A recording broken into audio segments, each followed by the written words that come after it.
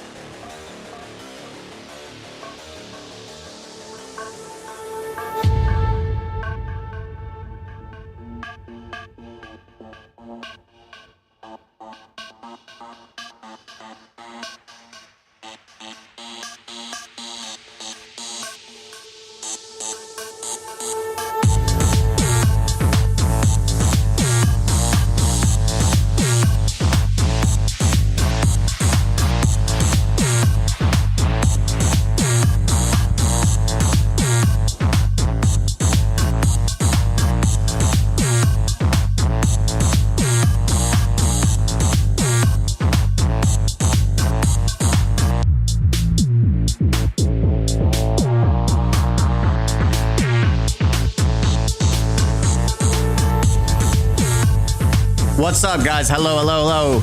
Just Pull, hello. Jojo, Outsider, hello, hello. Hey, Outsider.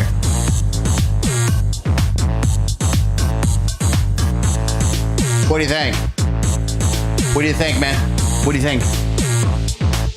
What do you think? What are we thinking? What are we thinking? Just let everyone pour in while we get ready. Chat. Just to let you know that the stream will definitely end. I've got to check my phone. I'm charging it. Never mind. Liking the drip. Oh, yeah. Who doesn't like Warframe, baby? Who doesn't like that Warframe? It finally came in. Now it's slightly tighter, even though it's like an XL. But once we start losing the little from keto and working out, it'll start fitting in just nicely. Like, it feels pretty good. One thing that I do have to say is that has nothing to do with fat, because my arms did not get fat at all. It's just the seams right here are a little tight for me. Like, literally everything above me has not gotten fatter. It's down below.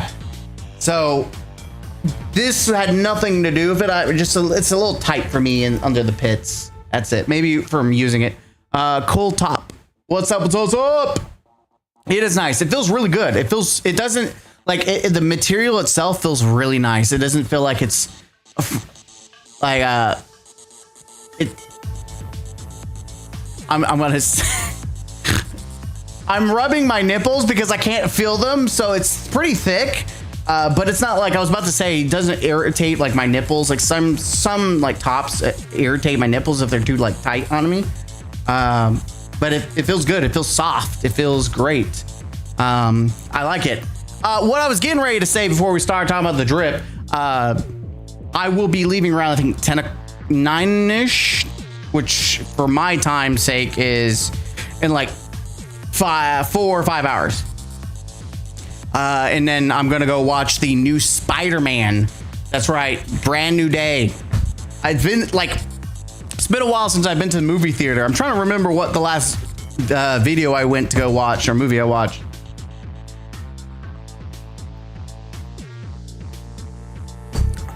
What did I watch? Oh man, it's gonna bother me because I felt like it wasn't a bad movie that I watched. Oh, Scary Movie. That's right, it was Scary Movie. Apparently it wasn't as great because I didn't remember what I watched. I remember the movie and everything in it, and I laughed, but it is what it is. All right, let everyone fill into the chat while we because I want to hear about what your opinions are as we go along. Congrats on outliving the haters. Yes, Thief. Philo of bread. Many dead channels. Yes. I am, and the funny thing is I'm actually casual. I know that sounds weird to say, as I put a lot of effort in some of my videos. I want you to, it's a hobby. I'm a casual hobbyist of YouTube. I have not been pushing, you know, a lot, and maybe I should. I really just want to hit 10K. That's all my desire is 10K, and then the next real goal would be like 100K, because you get a cool little plaque for 100K, I think, and that would be cool to have. But like 10K is like where I want to be. It's like 10K.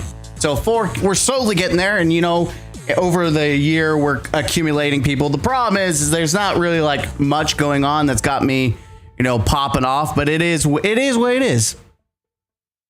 But yeah, we've got, oh, I think that was my is that my keyboard? I think it's the keyboard. I was about to say, I don't know, it's not a controller or anything, so I don't know what's going on there. Yeah, I don't know what's going on with the Razer keyboard. But yeah, we've got several topics today, a lot of news, a lot of things going on. There was one thing that I want to add to the list. Like when I say there's a lot, we're going to be reacting to also some videos as well. Before we start, hold on. Before we start, I want you, we got like a couple y'all in chat, so I want your feedback. Okay. So I you know, I had some criticism on some of the videos about how I sound. So I'm using this setting for my mic from using Voice Labs, and I'll show you. There's no reason to hide it. So I'm using this. This is I'm using Voice Mod, which I need to use the other features of it. Well, that's something I can change later. I want your honest opinions before we start doing recordings and talking about stuff. So here we're gonna do a test, and I want you all to tell me which one of these sound better. So we've got this setting right now. I'm talking. We've got this setting, Sherwood SMB 7 or SM7, yeah, 7B. So we got this one. So let me know which ones that pop off. I don't know what this one sounds like. Sure, this one. I have no idea how this one sounds. So we're just doing this general one. We've got this one. I don't know who this is. They got a glorious beard, whoever they are. We've got this one.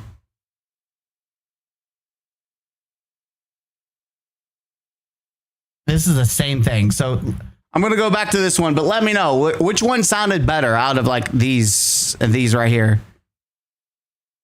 If anyone, if Outsider or Jojo is in chat, which one is it more preferred? I know this one has a little more bass to it, but some people felt like it was off. Like they felt like this one was a little off on what they were listening to.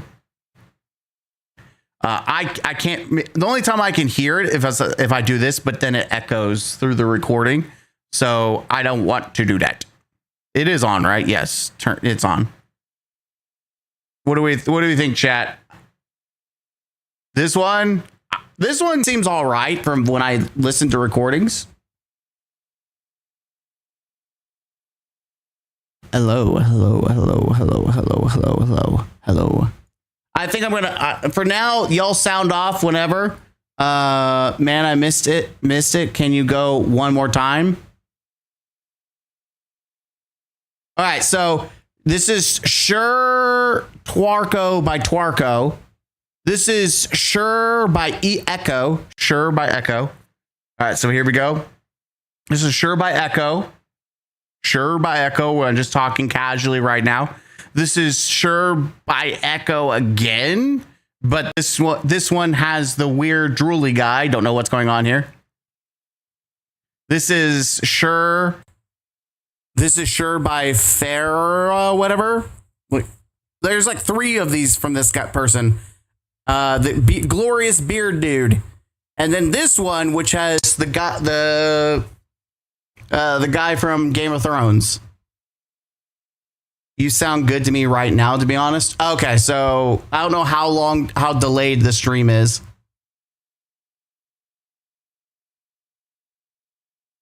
This one seems like pretty clean to me, but this one gives a little more boost. Like I said, I don't know how delayed the stream is for you guys.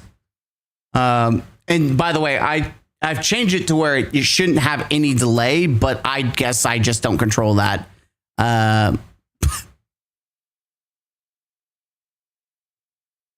I just want to make sure. Drooly guy Mike. Okay, this one. Okay, so we're testing. How does everyone think about Drooly guy Mike? I don't know what this sounds like. You know, I could do this though. This is a test of Drooly guy Mike. I'm testing and watching this recording. We're gonna test and see how it is. Okay, I'm gonna pull up.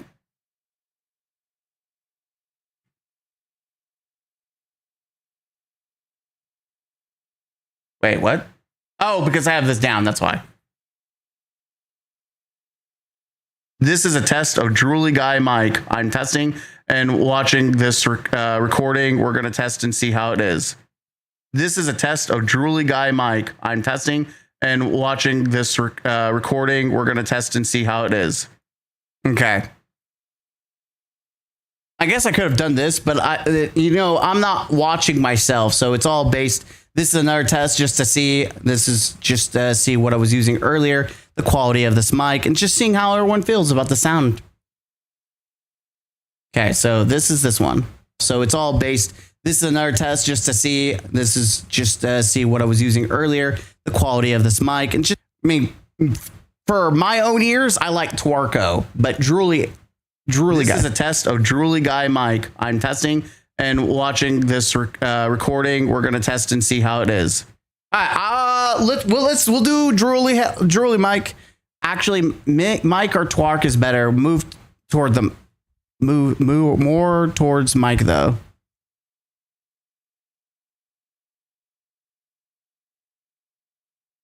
Let's okay, since you're kind of like okay with sure, and let's just try Twarko. We'll keep Twarko going. So we're gonna get ready to do the stream. I just want to make sure we verify. I lost a lot of weight. I'm now 203 pounds. I was 280. Oh my God, Nate! Congratulations! Good, all that hard work paying off. Good for you.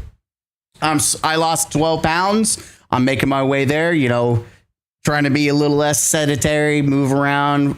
You know, the other day I literally walked for I'm not exaggerating. I walked for like 2 hours up and down around the neighborhood because I just, I got some beats and I was just lost in thought. Mostly because I was thinking about my brutally honest review for the Halo game and like what I wanted to do and like points I wanted to do. So that took that when I get lost in my thoughts and I start brainstorming, it's really easy for me to be like, yeah, I got this. You sound like an airline. You sound like an airline plane driver talking to the passenger. Which one are you talking about right now, Jojo?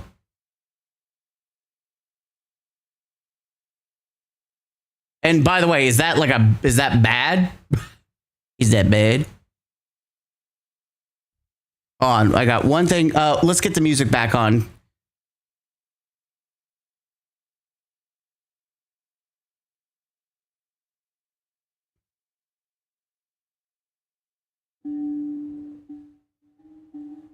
Which one, Jojo? Which one? You gotta be specific which one sounds like that, and if that's a bad thing too.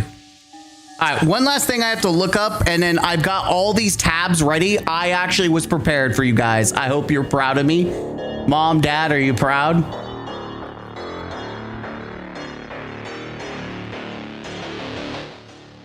Mom, Dad, are you proud? I did the thing.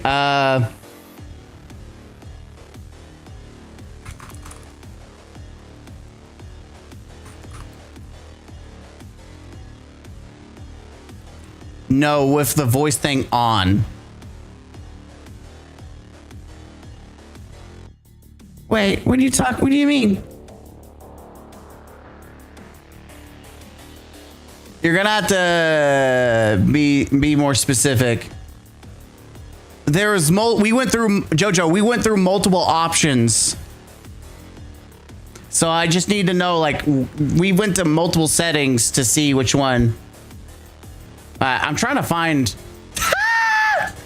Okay, someone at Halo Iron Man. That's sick. That's funny. On Echo one, I think it was. Oh, okay. No, we'll definitely not do that one.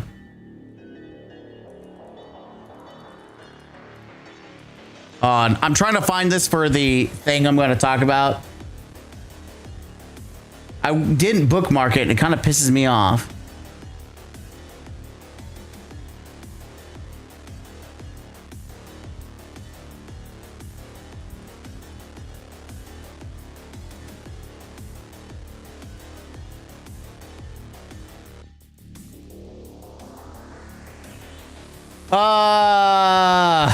Damn it. I knew I should. Oh, wait a minute. I should have never not marked it. Damn it. Sorry, I'm trying to find this Twitter post that gave us specifics because we're going to talk about with Halo.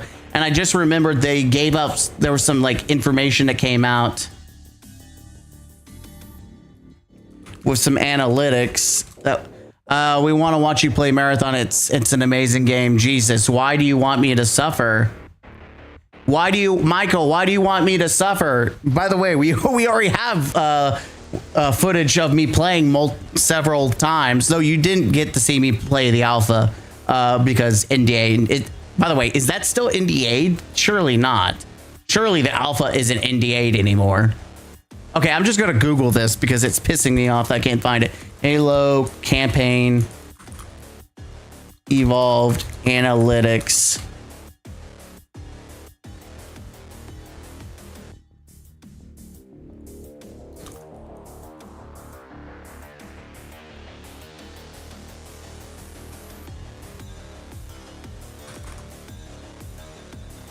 I don't use Blue Sky, but the guy... Damn it, Joe.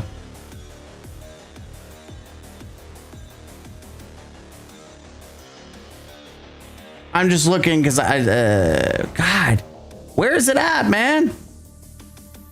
Oh, here we go. Wait, is it? No, fuck. Why is it so hard to find this information? Evolved sales.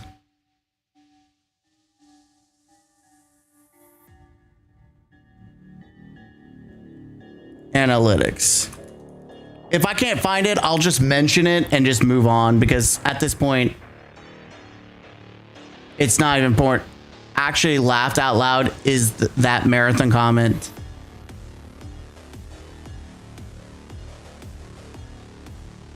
You think Marathon can reach 100K this weekend with the new PvE? Wait, what are you talking about? It's already, what? Go. You do realize that the PvE's already been out, yeah? Okay, I'm trying to find this. I cannot. I wanted to be fair with when I talk about Halo, because they've had information, but I can't find it anywhere. I can't find it anywhere, and it's really... I can't find it.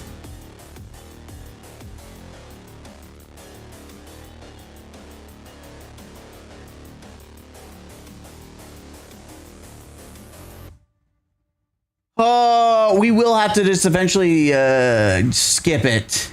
Halo. Oh, it's out? Yeah, bro, it's been out. That's how bad it is. It's been out. All right, we're moving on. I don't want to waste any time, your guys' time, and it's kind of pissing me off that I can't find it. We're gonna get started in a minute. That was the last. Thank you for reminding me. I do need to look at the charts. All right, here we go. We'll start with this segment here. We'll get right to the drama right now. There is more of a chance pigs flying in the marathon reaching 100K. Well, we're gonna look at it right now. Let's see, marathon Steam charts. I just want to make sure we're gonna do back to back recordings. So. Not because I'm not going to have much time. So here we go.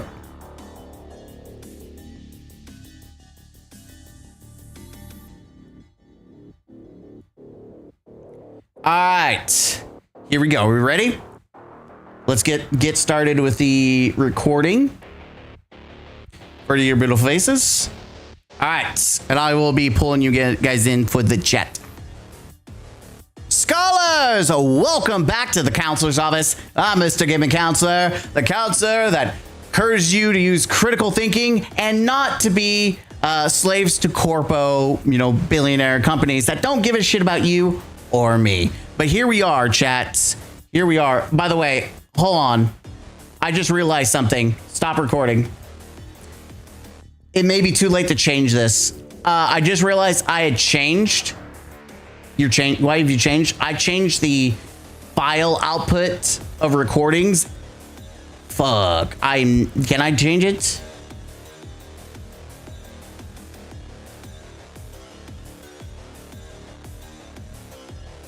I don't think it's gonna let me change since I'm live. Fuck.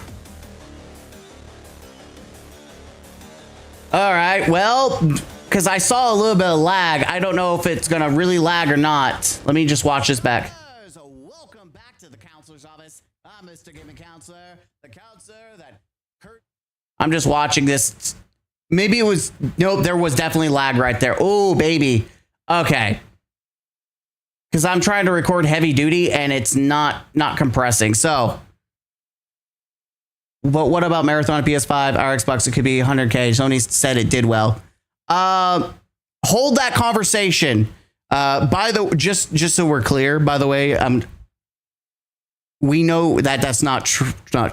70% of PC or Marathon is PC. We know that a little laggy. Well, that's because I tried recording with a different setup, and unfortunately thought it was my Wi-Fi. No, it's not you. No one plays. Yeah, we already had information from analytics saying that showing that PlayStation sales were the lowest for Marathon. So, I mean, that's something we'll talk about. All right, I do have to end stream and then restart chat. Why is it laggy?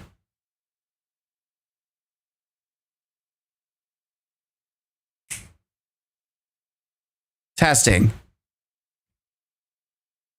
Maybe I have to reboot. Okay, let me turn this off. It's not you. Why is it lagging?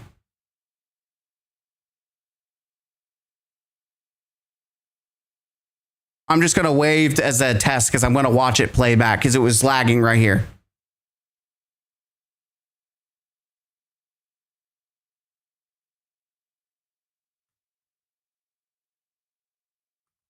Speed test.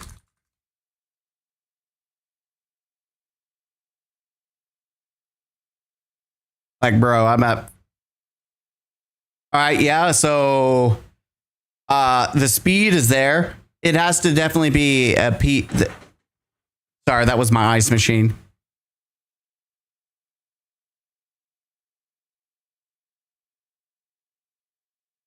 All right, it seems like it's just a recording, but the settings for recording, I changed it on accident. It's only good when you're not live streaming. So I'm going to reset. You're gonna have to refresh or refine the stream. So Twitch and all that, I don't know if it's gonna if I can stop you, but YouTube definitely you're gonna have to reset. Peace, Maris. Let's save these conversations. I've got to reset. You look like Leo. Okay, guys, you're glazed. Stop the glazing. All right, I've got to stop the stream and reset it because I've got to fix the settings. So rejoin the new stream. If you're just joining, I've got to fix. Let's see. We'll just link back up. I'm curious if it'll just link right back up to the stream.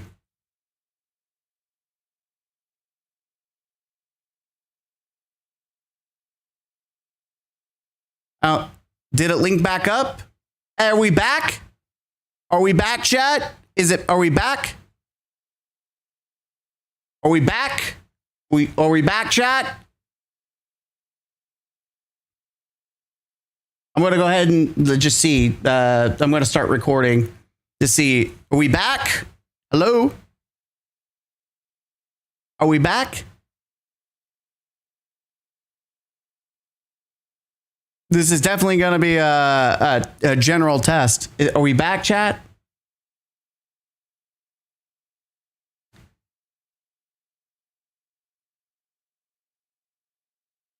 Looks like we might be back.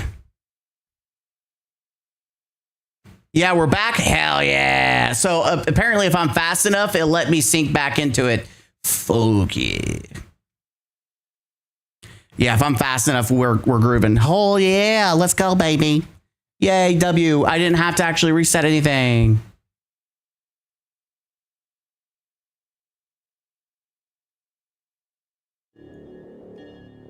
All right, cool. So I've been the recording right now. Yay, what's up, Kelly?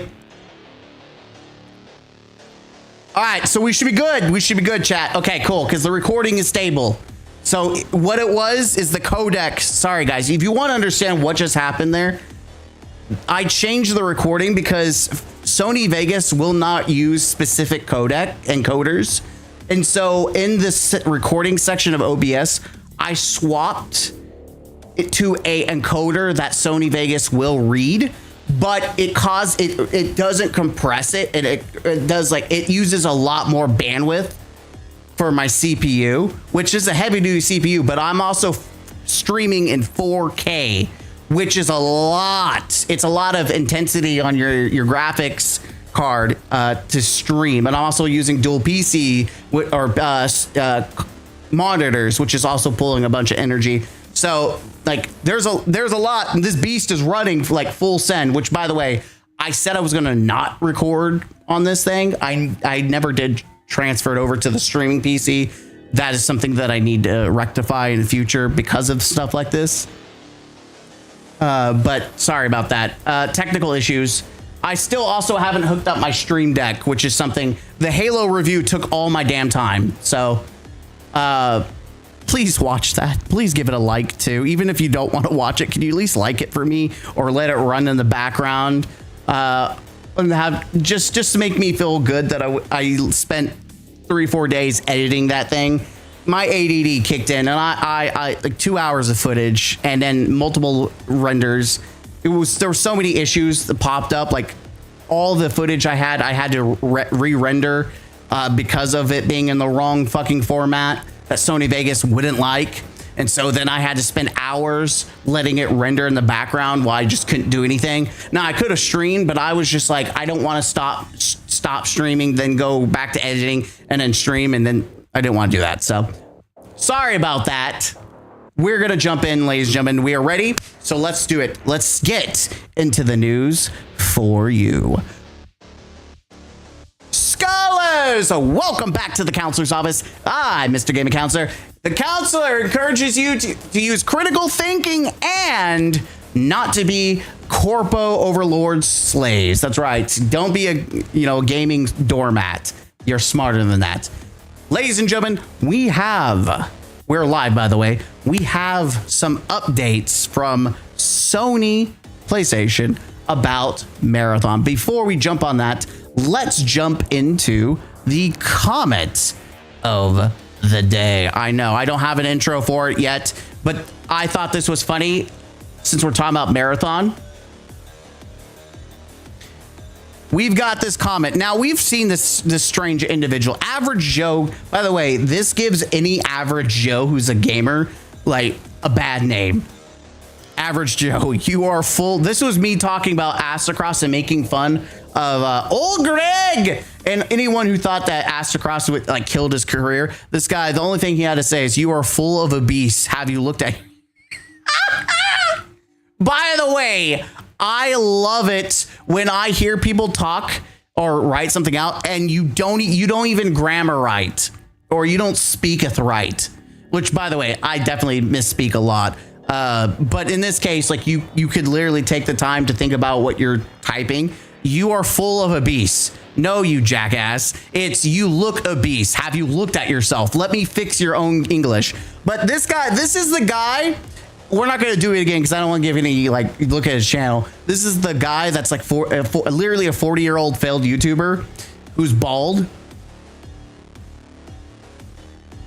Like you're the last person to sit there and throw shade about how someone looks. But I want you to know that this is another example. What's up, Hades? This is another example of a Merabot that hate watches. He has commented multiple videos in a row. And I'm letting him because he's like free. He's boosting the algorithm. He's free content too. But this just goes to show that these people have to hate watch. They're not playing the game. They're just having to hate watch. But I thought that was funny.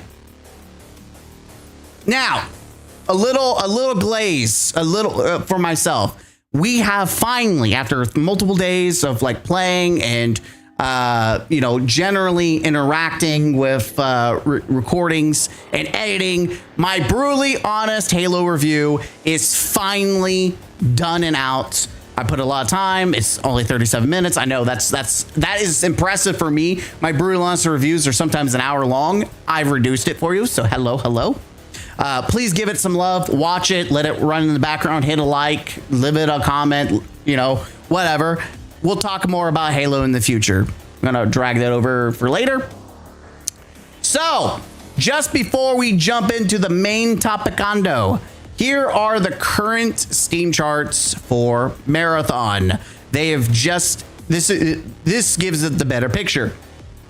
This was when they introduced the new PvE mode, which has now been extended, except it's not extending any favors to Marathon.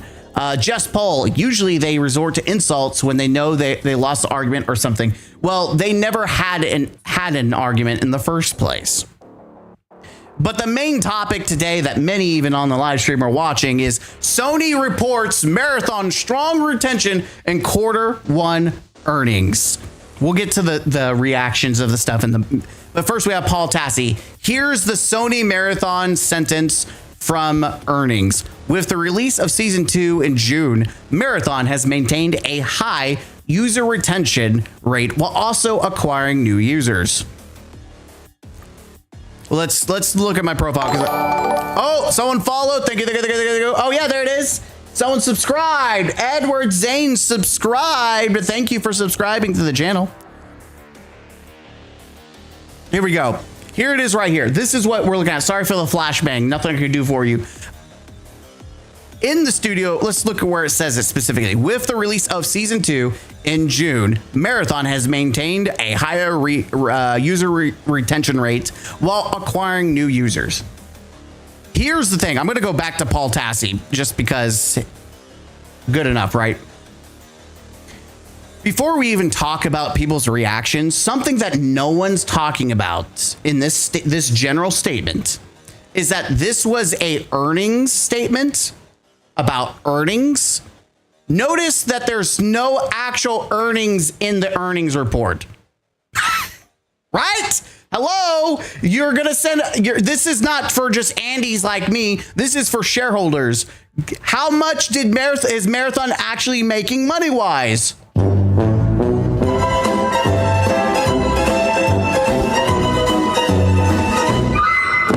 Sony's like, what am I supposed to do for you?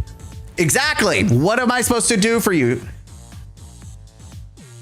We're not talking about, people are talking about the retention and yada yada and what Sony, but no one's really looking at the bigger picture. There is no sales data. There is no dollar amount. Like, these are not even shareholders are being told the truth, the real truth. And again, people are like, well, they can't lie to they can't lie to shareholders. Oh, you poor, naive, uneducated bastards. You poor little pony. They can. And it happens all the time. It's called deception. There's specific tactics that these corporations will use. They'll take the truth, or they'll take what's going on, and they will skew, they will manipulate, they will turn it to make it seem like another thing. Just like people take data and use it for their own benefit. I mean, you can literally take any data point and turn it to meet your bias or your view. In some cases, people who are using it in the right bias are still biased, but they're right by default. Like, if something's popular, well, yeah, popularity is you're being biased by saying something's popular. Well, it really is, because the data shows that it is. but it just happens to meet your bias.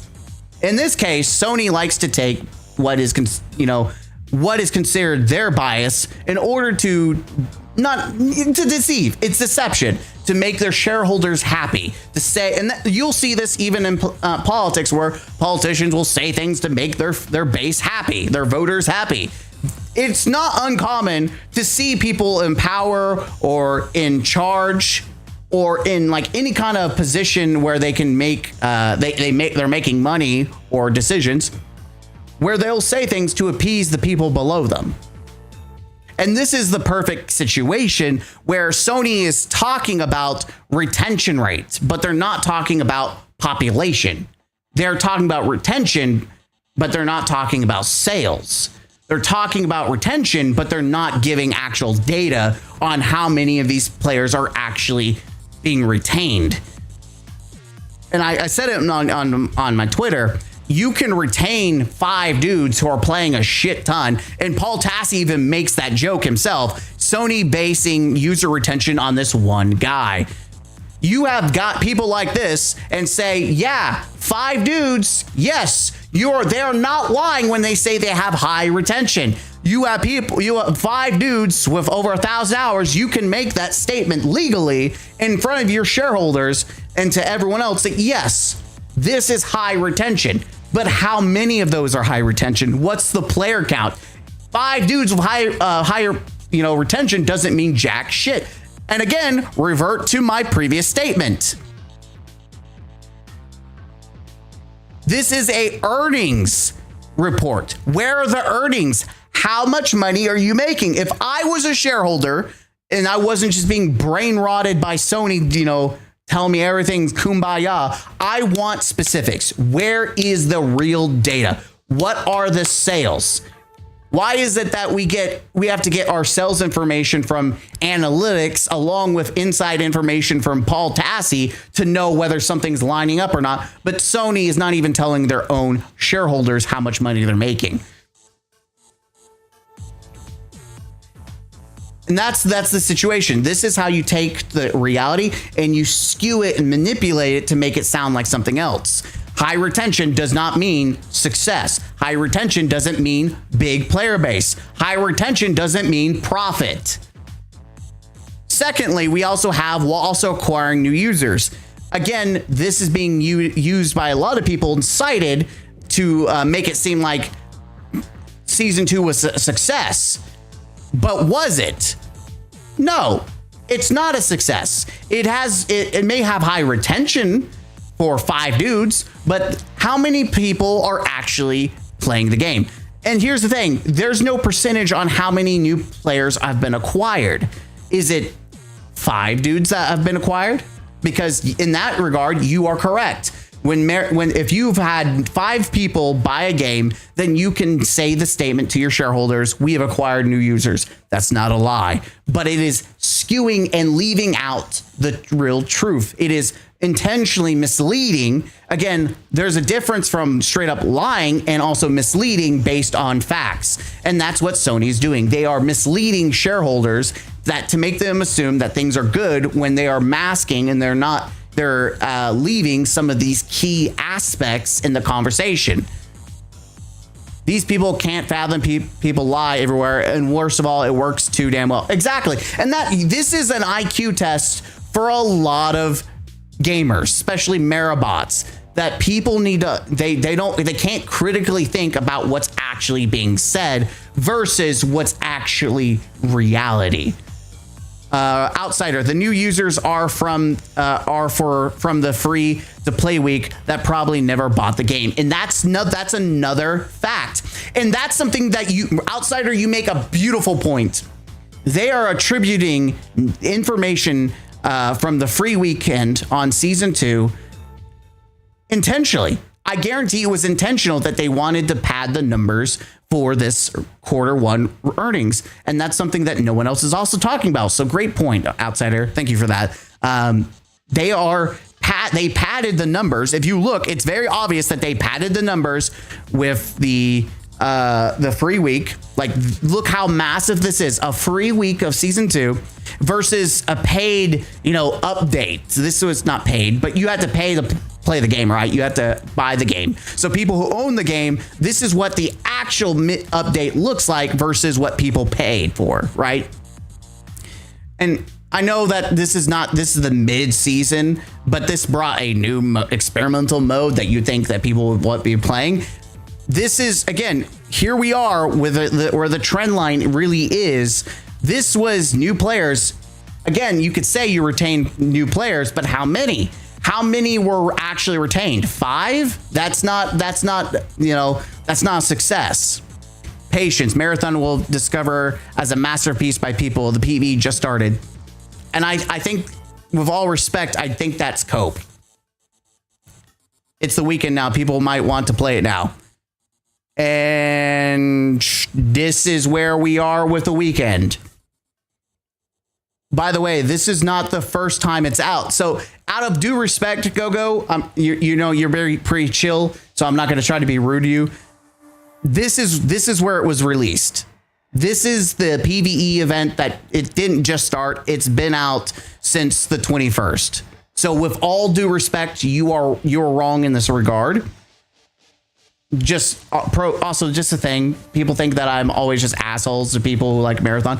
No, I'm not. We can have conversations, but I'm just doing my part to, encourage the look at the data.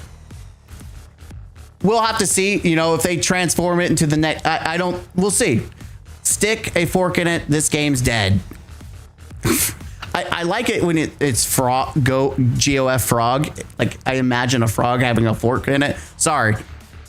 But back to the conversation that we're having is that when you look at these big corporations and they make these statements, you have to look between the lines. You have to assess what they're actually saying. Because remember, they're talking not to gamers, not to people who are actually in the field playing these games. You are listening. These people are coming from the aspect of shareholders, money, corporations. So they're going to say things. They're going to say things that are going to appease that part. They don't give a shit about gamers. They only care about making their, the people who are part of the money making happy. And it's very deceptive. And like Outsider said, they intentionally do things to pad numbers to then use it as like, oh, look at it. Because I guarantee you, if they didn't have a free week, and I'm gonna say something right now. I'm going to assume that every season going forward will start with a free weekend or week. I will say this right now. And that's because they want to pad numbers. I feel like that's exactly what's going to happen. We're going to have to ride and let it play out and see how things turn. But my thought process with how scummy Sony has been and how much they have distorted the truth and reality, expect them to continue to do these free weeks at the start of every season. That's my tinfoil hat to pad, and it makes sense to pad those numbers. And this is why, because then they can make these statements and it not be technically lying, but it's deceptive because it's omitting real truths that people want to see and hear. We got Philip Bread. Maybe if it had offline mode, I don't know. I don't know. I feel like the game is still early access. That's my thing. This game is early access. It lacks substantial content. The maps that they're cranking out is just the same maps, but night mode. Like, it needs more maps. It needs to be more substantial. Introduce more weapons. Introduce better like skins, and maybe make a map that looks more modernized. I don't know. Frog, the game's just not what people wanted. It's not a good game. Artistically, it's ugly, and I agree with that. Gameplay wise, it's unrewarding and annoying, and it's not doing anything better than its competition. And that's true. Gizmo, you'd have to pay me to get me off Power World to play Marathon right now. Power World's amazing. Frog, DMZ, GTA 6, Arc Raider expansion, and new extraction games just not even going to do what they want to do. And that's a reality. Like, I feel bad for the average Joe, like people who do enjoy Marathon. you're just kind of sandwiched in between the unhinged Andes of Marathon and people who don't like Marathon. You're just like, you're squished in the middle of them. And I feel like your content is changing what you enjoy. Like, real fans of Marathon are getting screwed. Like, they're getting screwed because the game's being turned into something you probably don't want. All right, so let's see what some people are saying about this. Just interested. Another Marabot account. Vessel of Tal City. Not gonna lie, this headline reeks of contempt. This is based on his things. Contempt for the way that Sony are talking positively about Marathon despite low player counts. Again, this is deceptive wording. It's intellectually dishonest. The fact that you think that Sony is going to do anything but try to be positive, you've got to stop to think. They were trying to be positive when they talked about the layoffs for Bungie, and they talked how Destiny was amazing and it's truly whatever puff bullshit they said, and then they proceed, well, we've got to lay people off. Like, that's what corporations do. They will try to make things positive. They will try to spin things to sound good, especially to shareholders. You think that they're going to be brutally honest to their shareholders? No, because they like money. Intellectually dishonest. For the record, Sony are not stating that they view Marathon as success, but the title and image and headline reads as if he doesn't want to acknowledge that positivity in the first place. What positivity? All they're doing is omitting reality and facts. Quote, with the release of Season 2 in June, Marathon has maintained a higher user retention rate, yada, yada. We said at Sony, to whatever they are using for their metric, are focusing on the core people who have stuck with and continue to play the game and acknowledge growth, even if it's slight growth. You know what's funny about this? No, they're not. You know how they're not? Is because there's so many people that are pissed off that they're trying to make it more PvE than PvP.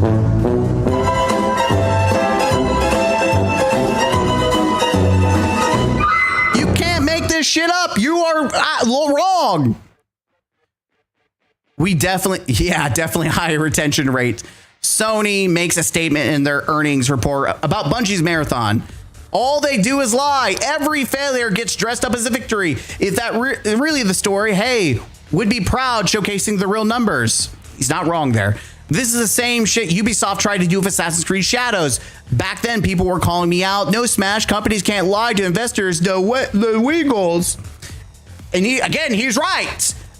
These companies do lie. They do deceive. And they find these loopholes because, again, you can tell your investors half-truths. You can tell them a reality that is omitting facts. Because then they'll say legally, well, we didn't lie. We just didn't tell them the whole package. The reality for Sony here is that Marathon is doing absolutely abysmal performance. They're using the same ambiguous and vague wording to try to tap dance around it and trick investors. Exactly. There never are seemingly any repercussions for doing this, so the lie just spiral. What a joke. Sony is fucked. By the way, kind of upset because he's been shitting on Halo Combat Evolved. That's a video coming up soon. But, I definitely agree with this statement. Yeah, it's very ugly to look at. Brighter colors make me feel sick. I agree, Kelly. Sony only had this to say about Marathon, its latest financial results. By the way, stop the music. Sony only had one line to say about Marathon. One. If Marathon was popping off, do you not think that Sony would be glazing the shit out of this game? Oh, yeah. Sony would be propping up and telling your shareholders, look at this. We made the right choice to invest in Marathon over Destiny. We made the point to cut down on the studio. Marathon is our full focus. It is pulling numbers. They would be glazing the shit out of this game. They would be using it to justify their choices to fire and stop into service of Destiny. But you know what? They sure ain't doing it, Chief. Love how Sony keeps lying about performance of Marathon after shooting Destiny in the fucking head. True. This is simply not true. The game is bleeding players every single day. Steam charts show that. There's no reason to believe that console is behaving completely differently to Steam. I don't understand how Sony continues to bet on this niche game. By the way, we know that's true. That 70% play PC. This has already been confirmed, not just by analytics, but also by insider Bungie employees to multiple sources from, Jason Schreier and Paul Tassi. We know that 70% are PC and that PlayStation is the minority of them all. Like the fewest people play on PlayStation. So that is, again, doesn't tell you the full picture on Steam, but it gives you the trend line. And right now the trend is old Craig desperately trying to save the shit out of this game. Official slide for Sony Game saying the same thing. Also highlights MLB Helldivers and Sorrows. Yep. I ordered my game is dead an hour ago. Don't worry. Listen. Old Craig, let me educate you, old Craig. Let me educate you. A dead corpse takes many days to rot. Something that's dead doesn't just disappear. It takes quite a while for the corpse to rot away. Don't worry. You'll start seeing the bones eventually. A lot of people are smelling the stank, and it's called the experiments that Bungie's doing to this bastardized game that's supposed to be a full release, but it's really an early access. Most investors don't even know what a game is, much less play them. Exactly. So it's so easy to manipulate them. Good news from Sony, but now my timeline today is going to be filled with marathon hate grifters spouting the most untrue things. And it's also going to be filled with people trying to, Marabots desperately trying to, skew this as a positive, in which case, even at its worst, it's just a generic statement. Another Marabot. If you really think Sony is going to lie to investors and risk a lawsuit over Marathon, you're legally stupid and beyond help. No, you're just incredibly naive and ignorant. And it's an IQ test to show how stupid you are because you know nothing about both, politics when it comes to skewing the truth, and also you know nothing about business. Sit down. You're fucking retarded. Sony said this about Marathon to its investors. Now look back at other questionable statements they've made recently. Yotai comes to mind. It really looks like Sony's lying at earnings calls. Again, it's not one-to-one lying. It is intentionally being deceptive and omitting truths. Taking what is, facts and making them, manipulate them to sound one way when they're really not.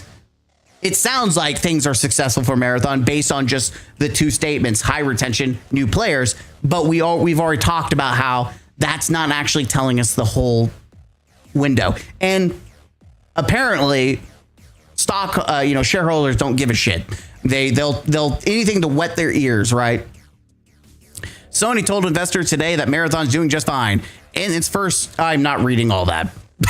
I'm sorry, I'm not reading all that. Sony has too much hubris. I can't wait until all this fails for them. They know investors can read, right? But do they?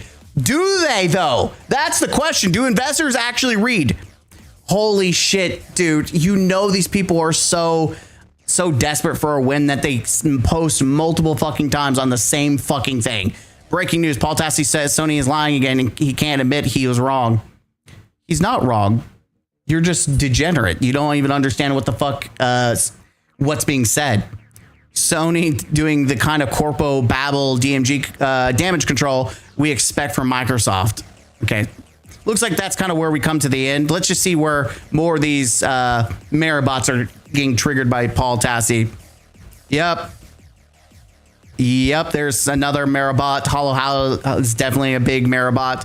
How many people think Sony just lied to make Marathon look good? They are. Technically, from a standpoint, they are lying. They're just doing it legally. Curious how things will look when Season 3 launches. Here.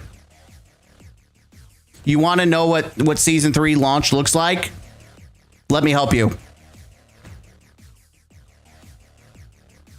The result will be the same right here. This is the trend line. This is the future.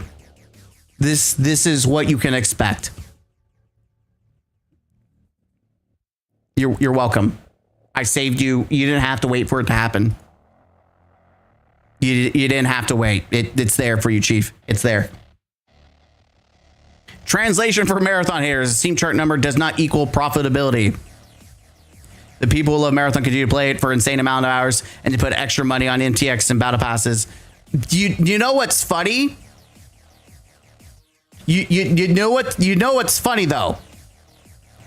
Where's you can't say that. You can't say it's profitable when they don't even say it's profitable. It's not even in there. What are you talking about?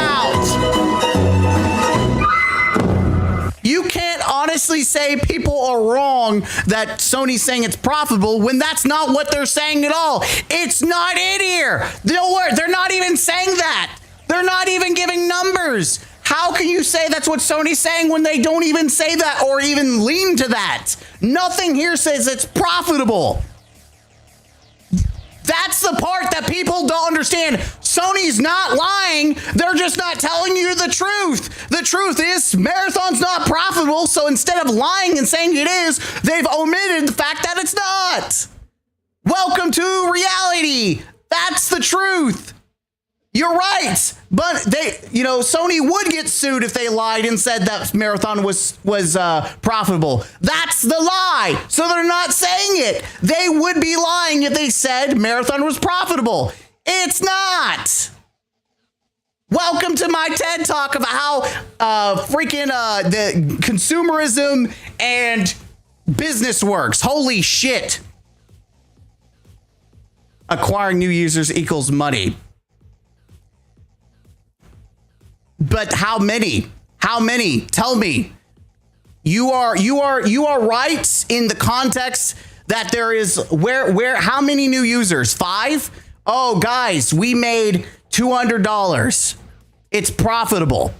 Your statement is only true if the numbers equal a substantial amount to make it profitable. Where are the numbers? If I could say that Sony, based on this information, I could tell you that Sony only made 5 new users. If they do not make substantial, they're just being modest. They're not being modest. That is a cope mindset. With all due respect, Go, that is a cope mindset. If that's the definition of cope.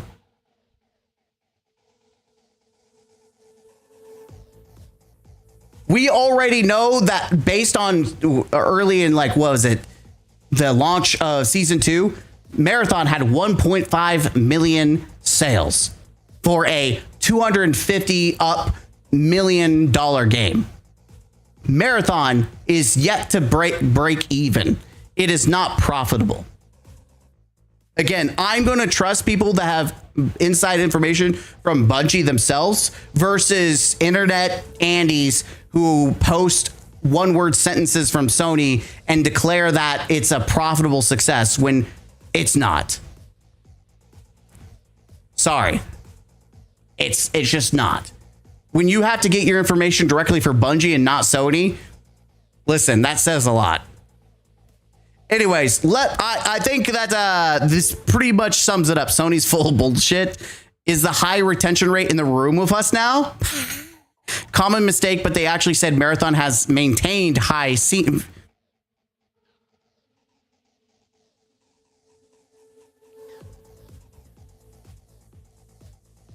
I'm pressing D to doubt. Here. Look at these replies and tell me the hate camping isn't real one. And the sad part is anyone who actually puts time into it would realize none of it is true. Marathon has already become a very approachable game. I don't know about that, Chief. It's not. The only thing approachable is to put it in the trash can, in my opinion. Bro, we are so back. Oh, yeah. We're back. We back. We are so back. Never been better. Anyways, let me know in the comment section what you think down below. I'm going to call it there. And I'll see you guys next one. But yeah, hopefully I educated more people on how to actually read words and understand the meaning behind them, because everything that is here in this report, there's no data. First off, there's no sales, which is very big. They're not saying that Marathon's profitable to the shareholders. These are very big red flags, and anyone who actually understands, big corpo knows that this is just to appease the shareholders with drivel. Doesn't mean that season 2 was even a success. It just literally is just to make their shareholders happy. Expect more padding like shit like this in the future. But I'll see you guys in the next one. Huzzah! Game out. All right, that one is done. Let's see. I'll make sure I keep track of time because at 9, I've got to get ready to go watch me some Spooderman. Spooderman! All right, I'm just going to go unlike all this. MLB and Hub Divers are profitable live service. Separate statements. Marathon is retaining users. Oh my God. Did I miss that? No fucking way did I miss that. Oh, I wish I saw your comment earlier. Holy shit. There's no way that was in that was the statement made. Did I miss that little detail, that little nugget of information?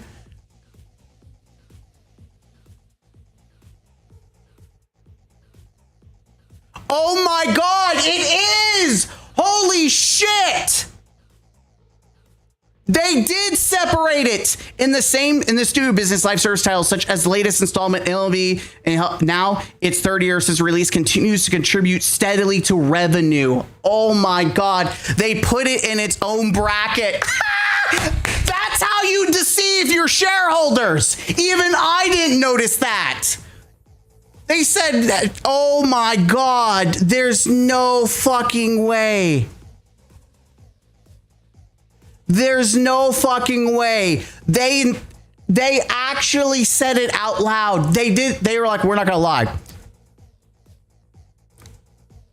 That is, oh my God. Oh my God, I've got to make this statement. I'm gonna put that on Twitter just to piss some people off. Let's go. Let's go. Fucking go, baby. Let's piss them off. Do it for the Vine. I'm trying to make sure I untag all this stuff because I don't want it circulating. Boop. Do it for the Vine. Holy shit. What a fucking catch.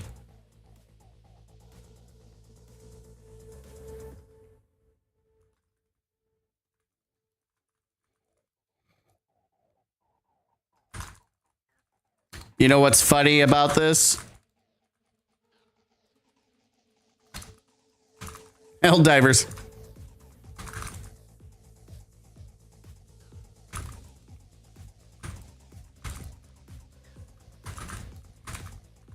To revenue.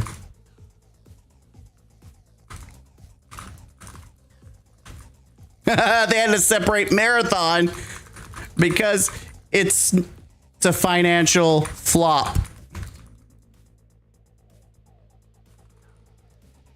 And if Marathon was profitable, they would have stated that. But since they can't lie to shareholders, they didn't lie and say it was successful and profitable. Oh my God, that was such a great catch. I wish I put that. I'm gonna put it in the next video when we talk about it. Holy shit, the separated MLB stated that they are contributing steadily to revenue. Meanwhile, they had to separate Marathon because it's a Marathon in a different line because it's a financial flop. And if Marathon was profitable, they would have stated that. But since they can't lie to shareholders, they didn't lie and say it was successful and profitable. Oh, there we go. There's the bait. The bait's been placed, chat. Let's see how many people will get triggered by that. There's the bait. Put it out there. Ring it. Let it come true. Some would say it was masturbating. All right, let's just close all this down. All right, we're moving into the next tab. Let's see. You know what? Let's mix it up. I know this may not work. We have multiple for the people that want to hear more Marathon. conversations or Destiny and all that. We're gonna cycle through different volumes. We're gonna breaks in between. We're also gonna watch some videos as well today, so just bear with us as we go through all this. We got a lot of news. All right, are we ready? Aye, kids. Hold on. I have too many tabs open. Holy shiitake. This one I want over here because I'm going to continue pushing it forward because I want people to watch this. All right. Thank you for that catch, guys. That was a beautiful catch. I wish that should have been the first thing. One of the first things I said too was catching that, because that is huge. All right, let's start it. Welcome back, ladies and gentlemen, to the Counselor's Office. I'm Mr. Gaming Counselor, the counselor that encourages critical thinking and not to be a slave to corpo overlords, especially gaming corpo overlords. Be smarter than that. Today, we are going to continue talking about video games. I was wrong video. I was about to say something, the title of what this was going to be, and it's not. We're talking about Call of Duty. Good old Call of Duty. Yes. But before we talk about Call of Duty, it's time to shamelessly plug a video that I spent way too damn much time on. Halo Combat Evolved, or Campaign Evolved. Please give it a like, watch it. Even if you don't give a shit, put it in the background. I spent too much damn time on this. I spent a lot of time because I have a lot of love for the Halo series. Even if you dislike it, just give it a like and let it play in the background if you don't want to watch it. But share it, whatever, right? I put a lot of time in it. Please. I don't do it often, but I put too much damn time. Give it some love. Thank you. Now, on the topic today, I know some of you, I don't know if some of you have seen this. This is funny. Call of Duty players are being terrorized by a hacker going by C isn't sharp on the new Black Ops 2 PlayStation port. They have reportedly been kicked from games, pushed to 16th prestige, and had their class names changed.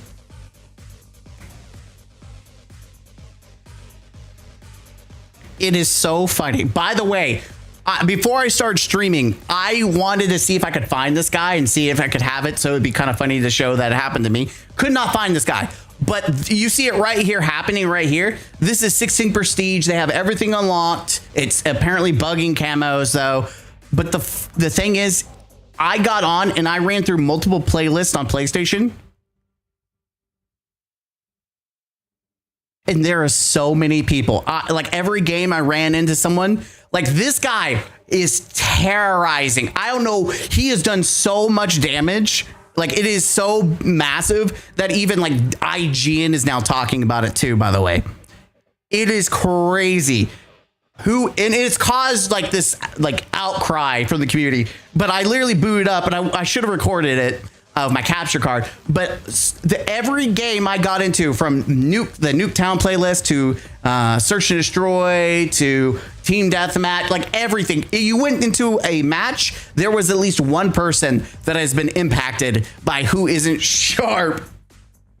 This guy is the literal boogeyman of the PlayStation ports, and it's funny as fuck. So apparently there have been claims that the modder known as Season Sharp, accused of resetting the rank of numerous players, including several popular streamers, has been dealt with by more experienced hackers. The image below is reportedly from his personal social media, but it has not been independently verified. So this is apparently them. Apparently, allegedly. I would always take a grain of salt when people post information about people. That's how innocent people get swatted and attacked. So be careful. That's my honest thoughts is, you know, don't go chasing after people in real life. Don't harass them, harass them in game. If you want to, like, people are hacking him, I guess. So he's the loser who deranks everyone on Black Ops 2. He's exactly like I imagined him. Again, we don't know. We don't know if it's true or not. There's no way someone made this already. Again, imagine this isn't the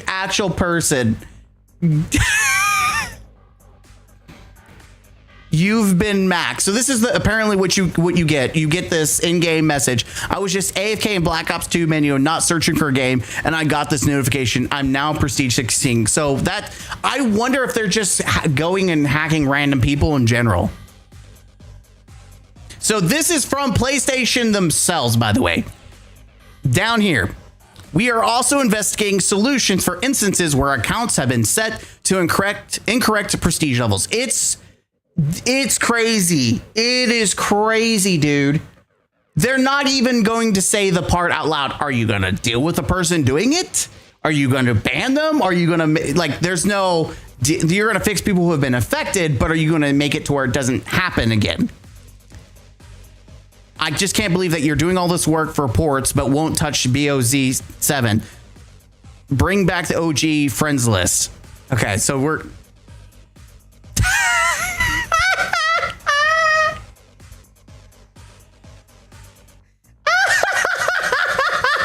By the way, oh, is that the PlayStation demo?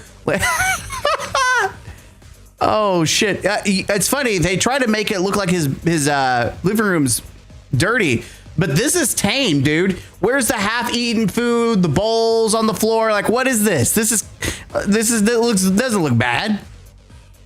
Holy shit! That's, I know what, I need to keep that for the thumbnail.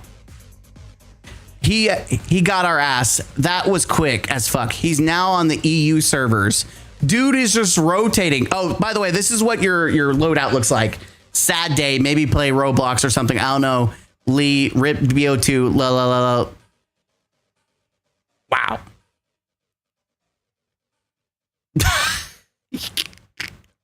All right, and then let's kind of zoom through these. Oh my god, I never left so fast. Yeah, people are leaving like he's the boogeyman. Oh, it's now you're not gonna play? Stupid friggin' Twitter. Wait, Landon. Oh, there you go.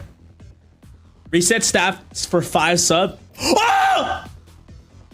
God dang it, Twitter. I don't know what's going on with the clip. Wait, Landon. Reset stats for 5 sub. Oh, there he is. Yeah, people are like... Wait, Landon. Yeah, we got it. Thank you for that. Reset staff. Oh my god, that's great. Apparently this is C#. Oh, they got Tim the Tap Man. Holy shit. Watch this. They got Tim the Tap Man. Oh, hold on. Let's pause the music. On. They got Tim the fucking Tap Man. Bro, who is this guy? What just happened? What? Did I just get fucking hacked? Damn. Well, hi there, enjoy. Much love from you know who. Welcome to Black Ops 2. Did I just get... Wait, I'm Master Prestige. Brother, it was a modded lobby that I just no, and you I'm thought Master Prestige now. Look, I'm level 55. He doesn't 16. Even know. I don't know if y'all. Oh my god! Literally everything's unlocked on my account. Look, I literally just got. What about emblems? Do you get the emblems and all the other stuff? How are they doing that shit on PS5? Okay, you know what? That is a good question. My guns aren't leveled. Wait, so my guns So aren't... I'm gonna guess that people are able to do something with jailbreak PlayStations and like link up something with the PC or something. I don't know. Like I don't know how people, like, I used to do Xbox hacking in the sense that you could mod your achievements and mod games. Like I used to mod Fallout 4 with like infinite gear and shit like that. Or not 4, 3, Fallout 3, yeah. So you could do things, but I didn't think you could do shit like this where you actually interject with live service games. We all got caught lacking by C isn't sharp. How much do you weigh? Oh, there it is. Yep. You've been maxed. Oh, there it is. Oh, there. Yeah, that's crazy. And it's happening multiple times. Order for collection. Oh, no. Oh, and he just hits everyone. What do I do? Is that You do nothing. If I get into C as in sharp lobby, I'm running that fade, no cap.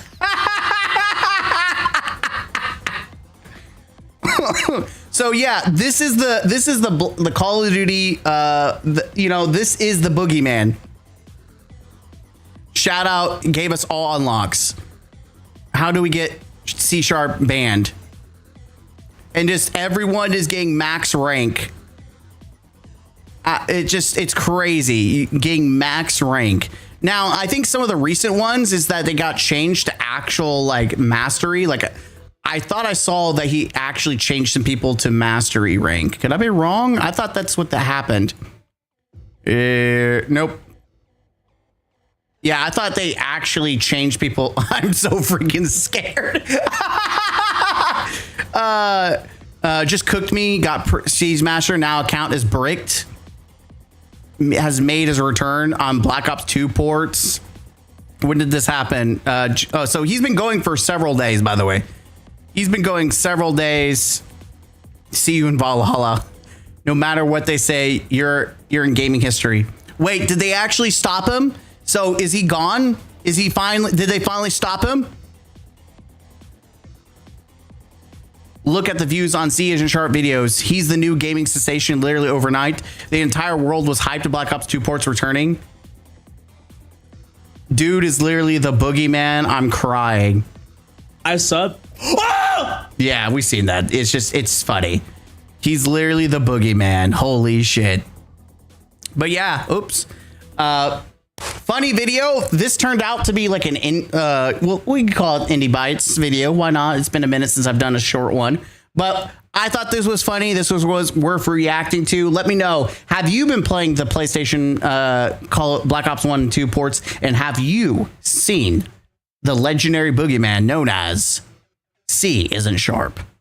I'll see you next one. Until next time, game out, and be careful out there. That's hilarious, Chad. It's moments like this that make me laugh. Like it's never.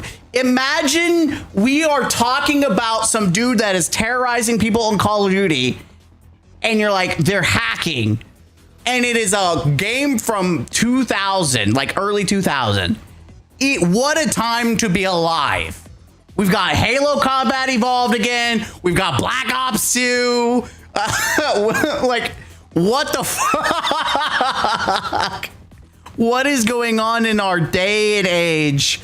We live in a time where sometimes it feels like we live in the worst time of gaming, and then there's moments where it feels like we live in the best of times. It just absolutely hilarious. All right. Let's get back to just looking at some marathon news. We're gonna look at some more of the Marabots. Why not? That's the fun part. We're gonna look at it. Let's go right back into it, shall we? Oh, did I turn down for what? Oh, I do want to talk about that next. We're gonna talk about. I just don't play shooters, and multiple games shit is rancid nowadays. You are correct. You would be correct. You would definitely be correct in this situation. All right.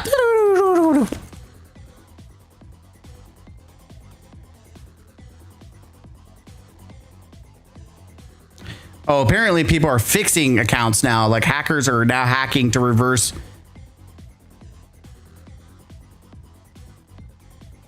Profile, because I'm going to shill some more for my own review. There it is. I'm going to keep shilling throughout this whole video, just so you're all aware. Let's jump into it. I missed a couple of things. Did I? No. But funny, Destiny was in Fortnite. You're right. If it was profitable, it would be in Fortnite. Well, we're already. Oh. You're right. I get it. Destiny was in Fortnite, but not Marathon. Yeah. Welcome back, ladies and gentlemen, to the counselor's office. Scholars, it is I, Mr. Gaming Counselor. The counselor encourages you to have critical thinking and to avoid being, doormats to the billion-dollar corpo overlords. That's right. Give you that guidance to be a better version of yourself. Today, we are live again. We're continuing the pay train. My nose is so itchy. I don't know why I want to go there. We are going to talk about more about marathon. Specifically, we're going to see some funny moments. Okay, there it is. Woo! Do a line of cocaine, but it's not cocaine. It's actually just me scratching my nose. Let's talk about this. I'm going to keep shilling my own video out for a week. Check it out. I spent way too much damn time on Halo Campaign Evolved, the brutally honest review. Give it a like, even if you don't like it. Play it in the background, even if you don't enjoy it. Just show it some love. That's all I ask. Show it some love. Share it. All that jizz. Do all that. All right. Thank you. Now, Marathon has not been doing well.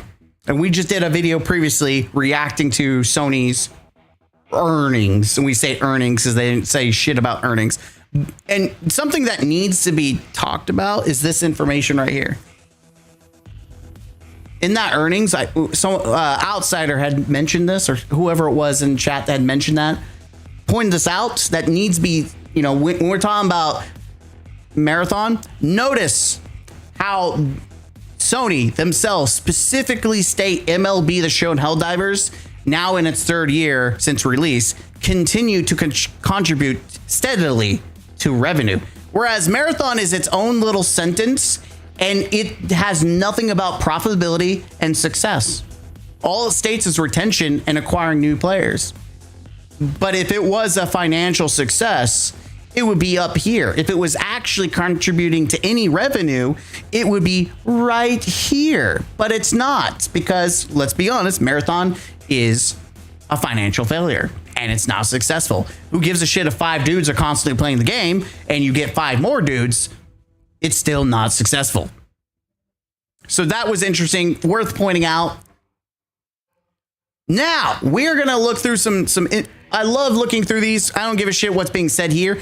I love looking at Reddit for Marathon. Why has Marathon collected more haters than players? I've been playing since the beta slam. I've been witness to all of it. I knew this genre was an acquired taste, not for everyone, and I can certainly see this game hasn't retained a lot of players. I understand with Bungie's announcing they wouldn't be continuing supporting Destiny 2, it ignited an entire community of haters because their favorite game was dying for a niche extraction shooter. But that generally doesn't seem like a reasonable justification for the size of communities that are just outright seethed at the thought of this game continuing to exist. I can only equate the level of negativity and contempt to snark community at this point. There are several anti-Marathon subs at this point. Is there several? I thought there was one. The game is treated like High Guard. Oh, that's right. The High Guard is also another Marathon hate. I've got to go look at that. Concord or Anthem, except people had good reasons to be angry with the developer or dislike each of these titles. Marathon was never a rug pull. Anthem wasn't a rug pull either. You do realize how long Anthem ran before it shut down, right? Was the prior year that it finally, like 7 years it was running or something like that? Like what Marathon was never a rug pull. The game had plenty of content launched. No, it didn't. For a vast majority of players. And it's a high quality product. No, it's not. My only gripe, it was a high quality product. They wouldn't be experimenting and trying to change the basic of what the fucking game is. And 2, there's barely any content in the game. The maps are small. There's nothing of substance. My only gripe with the game is the performance at launch for high-end PCs. Overall, I just find it really hard to believe the game gets such a disproportionate amount of hate solely because Destiny players are upset. That's not why. That's not why. If you think the Destiny player population accounts for the mass gaming audience, you are, well, let's just say when it comes to your intelligence, what am I supposed to do for you? What can we do about it other than put you in a padded box? Did the game just become something to laugh at because Bungie Sony took heavy losses on the... No, it was something to laugh at when it was announced. I feel like the total size of the anti-Marathon crowd is twice the size of the total number of people that have touched. No, you're wrong because it's like quadruple thousands the size of who's actually playing the game at this point. 90% of it is due to Destiny 2. They can't even get it straight, bro. That is not Destiny 2 is not the reason why it has haters or why people dislike it. Like, even before Destiny Enter Service was announced, the gaming audience didn't like this game. We have to big smokes to cope. I love moments like this. As expected, there will be no third application attempt. Appreciate the consideration. Welcome, Gizos. Status declined. This is another Maribot, and it's always satisfying when things like this happen. You are a Maribot that even Bungie doesn't want to fucking mess with when they deny you as a creator. They want fucking nothing to do with you. That is how these people are. It's GG over. You're such a fucking loser that even Bungie doesn't want to fucking touch you twice. That is embarrassing when you are that much of a Maribot and not even Bungie wants you in their program. Holy shit, get fucked. What do we got here? Oh yeah. First ever warning on any Bungie game since Halo 3, but not liking Adam Sandler politically. The title says it all. So this person is getting a warning about first ever warning on Bungie games since Halo 3 by not liking Adam Sandler politically. Just a little rant doing with maybe getting some input from the community. This has never happened to me since I started playing Bungie games in general since Halo 3, the first online multiplayer game for me. Honestly, I'm legitimately surprised I got landed on this. I was playing with a homie in Perimeter. First time back in some PvE, PvP. We're discussing early 90s and ironically sexism and racism on there and how casually it was in movies. I point out Adam Sandler's movies did not specifically age well as they are heavily misogynistic. Oh my God. Misogynistic.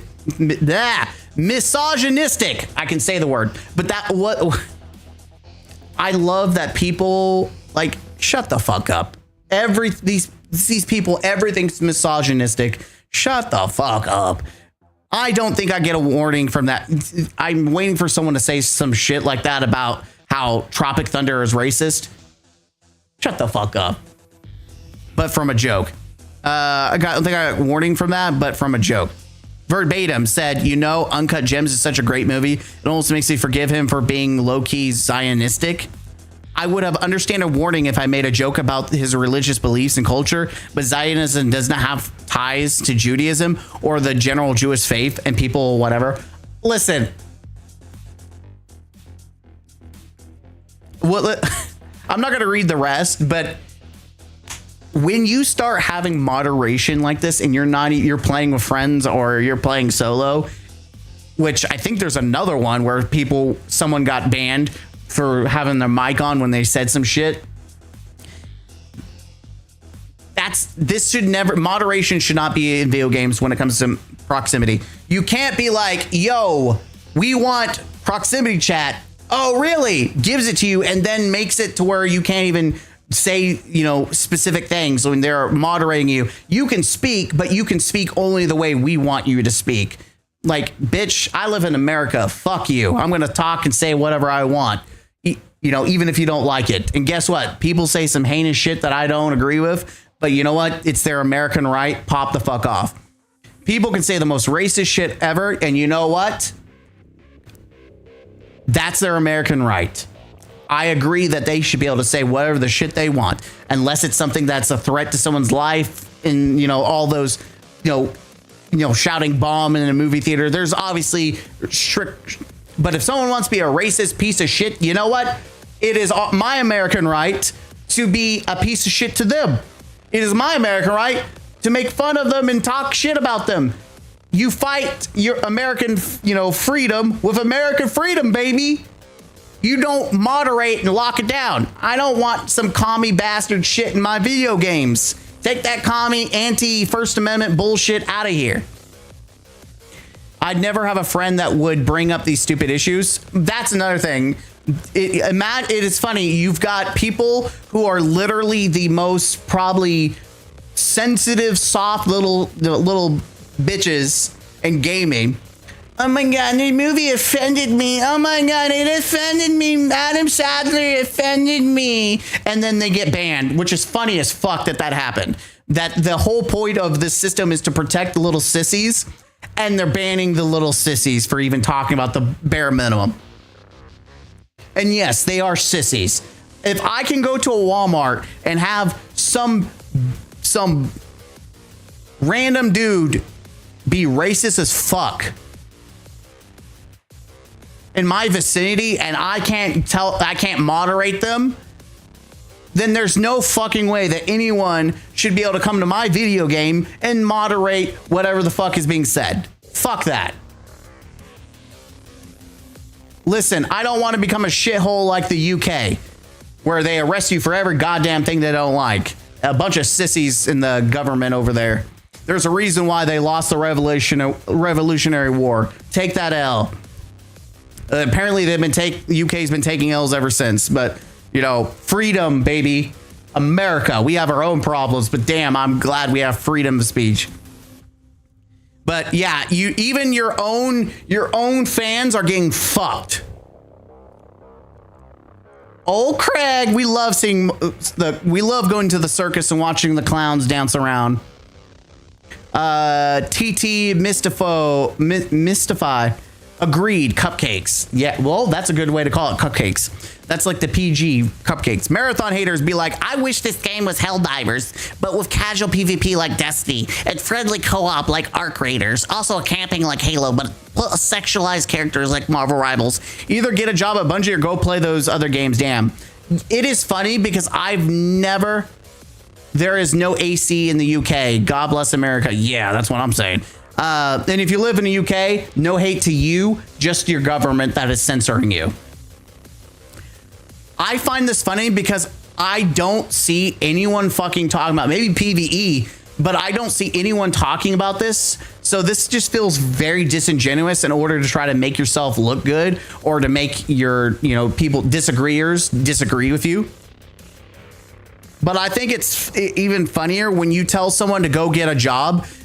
Bro, you talk about, you're a washed analyst talking about how people, talk about Steam charts. Go get a job as an analyst and prove yourself, because damn, you talk so damn much about what other people are doing, but you don't even do what you're saying to do. Also, it's amusing for you to go tell people to go play other games when you spend so much damn time talking about Marathon and your ass isn't even playing it. Take your own advice. Stop being a whiny little bitch. Stop being a clown in the circus. Go play your game. Don't tell other people what they should do when your ass isn't even playing the game in the first place. Then we got Jay Viper, no game former analyst. He is. By the way, again, a reminder, old Craig over here, after he got made fun of for being a former analyst, dropped the former, and now it says analyst, but we all know he's washed. No game is happier than Halo Campaign Evolved came out and looks like a flop than Marathon. But don't worry, I'm here to let you know that Marathon is struggling massively and is already...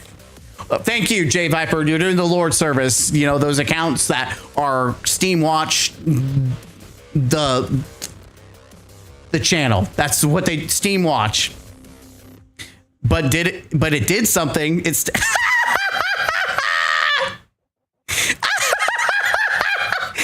no fucking way, bro. There is no fucking way. Holy shit. But it did something, guys. I'm poking a stick. It did something. It moved, guys. I'm poking the dead corpse of a stick. It moved. Look, it moved, guys. It moved. The most insignificant point, but it did something. It stayed slightly higher for like another hour. That's a win. Bungie Bros, Marathon is over. Heaven forbid if English is your second language. Source below. Wait. Pointing out the biggest concern for months. If you refuse to Bungo being, so this is from the r/marathon hate. If you refuse to mic up, just know you're literally throwing because you're shy. So this is, by the way, we always talk about how Marathon's community is also killing its game. So here's a perfect example of what I'm talking about. If you refuse to mic up, just know you're literally throwing because you're shy. Hate to say it, but mics make a major difference. If you're not using them, you're going to lose. Use your mic in pings. Begging for a mic cue. Why is barely anyone using mic in trios? How does Bungo look at people wanting more mics and then say, let's make everyone scared to use them with AI because of AI? This is what happened when Call of Duty, this happened with Call of Duty after Black Ops 2. Yeah, when you start moderating, no one's going to want to fucking get banned because they said some shit. They're just going to go Discord. Honestly, that's what I would do. Fuck their in-game censors.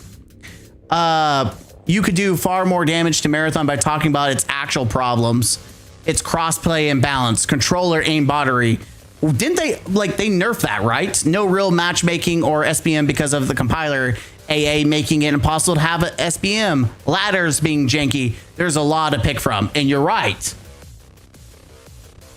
You could do a lot of damage, but we're just specifically talking about the people in Marathon. But I would say that I would absolutely say that the Marathon community is partaking in damaging the reputation of the game. Again, another perfect example. I say this every time. These people get so upset and they focus more on the negativity themselves than actually the positive. They always have to talk about it. So sick of being 90% of Marathon content I see on YouTube. This guy with 1 million subs didn't play any priority contracts. Said it's disconnected from the original trilogy. Plot twist, it is. Started in solo Vault Breaker mode. Easier to make generic engagement bait slot shitting on the game rather than actually using your frontal lobe than playing it. It's funny. It's so kind of you to post the link to the video. I will never understand people because you're posting the link directly to the video so that more people will engage with it, which is only going to help the person making the video. You are spreading the thing. You are encouraging hate watching. Hey, don't worry, they're listening. Oh yeah. Well, hey, Mystify, you're right. They are listening.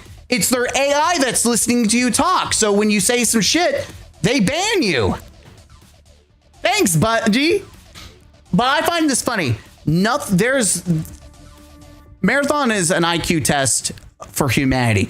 The most unintelligent people will spend their time hate watching content that is negative toward Marathon, and then will continue to spread said content that they're upset about on the internet so that other people will consume that content, which then continues the cycle of consuming content. Like, I will never understand hate watching unless you're making content out of it, which this person I don't think is. Imagine, and it's always funny using your frontal lobe. Let me encourage you, Zenith. Use your frontal lobe. You stop and think. I'm gonna do the invincible meme. Think, Mark. Think. Do you really think you're gonna stop this negativity if you continue to spread it and harp on it? Do you think you're gonna change people's opinions by posting about it? No. Use your frontal lobe, bro. You are hate watching. You are encouraging it. You are showing it. If you don't like it, don't consume it. Don't acknowledge it. Move the fuck on. By the way, instead of, bitching about 90% of it being negativity, why don't you make positive content yourself? Shut the fuck up and do something about it. But they don't, which is why we laugh and react to it, because these people, the game, they don't even play the game themselves. The game they play is the game that we play. We react to them reacting. And they love to react to the negativity. They live on it. They thrive on it. I almost feel like Marabots love the negativity. They thrive in it. They're like, oh my God, yes, talk about Marathon more. Negativity, I love it. Oh yes, I want it. Please put it in my mouth. Like that's them right there. the game is generally bad. If it taught me to never purchase another Bungie game, like a lot of it's good, but boy, does it have some foul stuff with its core systems or lack of systems. I did a brutally first impressions and thoughts on it. Any of my real opinions about Marathon or in that video where I give fair criticism throughout. They're Hades. These bots mostly overreact just by the title alone without ever watching a video. That has been proven. We've seen that based on multiple people. Even Scaro9, Bungie's biggest shill, reacted entirely to a title, and the article was actually pro Marathon and trying to encourage people to give it a shot, and he was bitching about it. Even their content creators are dumb as blocks. The community is more of a joke than the game. The community of Marathon is the biggest joke, and it's like going to the circus and watching the clowns. You don't actually give a shit about the game itself. You give a shit about the clowns in the circus. Another voice moderation. Anyone else getting absurd voice moderation warnings?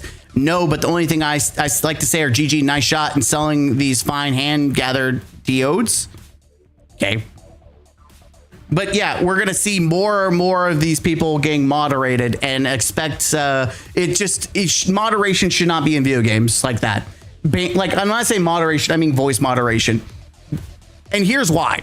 Since the inception of time, even in the old Call of Duties, there is an option when someone's being a racist, vile piece of shit, mute. There are mute buttons. We have the technology. Come here. For all the sissies and the cupcakes and the losers in gaming, come here. Story time. Once upon a time, game companies came out with live service games. And when you didn't want to partake into those Call of Duty, lobbies where people are shit talking each other, and you wanted to live in peace, you wanted to play in your natural habitat without hearing someone scream in your ear because they're a fucking 5-year-old. There was this beautiful, beautiful bacon footage of people going up and looking at the players and seeing who was talking and hitting this button.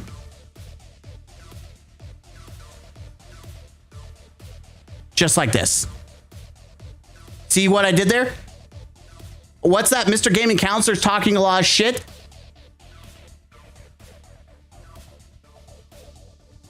Wow, it's like magic. You're hearing racist piece of shit, then you hit the button. It's almost like God gave game developers the knowledge and understanding to use a fucking button that says mute, you big bitches. Holy shit. So the moderation in video games when it comes to proximity chat is called the mute button. Now, could you argue that the mute button should be easy and accessible and it should be quick and fast? Absolutely. You can make those arguments, but no one wants this shit.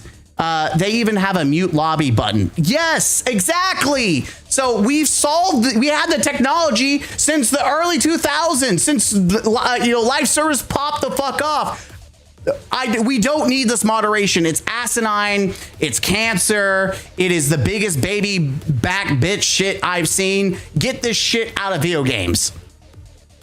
Constructive feedback with positive exchange between members of the community. Bury it. All right, so let's see what this from the website. Alpha tester. I'm possibly wrong, but to be truthful, this game needs an impactful overhaul in order to stay alive and support hundreds of workers. A change to the gameplay formula could do that. Here's a possible overhaul with mostly current assets. TDLR.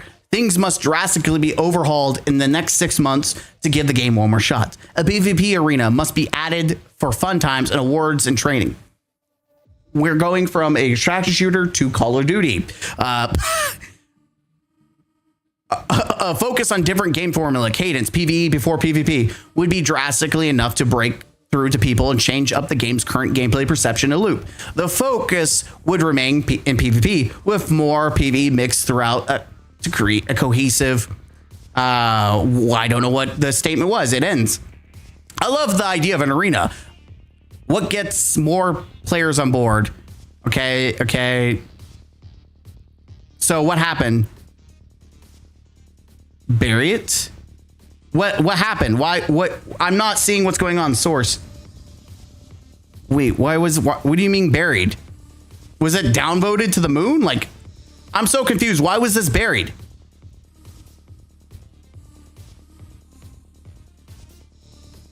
I don't get it, but it sounds like a fair back and forth. So this is one of those things that people post and I don't get it. Members of the marathon buried. I don't know. So we have this one. I love this one. If Marabot, if Marathon were to die, I'd never play another extraction shooter again because none of the ones out there today come close to it in terms of quality and artistic style. Well, yeah, because nothing else looks like it was made, you know, in Roblox. That's the funny part. Of course, you wouldn't play anything else. Nothing looks like it was made between Roblox and Legos. Duh. I mean, Tarkov is probably the best extraction shooter on the market outside of Arc Raiders being more casual. Like, Tarkov is the premium hardcore extraction shooter. Then we have Tom Henderson. I'm sorry, but you're never going to grow a game by issuing a hot fix to a broken weapon 2 weeks later. So this was a response. This is again, you're seeing actual players enjoying the game, upset about Bungie's delayed reactions. So they're you know, changing the vault thrower. They made changes and then now they're making more changes. I have genuinely no idea how it even got past your internal studio playtest. You need to get a community playtesting group before pushing out updates. This is extremely bad look for new players. And I love Tizzle. Tizzle, first time. Welcome to a Bungie game. Welcome.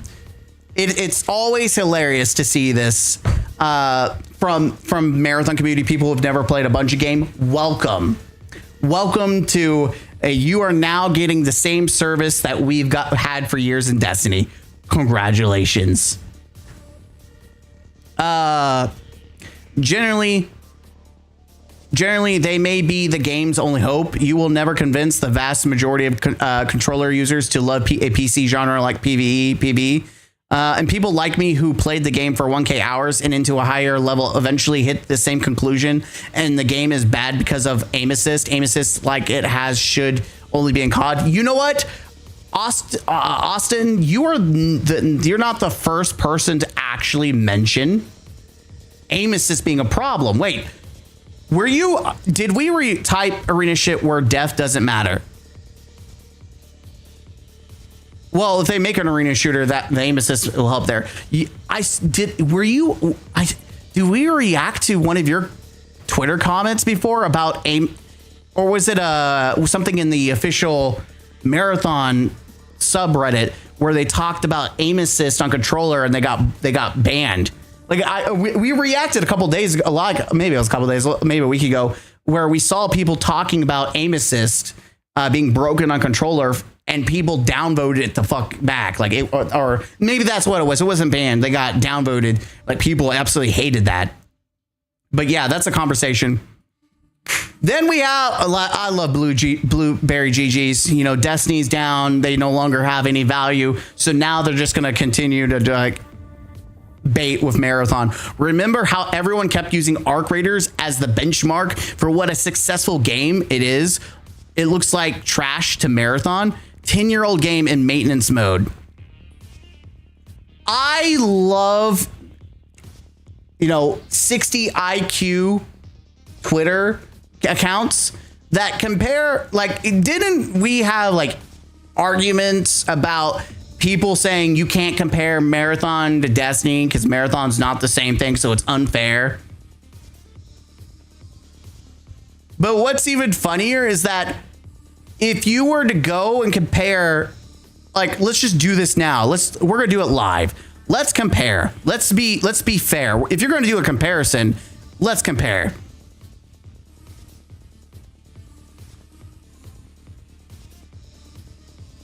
And then Arc Raiders.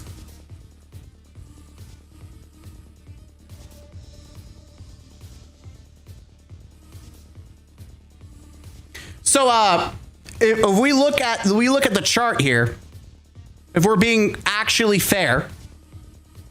Here's Destiny.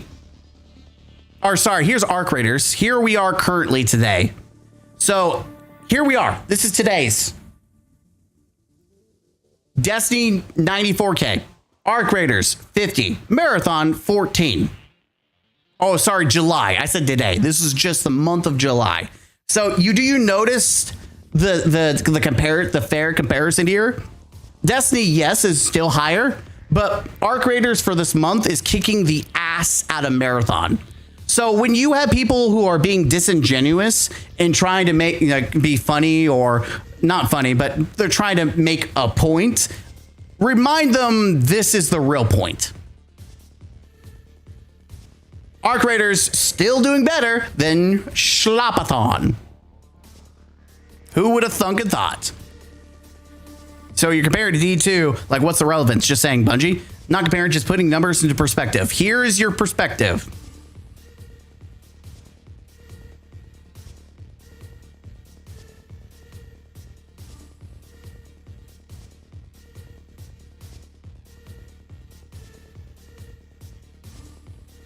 I'm gonna just capture that for later and put that on Twitter because I'm an asshole. But anyways, yeah, it's always funny to me to see the copium from this community, and like I said, these people, even just the average fans of Marathon, are getting screwed over by the drastic change in the game. The over moderation in the mics is pushing people to not want to use mics. Good job, Bungie. Then you also have the fact that you're changing it from a PvP to PvE, and then people want like an arena shooter. So we're trying to turn into Call of Duty / Fortnite. Logged off Destiny 2 30 minutes ago. Thank you, Hades, for adding people. I don't know, maybe along with those remaining on Steam discussions and Marathon Discord as spamming for changes or input-based matchmaking. Yeah. All right, let me know in the comments down below what you think. And question to you, do you think that video games should moderate proximity chat or chat in general? Let me know in the comments down below. As always, I'll see you guys in the next one. Huzzah.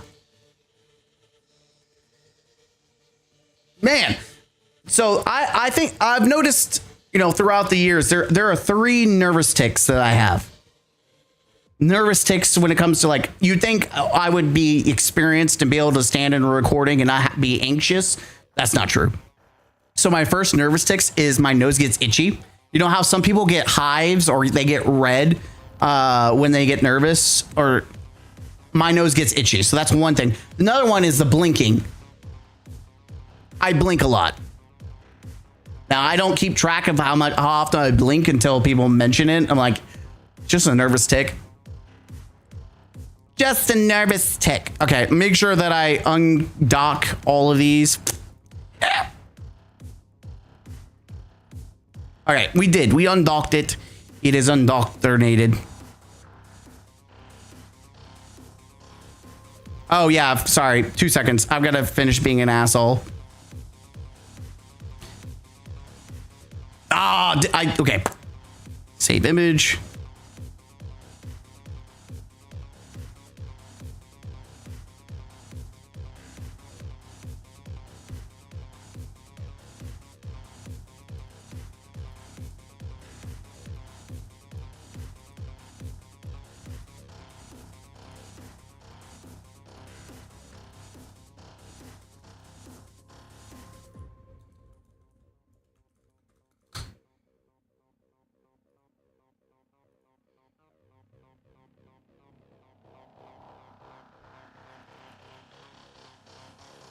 Freedom of speech, bitches.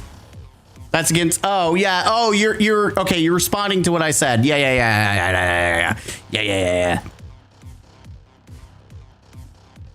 All right, then we're gonna talk about some Destiny. Let's get some Destiny in here. This is probably gonna be an Indie Bites video, but we got Destiny. We got Destiny in the news. I know. All right, gotta keep track of time. It is 6 o'clock. Damn. Okay, I got plenty of time. Like 2.5 hours, 20 hours, or 2 hours and 20 minutes. I'm not missing my movie. I'm gonna watch me some fucking Spider-Man. Yeah, I'm gonna watch some Spider-Man. You wanna watch some Spider-Man? I'm gonna watch some Spider-Man. Skull fellas, welcome back to the Counselor's Office. I'm Mr. Gaming Counselor, and we are back with another episode of Indie Bites. That's right, where we give small takes on one-side pieces of news just for you to keep it nice and bite-sized so that you don't have to watch, 30, 40-minute videos unless you like that. But for those that want some smaller bite-sized videos, we've got Indie Bites for you. Eventually, I'll make an intro. Not today. So, we are talking about Destiny. Now, Bungie, by the way, we're going to look at multiple things. Bungie has been fixing a bunch of issues, mostly in PvP.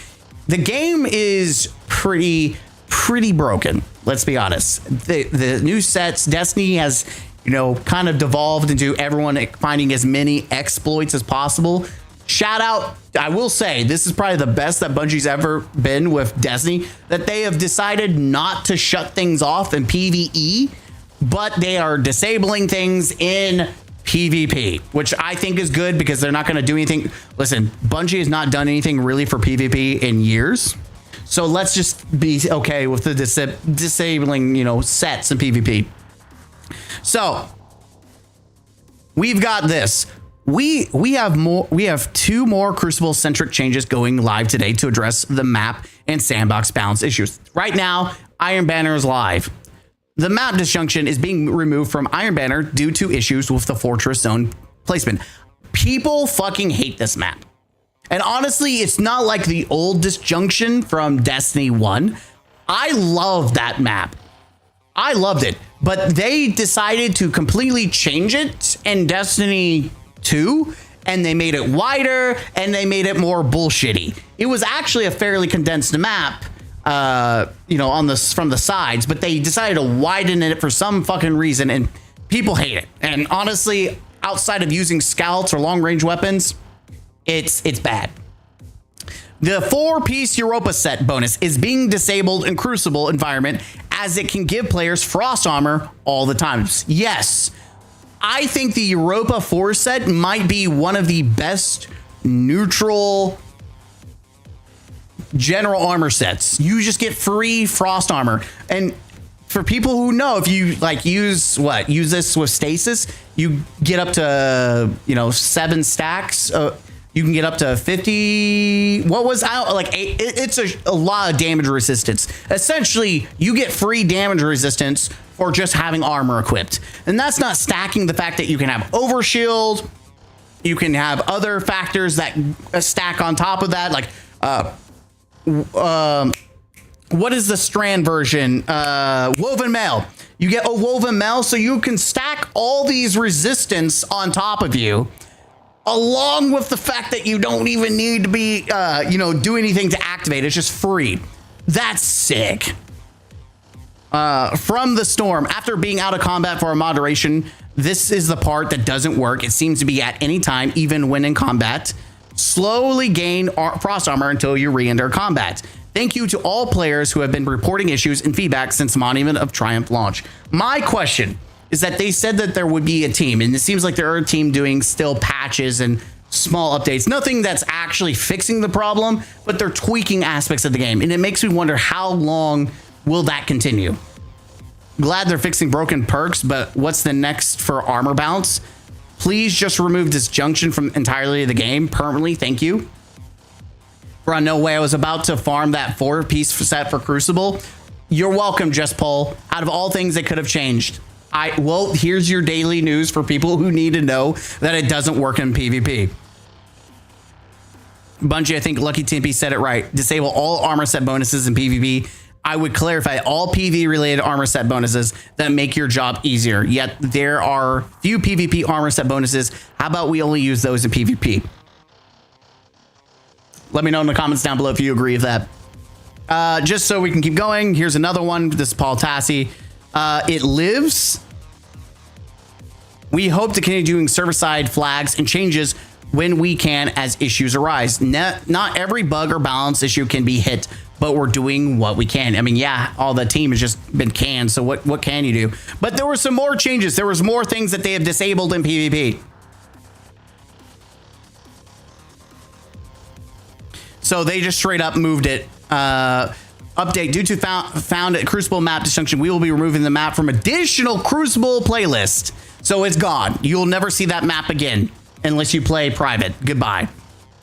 So here, this was another thing in PvP that was going on due to an issue where players can spawn near infinite special ammo in the Crucible. We will be disabling the 4-piece set bonus from the Gambit Cyber Serpent Null armor set in Crucible Ops playlist. Yes, this includes Iron Banner, which is live now. Bountiful munitions while Adrenaline Rush is active.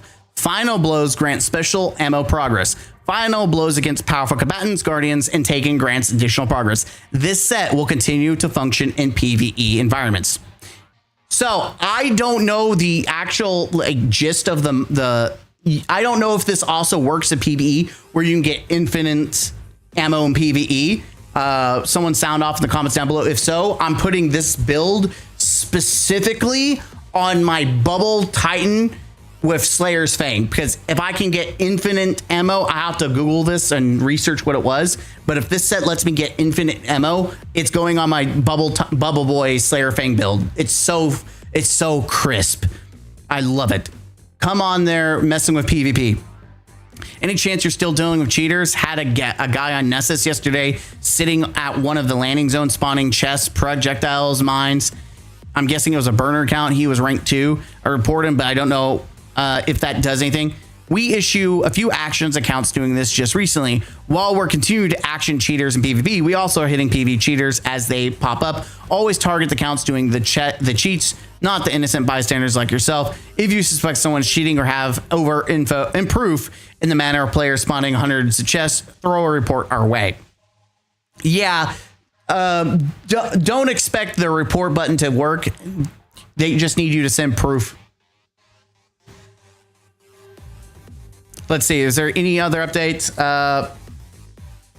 Apparently this was bugged too. Update, the issue of Zavala's weekly Vanguard arsenal has been resolved. Players should now be able to claim the weapon as expected. All the bugs was not available for players to claim. Yeah, so they're just, a lot of these bugs are popping up, but Bungie's actually working on them. Surprisingly, but I expect things to just get disabled. They mentioned this before the layoffs that instead of actually fixing things, they were just going to disable them. In this case, and what's scary though is that if you see a map that's good, like the good maps, let's just for people to be on the same page. Let's say the good PvP maps. Let's just say that someone finds an exploit. They're just gonna remove the map. They probably won't fix it, which is upsetting that that's the case. At what point does Bungie say, okay, we're done babysitting this? We're done. How many months? Do you think a year until they stop really giving a shit? Like, it's only been 1 month so far. We're about to go into 2 months. At what point do you think Bungie says, okay, we're done. What's done is done. We're leaving it alone. Let me know in the comments down below. Man, someone should make a live list of things that are bugged or canceled. Stuff like Chaos Reshapes heal. A lot of people don't know how it doesn't work. Yeah, the healing doesn't work. It's just good for damage. Like if you already have a healing perk like heal clip, it sucks, but it is what it is. But the damage is just free and easy. But yeah, they haven't fixed perks. It's because they're just going to disable everything. I doubt they fix really anything in, massive like that. But let me know in the comments down below what you think. And yeah, just sound off. How long do you think Bungie's going to push before they even stop disabling things? And they're just like, the game is what it is. Good luck, kids. I'll see you guys in the next one. Huzzah! Game out. Hades, you think next summer? You think next summer? Maybe. I mean, you got to know it's going to be, sooner.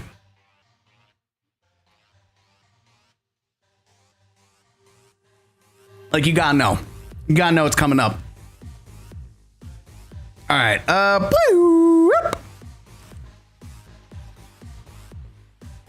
Oh, we got some new people to the Discord. We got Pammy. Cleric came the other day. Hello, Pam. Papa. All right, how many of these do I have left? I think I have 1, 2. All right. I've been dreading this. I've been dreading this conversation, but here we are, chat. Here we are. You know what? We got to talk about it. We got to talk about it, okay? You're being generous? Man.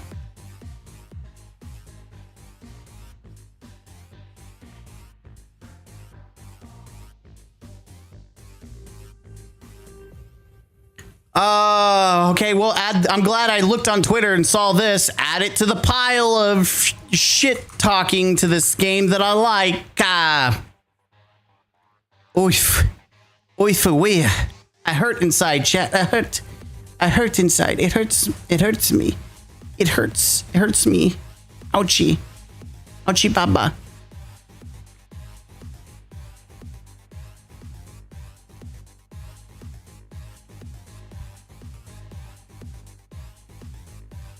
Oh no.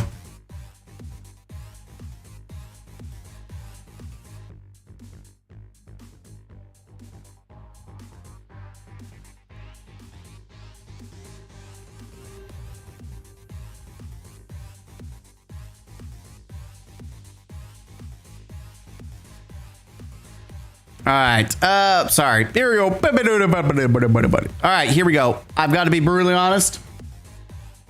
Scholars, welcome back to the counselor's office. I'm Mr. Gaming Counselor, the counselor that encourages you and gives you guidance on critical thinking and not to be the doormat of billion-dollar corpo. That's right. We want you to be, critical thinkers. We want to give you guidance, counsel you into being intelligent.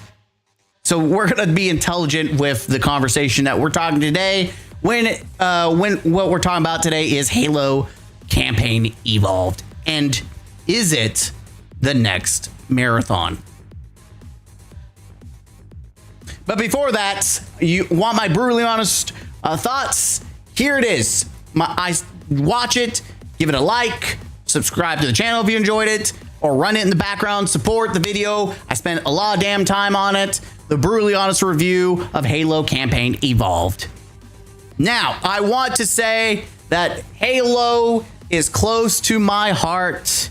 I am biased, but I'm also critical, which you see in the video. I have two sides. I have the part of me that is excited because it's Halo, but also that is brutally honest, the Halo purist of me. This game has received so much hate. Halo Campaign is being paraded and treated just like Marathon, which is baffling to me.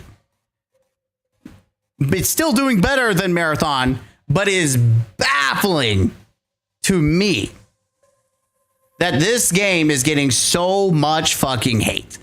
It's so much so that it's very mixed. This game is being received, it's very mixed. But I feel like this is going to be a Halo Force situation, and I'm just speaking on behalf of me, where it's going to be a point where people are going to look and treat this game like Halo 4. And I'm just going to have to be how I am with Halo 4. I accept that I am the minority and just do my do. And that's the thing. I'm not... This Marathon and Halo Campaign Evolved have a lot of similarities currently. They're being hated on. They're being attacked. They're being dragged through the mud, being called woke.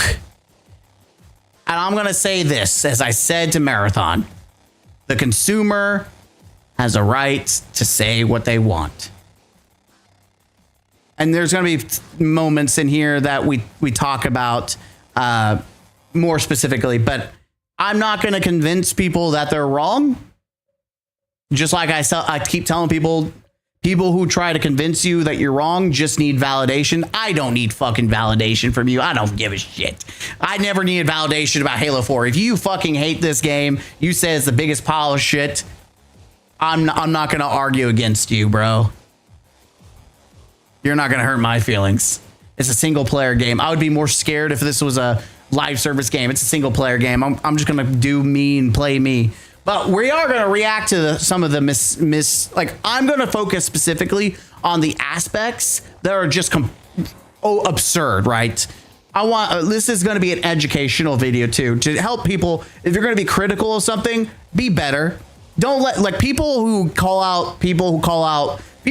the calling out of people who call out Marathon bitch and complain and then never bring any logical criticism against that. So I'm going to encourage you guys to be critical with your criticism against, Halo. I'm going to help you, right? I'm going to fix some things. I'm going to help you be critical so that people don't like, look at that. They're just the same thing of Marathon. They're just like Marabots. No, you're going to be better than the unhinged loonies trying to defend Marathon. You're going to be better. Okay. I'm going to help you be better. But it is funny that Halo, which is being shit on just like Marathon, and yet is doing better than Marathon is. A game for 25 years ago, getting a remake, is doing better than Bungie's current game made by them, a reboot, and it's shit. Both games are games that no one asked for. No one asked for Marathon reboot. No one asked for a Halo remake. Even I didn't ask for it. Now, I'll consume it. I enjoy it. But no one asked for these. So there's some parallels. The difference is this is a remake without the multiplayer, and this is an extraction shooter, not a single player that people actually would want. But perfect example of people not wanting these games. And I accept that. That is a reality that I accept. Then this is where I come in and I listen. This is where there are a lot of LARPers, people who act like they know Halo that don't. There's a lot of people who are also, grifting. They are just here for the woke conversation. And I want to say something real quick. I have always stood in the middle of the conversation about calling things woke and the woke brigade. And that was mostly out of the fact that I see it. I can see where people are coming from when they say something is woke, usually because there's some, understandable aspects. And again, Reloaded, I cite this as probably the game that I agree is the wokest game that I've ever seen. And I agree on the definition of this being woke. I watched an African-American, I've said the story many times, I watched on Twitch an African-American guy play this and reacted to the dialogue and to the fact that this black character is just stealing and justifies it, and he's like, this is the most racist shit I've ever seen. And I'm like, okay, we're on the same page. I think this looks racist, but this black guy also thinks this is racist. This is some woke shit. That is one of the key moments that I really like. I'm on the side of this is woke. But Halo has gone into the conversation, and there's a lot of conversation based around the 3 bonus missions. And I'm not defending the bonus missions.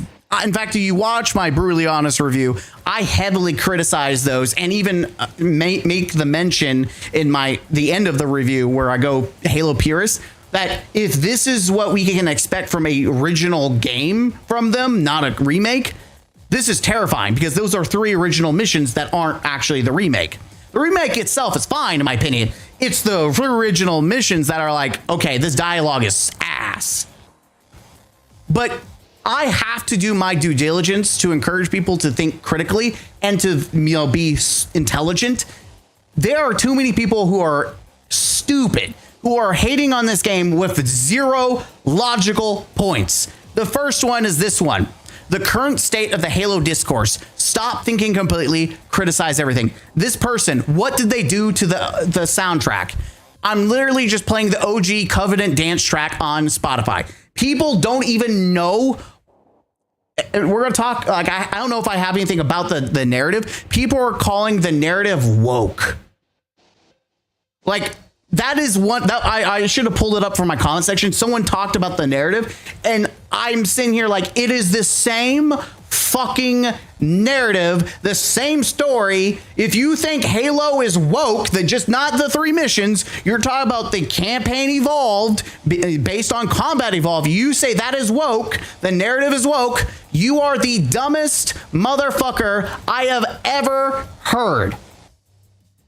Either you don't like Halo, or you are a LARPer who acts like they know about Halo because it's the same fucking narrative. Can you listen? Your beef is with the shitty narrative of the 3 bonus missions. I agree with you. I stand with you. Wakanda forever, brother. Like, whatever, right? I stand with you. The 3 bonus missions narrative was awful. Bastardizing Master Chief's character with being a chatterbox, unfunny jokes with Johnson, and just the ODST. I like some of the ODST, like, you know, rebellion. They didn't like Spartans. I like that aspect. I didn't like the narrative for it because it felt like a joke at the end of it. But for the love of God, when people do shit like this and they talk about it like this shit sucks, the narrative is also awful. It's the original fucking game. What did you expect?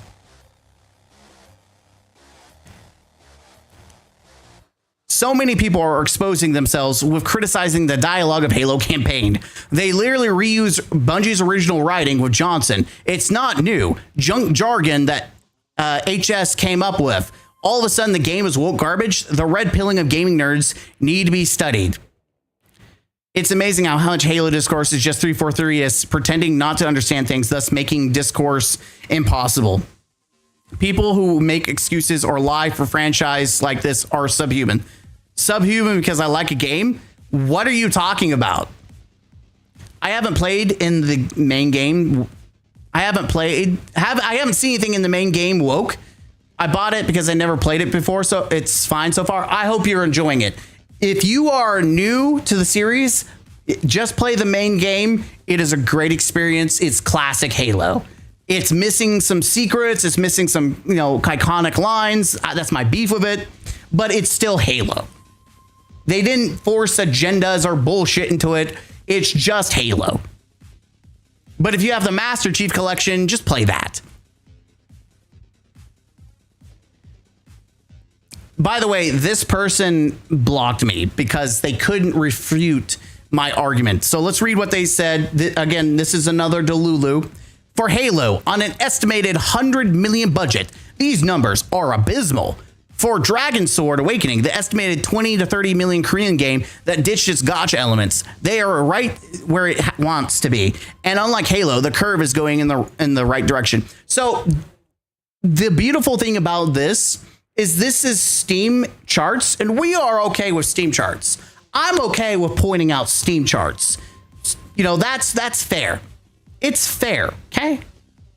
But you actually have to understand context with the data, or you're just making bullshit up. In this case, this is early access. Early access. This is not a brand new game. It doesn't have multiplayer. It is a single player game that has been out since 2001 and brought to PC, you know, with the Master Chief Collection, with the CE anniversary. So 1, it's early access. 2, if we get word that PC is the main platform people are consuming the game, then yeah, that's pretty low numbers. But we all know Game Pass is where most people are playing it. Hell, that's what happened to Call of Duty.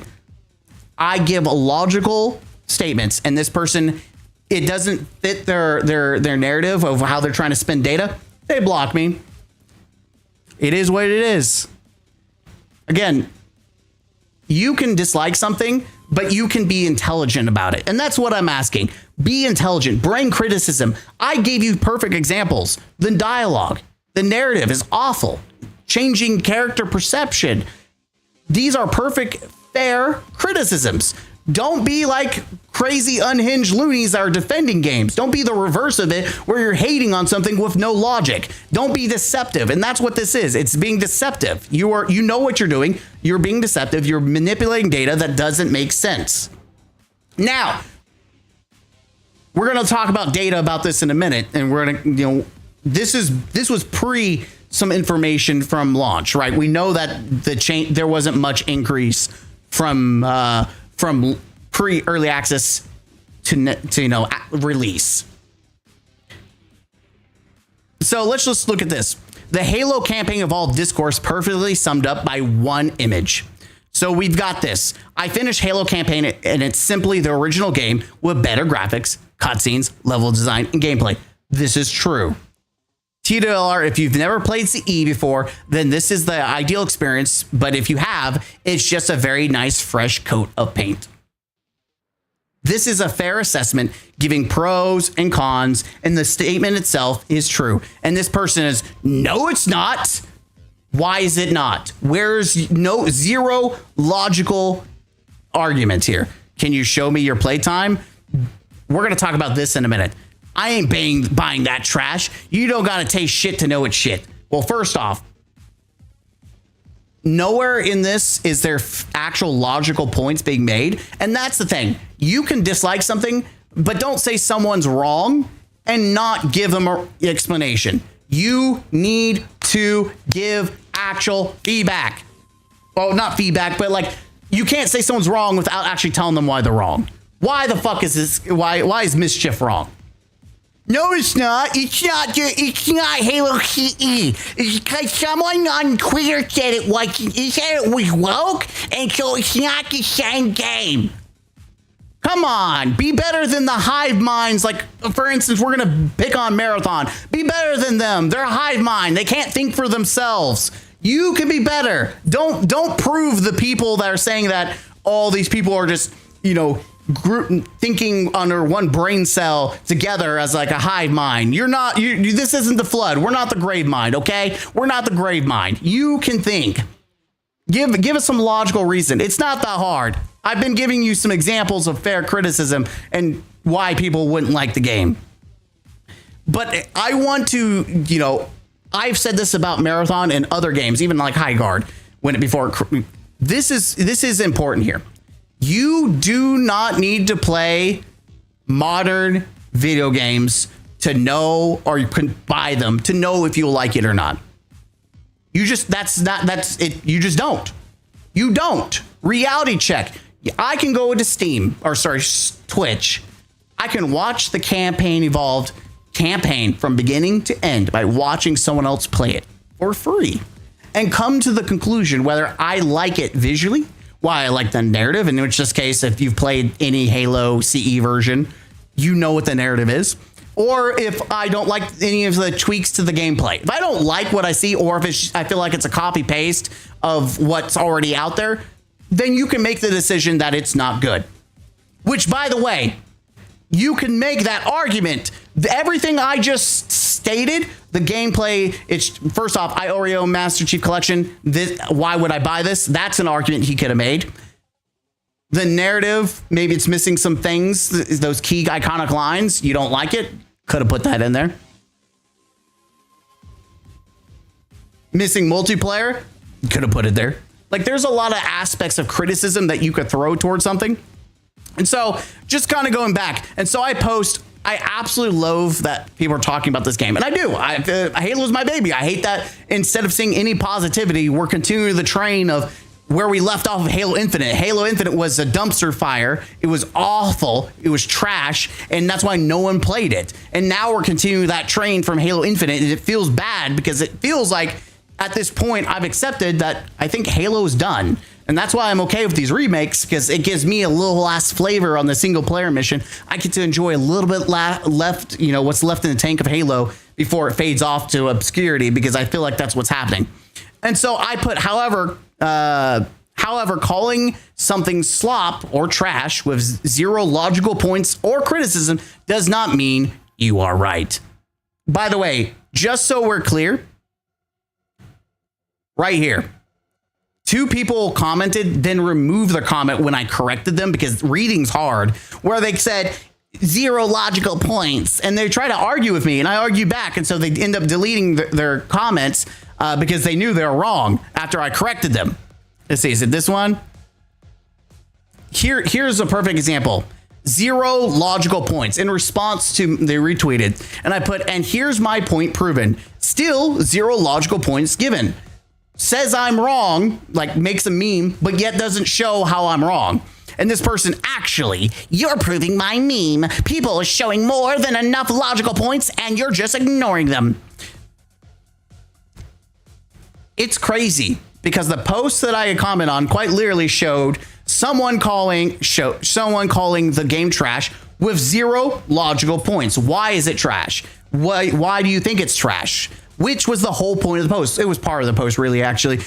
But simply replying to your uneducated retweet, you are also proving my point because people showing more than the logical points, making that statement, there's so many people, they're making so many logical points out there why you're wrong, is not actually showing logical points yourself. It's these people are parroting. They're not even coming up with their own, like, that's the thing. Be better.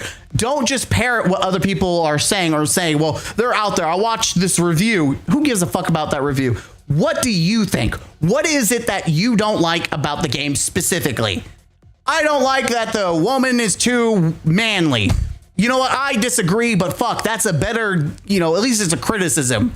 And you're specifically talking about what? Oh, the 3 bonus missions? Say that. What about the main campaign? Well, Cortana looks like a dude. Okay, at least you're being specific. I don't agree with you, but at least you're being specific with the criticism. These people are not doing that. So be better than these. Actually bring criticism. Don't just say it's slop or trash. Why is it trash? It's trash because it has the narrative is all about, 3 bonus missions ruins Master Chief's character. I don't like the Halo remake because they omit too many iconic lines. Like, I want those juicy iconic lines. I'm going to play the Master Chief Collection and play Classic Legacy. So you're proving my point because people showing more than enough logical points is not showing logical points yourself. Like, use your own brain if you have one. Are these logical points in the room with us? Where are they? You can't say that there's plenty of them and that I'm proving your point. You aren't citing them. You can't be like, guys, they're out there. Okay, where are they? Bring them to the table. I'm not making fun of people being upset about the game. I'm making fun of people who are being a hive mind, that are just parroting nonsense with actually bringing logical points. All I care about is be better than people who defend games and say that people are wrong that actually don't bring logical points. Bring some criticism. Do that. Like, hell, even people who shit on Marathon say that the art looks like trash, or they don't like the community, or they don't like that, the voice things being moderated, or they don't like the guns because they look like Roblox, or they don't like the UI, or they don't like the leveling system. Like, people are actually, when they shit on Marathon, they're actually bringing some, logical criticism, fair criticism. Do that. Be better. Be better. That's all I care about. I don't care. You could hate this game and say it's a F tier level 2 out of 10. I don't care. But be better. Don't be partaking in this hive mind. Come on, be better. And here's another one. So people are posting, we've got this clip, and this really pisses me off because this is the biggest LARP that is LARPed in LARPed history. Okay, I started playing Halo Camping Involved today. I played the prequel mission and played the Pillar of Autumn. I will talk about the prequel campaigns later, but here I want to show you guys a video of a test I did with the friend who was playing with me. All right, so first off, we have this guy here. Shoot this man. What the hell are you doing? Excellent. This is another man. The Master Chief is gone Nope. rampant. The Master Chief is going rampant. Oh, Oh my God. I'm shutting Oh, the Marines. Oh, fuck. I shit you not, 3 for 3 are so bad at coding that they managed to accidentally convince everyone that their shit tier code is some form of political activism.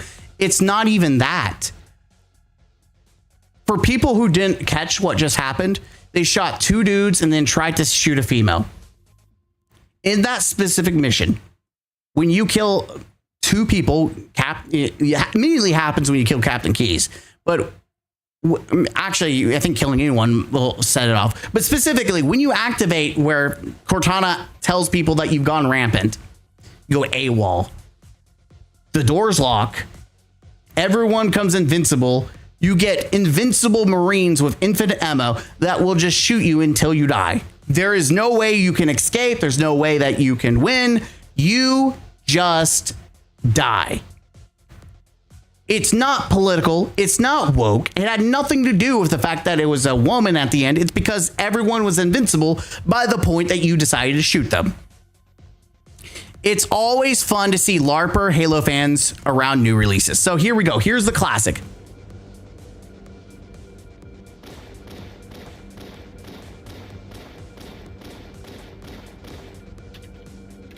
Oh no, there's the dude. The dude's he's not dying. Oh shit, guys. Oh shit, guys. He's not dying. Oh shit. Actually, I thought you could kill in the original. Am I the LARPer? Maybe is it CE that you could do the anniversary? Either way, you kill keys and everyone becomes invincible. He says featuring a bug in Master Chief released by 343 that was not in the original. Okay, thank you. Okay, holy shit. I thought I was crazy. I'm not a LARPer. It was 343 that changed it. This is not the Master Chief Collection nor the Gearbox part. It isn't footage of the Bungie game release. I don't play MCC. You're implying that. Oh.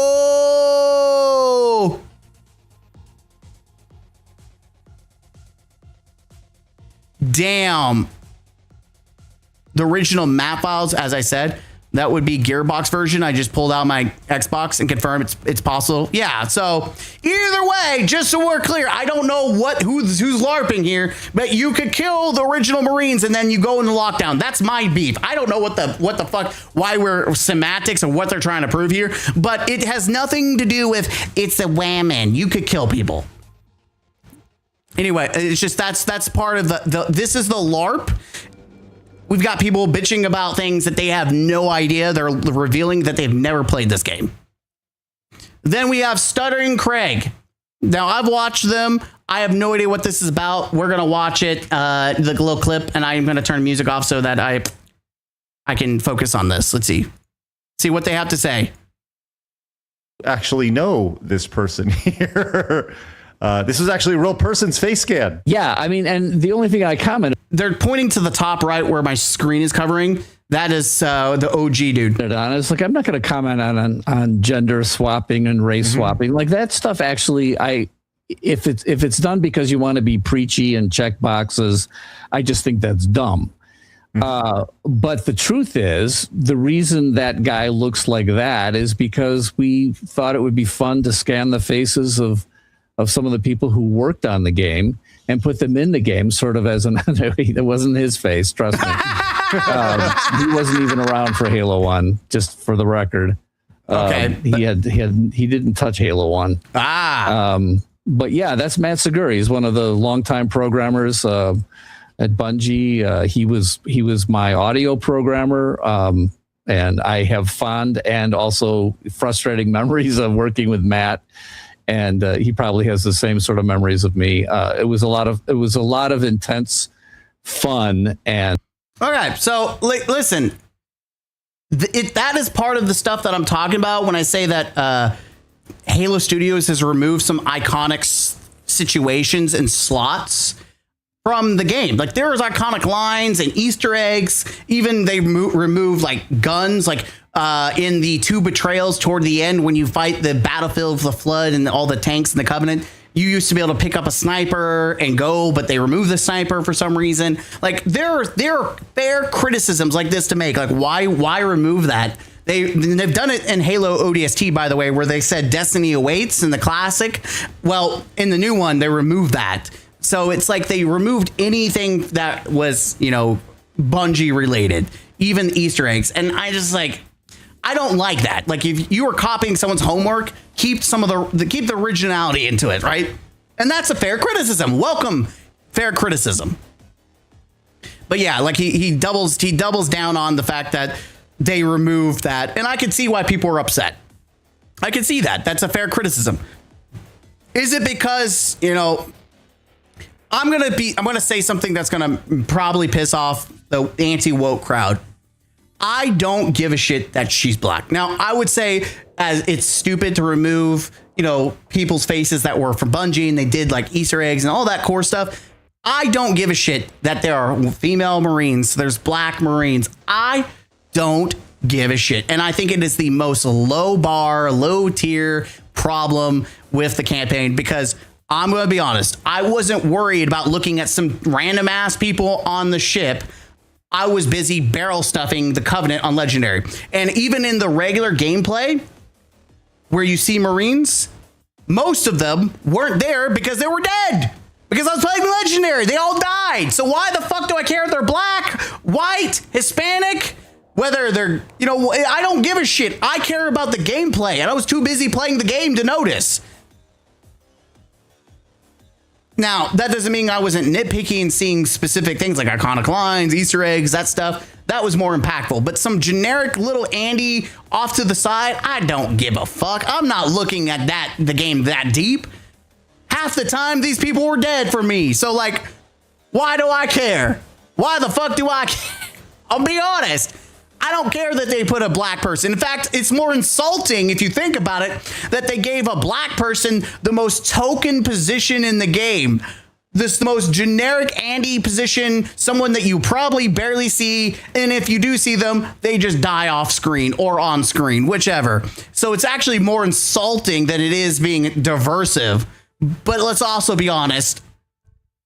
In the Marines right now, we have black people. There's black Marines. Who would have thought? So if this is like the evidence of wokeism, this is probably the real crime, that you're not doing any service. This is unintelligent. This is a bad faith argument. Please use it elsewhere. And I'm not saying you're wrong. I'm saying you need to have better, points, because this is very weak on the scale of shit, because no one really gives a shit about this person because they're going to be dead anyways. Then we have Reb. Halo fans are among the most sensitive and miserable people in the gaming community. I don't know. Bungie community is right there. They're right there.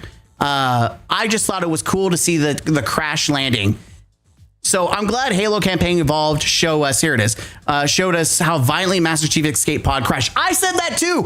It was so cool to see it be revamped. So that's why you saw dudes literally falling out of the pod to their death. Like, it was graphic and it was awesome. We have, at maybe like 7 years old, I was able to gather this information from the giant fucking crater, you stupid bitch. Again, that's not feedback, dude. That's not logical feedback. But this looks bad for anyone that actually wants to criticize this game. Like, bro, it's even more confusing in the fact that there's also cutscenes showing the crash in the original. You just meant it's more graphic. It's more graphic now, which I agree was a cool addition. Exactly. But people just want to be mad about everything. Watch Bungie developers being gratuitously destructive against the new Halo is incredibly cringeworthy.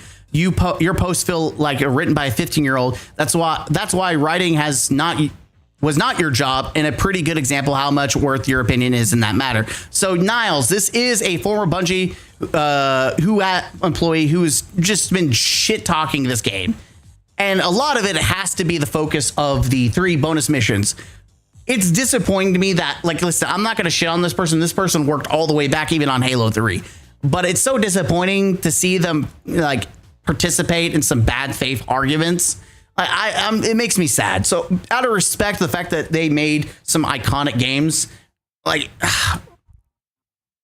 it's sad to see that calling them a LARPer is wrong. Like, we need someone who's in the game, not even grifting, that has, a lot of experience, but it's just, I don't know. We need someone in a new term for people like that. They're wrong, or they're just not helping the situation by pushing the narrative. I don't know. Like, it's not that bad. It really isn't. But you know what? If you agree with them and you think it's trash, you're right. You are the consumer. You have every right to shit on it, because you either paid for it or you consumed it in some way, whether watching it. You have a right. That's the consumer. And I'm going to die on that hill, even if it's against a game I like. You as a consumer have a right to have an opinion, even if you don't buy it. as long as you've actually watched people play it and you're not watching clips or taking, generic ass statements online, then you should shut the fuck up. But if you actually played the game, or not played the game, you played the game and or watched someone else play the game, then yeah, you're good. You don't have to buy it to understand it. Just don't be a hive mind, Andy. Even Shroud has something to say about Halo Infinite. And I thought this was funny. Oh. This game is so ass. It is so ass. Yeah, it's not great. Like, actually crazy. It was bad. It's like, I would say Halo Infinite is worse than Halo Combat Evolved. It's absolute trash. And it feels bad because we went from Halo Infinite to Halo Campaign Evolved, which apparently people think is ass too. So we're continuing the ass trade. Choo choo. Even Cortana has a fat ass, which Hades is pointing out. Halo fans are the most miserable, unappreciative fans in the world. And if Halo dies, it's because nothing will ever be good enough for them. And I think this is true to a statement. I think just like Marathon, no one asked for this game. People like from Bungie, people wanted Destiny 3, or they wanted something akin to that, or they wanted the classic Marathon with a campaign. But no one asked for Halo remake and no multiplayer. No one asked for something that what most Halo fans and modern gamers want a new game. They want a new game. And when you make a game that is a reboot or a remake and it's not what people asked and you don't actually cater to what they want, you're in trouble. In this case, you didn't make multiplayer, which is the lifeblood of Halo. So is the campaign, but multiplayer is the lifeblood, and you didn't give that. So people are going to be upset about it. And so to a certain extent, I understand the frustration and the hatred toward this game, but at the same time, a lot of LARPing is going on. And that me using the word correctly, by the way, there are a lot of people who have shown they have no idea what they're talking about the original. Fans have standards, deal with it. And your standards will be the end of your beloved franchise. Even George Lucas has enough of the backlash from the prequels. The point is nothing will satisfy you because of that. And you will. I agree to a extent. I do think that there will be I think it's already done. We had Halo 4, Halo 5, Halo Infinite, and now Halo remake, and people are not satisfied. I think Halo is I think it's done. I think after they make the Halo 3 remake, I think they should either do prequels, single player missions make the small group of people happy, or they shut down, they say goodbye. They say goodbye to Halo. As a Halo fan, I would rather, it's like the saying, what was the saying? You live long enough to become the villain. If you're a hero, you live long to become a villain. I feel like that's what's going on with Halo. It's living long enough to where it went from being the poster boy of the FPS, the gaming world, to now it's the laughing stock abomination. And I think we just need to bury it. It's time to die. It's time to go away. Listen, I want my last remakes. We can have the original trilogy, modern graphics, and it's Unreal. So Modder's going to have heydays with it. That's fantastic. It's time to say goodbye. But add multiplayer to Halo 3. So at least we have some final multiplayer to play with. Then we have a Marabot. These people are so desperate to try to talk. Apparently, Halo Studios took someone's art for their gun design. And here's the deal.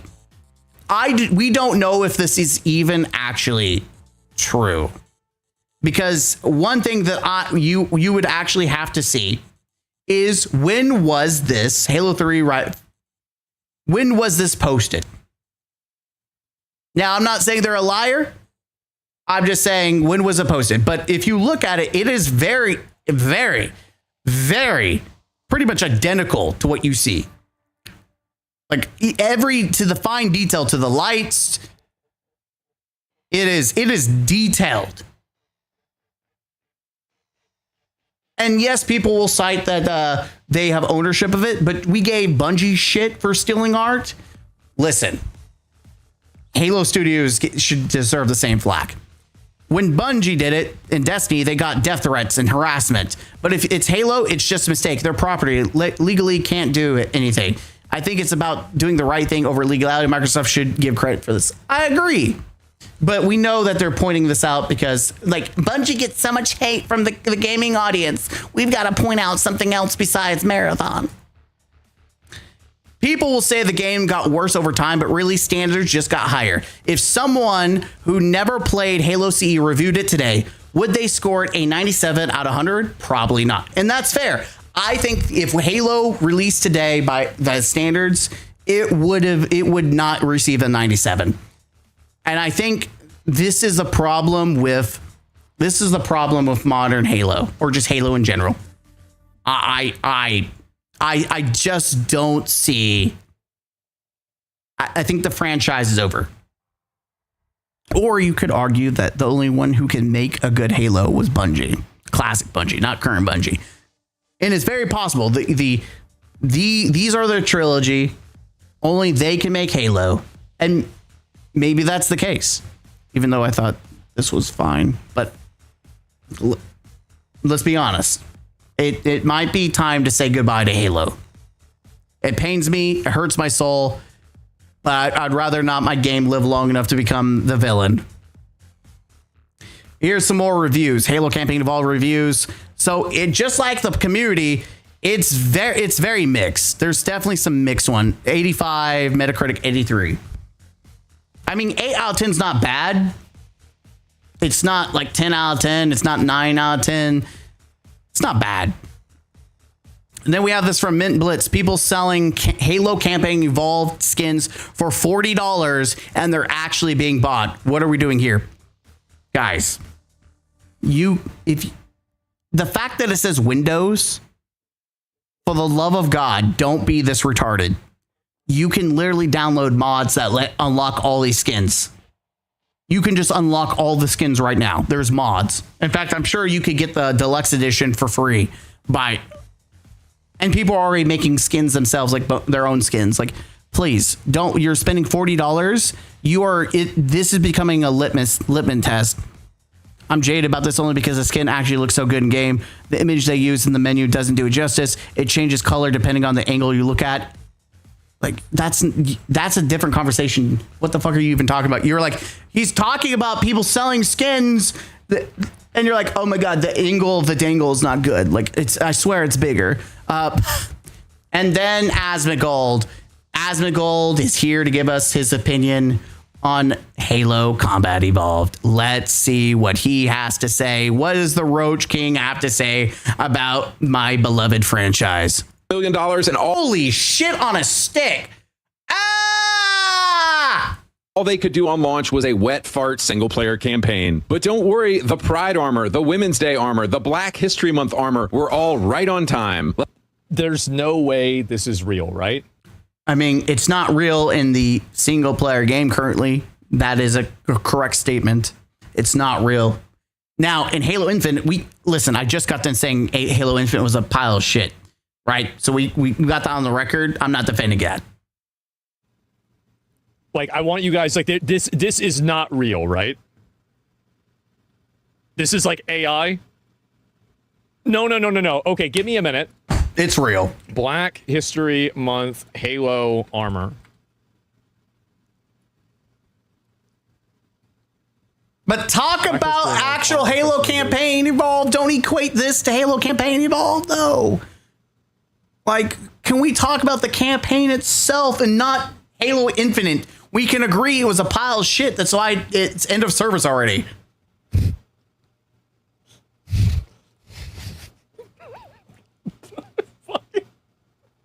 Like, have you ever thought about that? Why do these gay-ass studios have to delay their game? $1 million and all they could do on launch was a wet... I guess they're talking about Halo Infinite, but like, yeah. Oh, so Halo Studios. I mean, yeah, it's not even Halo Studios. It was literally 343 that kicked all that off. Like I said, I'm not defending against that. And when I talk about like, if you want to use that as citing as being woke, whatever. I'm talking about that campaign itself. And I hope I encouraged and educated people to be a little bit more logical and watch my brutally honest review, because I'm very picky at what's wrong with the game. Like, I'm not here to change your mind. I accept that it's going to be a Halo 4 situation where I'm in the minority, and I don't need your approval. I'm going to play the game. If you don't like it, cool. That's great. I'm not going to pull a Marabot situation where I'm, unlike them, I'm desperate for validation. I don't need your validation. I'll play the game on screen, off screen. I'll do whatever the fuck I want. But I will react to fun stuff and then react to shit like this. Like, this is probably going to be one of the few videos I do on this. This is like just my thought to encourage you. Like, hey, don't like the game? Be smart about it. That's all I ask. That's what we do here. Shit talk with some actual, like, logical points. Okay? Sounds good? Sounds good to me.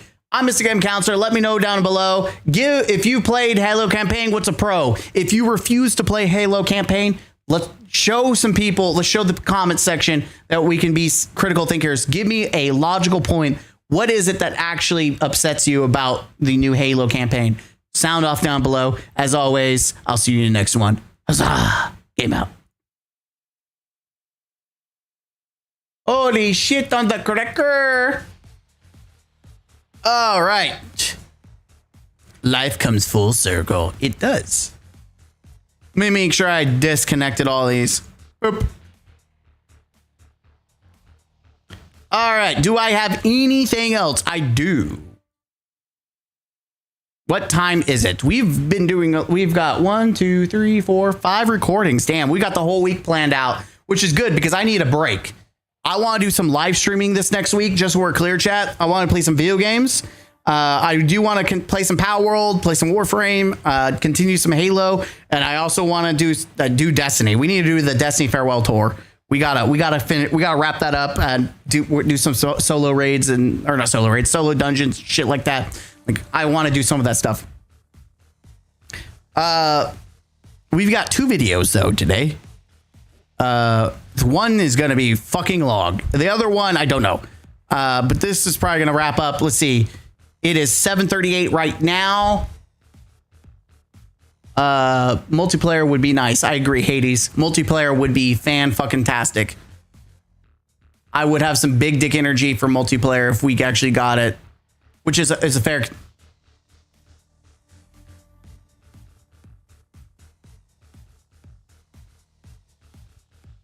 All right.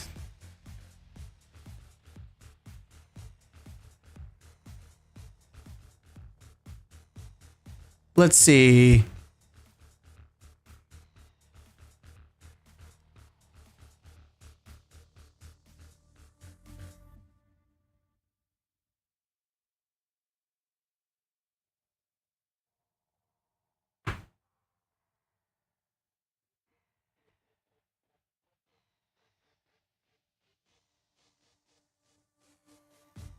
Go on.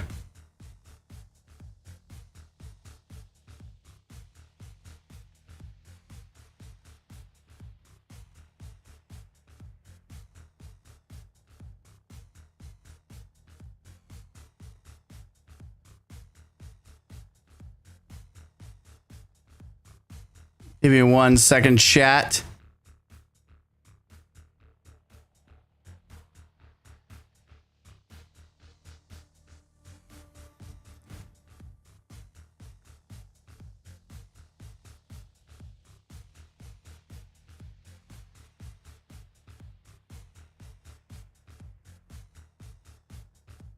What the heck?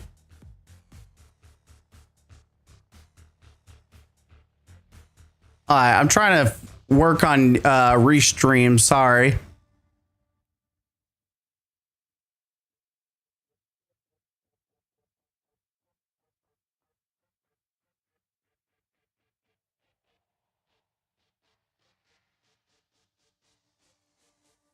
Oh, he left. I was about to tell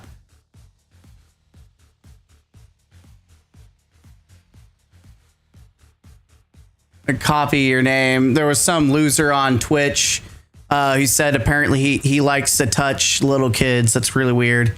Bucket Man 84. Why are you telling people that you like to touch kids? Yeah, dude, keep that to yourself, man. No one wants to know that you touch little kids. Yeah, no one wants to know that. YouTube, Twitch, even on Twitter right now, all these people watching, they don't want to hear that, dude. No one cares that you touch little kids. That's actually, we do care. Go tie a rock around your neck and jump off a cliff. Do the world a favor, okay? Stop touching kids or talking about it. It's fucking weird. Bucket Man, what a weirdo. Gotta watch out for these vile people on Twitch, man.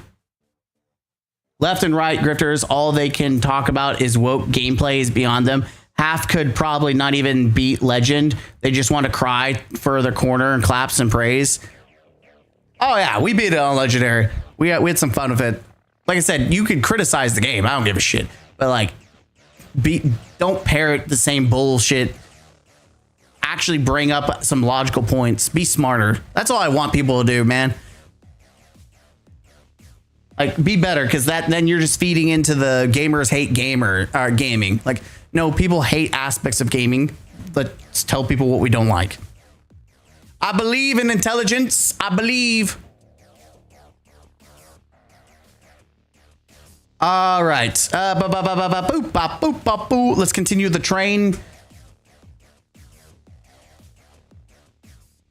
Welcome back, ladies and gentlemen, to the Counselor's Office. I'm Mr. Gaming Counselor, and we are still live, continuing on the train live right now, both on Twitch, Twitter, and YouTube. We'll probably see if we can get Kick and some other stuff just for the funsies of it.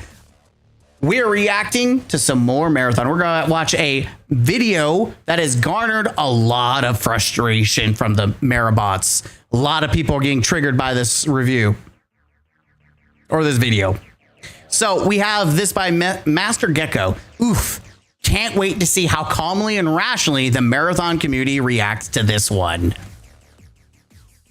Here's already some of the reactions. The fuck do you mean death of a game? The fucking thing is still alive, for crying out loud. No, remember, when you can poke a dead, like if you look at a dead corpse, it takes a while for the body to rot away. It takes a while. And that's what's happening in Marathon. You just don't know it. Whenever people talk about Marathon on YouTube, it always has a lot of derision and dismissiveness in the speech. Marathon is not dead. It is a game that is intended to be incredibly... Oh, yeah. A game that's cost $250 to $300 million is intended to be a niche and not make money.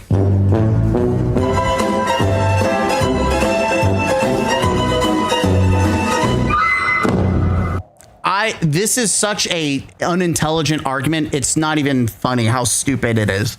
Like,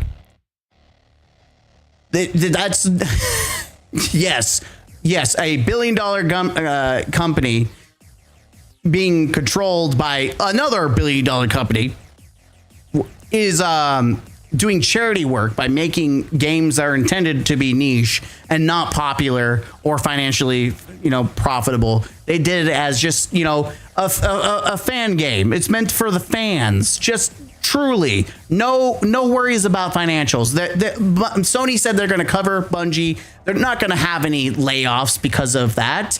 They laid off Destiny and they laid off some Marathon employees too. But no. Don't worry. This is a charity game. We run this game on hugs and kisses.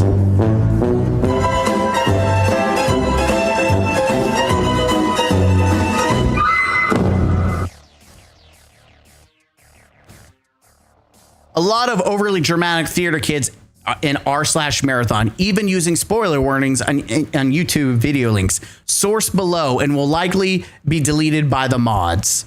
So what do we have here? So, death of the game. This may very well be the post that results in a ban. However, I do believe this is something that should be addressed due to coming from a surprisingly credible individual. Isn't this guy who has extended crash outs in his own comment section when people disagree with him? Still, I guess I can't blame him for putting this one out. Maybe rent is due. Last time I noticed, that was the Titanfall 2 community. And to be honest, as much as I love the game, he was right. Oh, let's see. Was this deleted? It was! Oh, what a bunch of fucking sissies. Hello, your contribution has been removed due to Rule 3. Clickbait, vaguely titled posts are not. Yeah, click that. Yeah. How long till this gets censored? 2 days. Apparently, it took 2 days. You're telling me the YouTuber made a topical and provocative titled piece of content optimized to get views? Well, shit. You are very brave for posting this here. I'm here before it gets taken down. Isn't this guy who? Oh, they are. Okay, so we're back, baby. Okay, well, good to know. Definitely. Yep, good job. Who saw this coming? But we're gonna watch it. We're gonna watch this and see why so many people are having crash outs about it. Because I'm sure everyone and their brother is okay. Let's see. Is checking everyone life support? I knew that asshole Nerd Slayer was going to make a marathon video sooner or later with really stupid. Yep, here it goes. They're so triggered. Let's watch it. Let's watch the video that triggered the Marabot community. We're gonna watch it. Link will be down below for you. But that's so bright. God, I'm ready. Put it in my veins, baby.